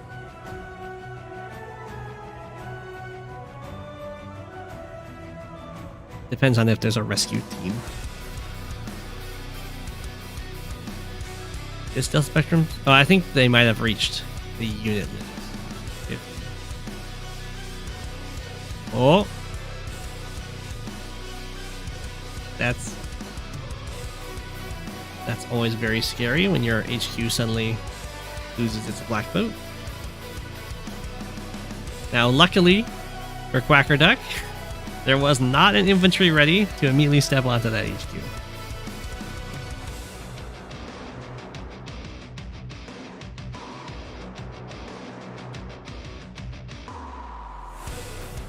Did successfully rescue the neotank.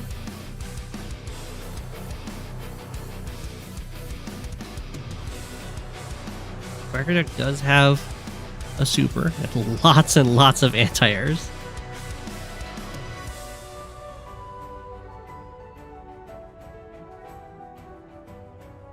See how that goes. Doesn't quite work. I mean, it's kind of trying to force Stealth Spectrum to delete the BlackBoat, but looks like Quacker Duck is unfortunately going to get lapped in supers here.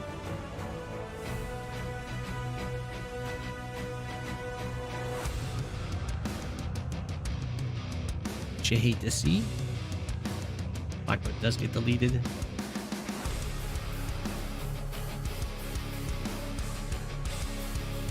Hyper Upgrade. I assume the neotanks are going to go after these anti-airs. Not. Top Capture, kill. It's looking very GG.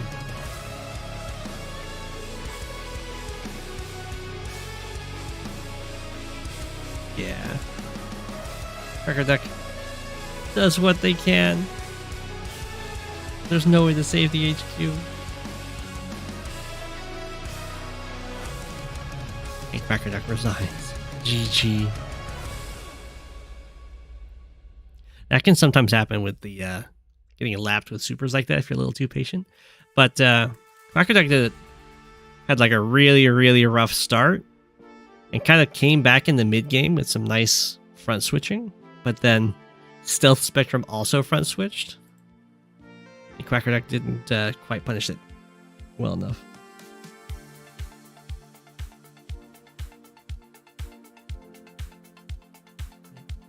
GG. I hope everyone enjoyed, and I leave you with an apple. I will be back tomorrow, I believe, with Reboot Camp. Yes, so we'll have some voice acting. Apple. I hope everyone enjoyed. Thanks for watching. Have an apple.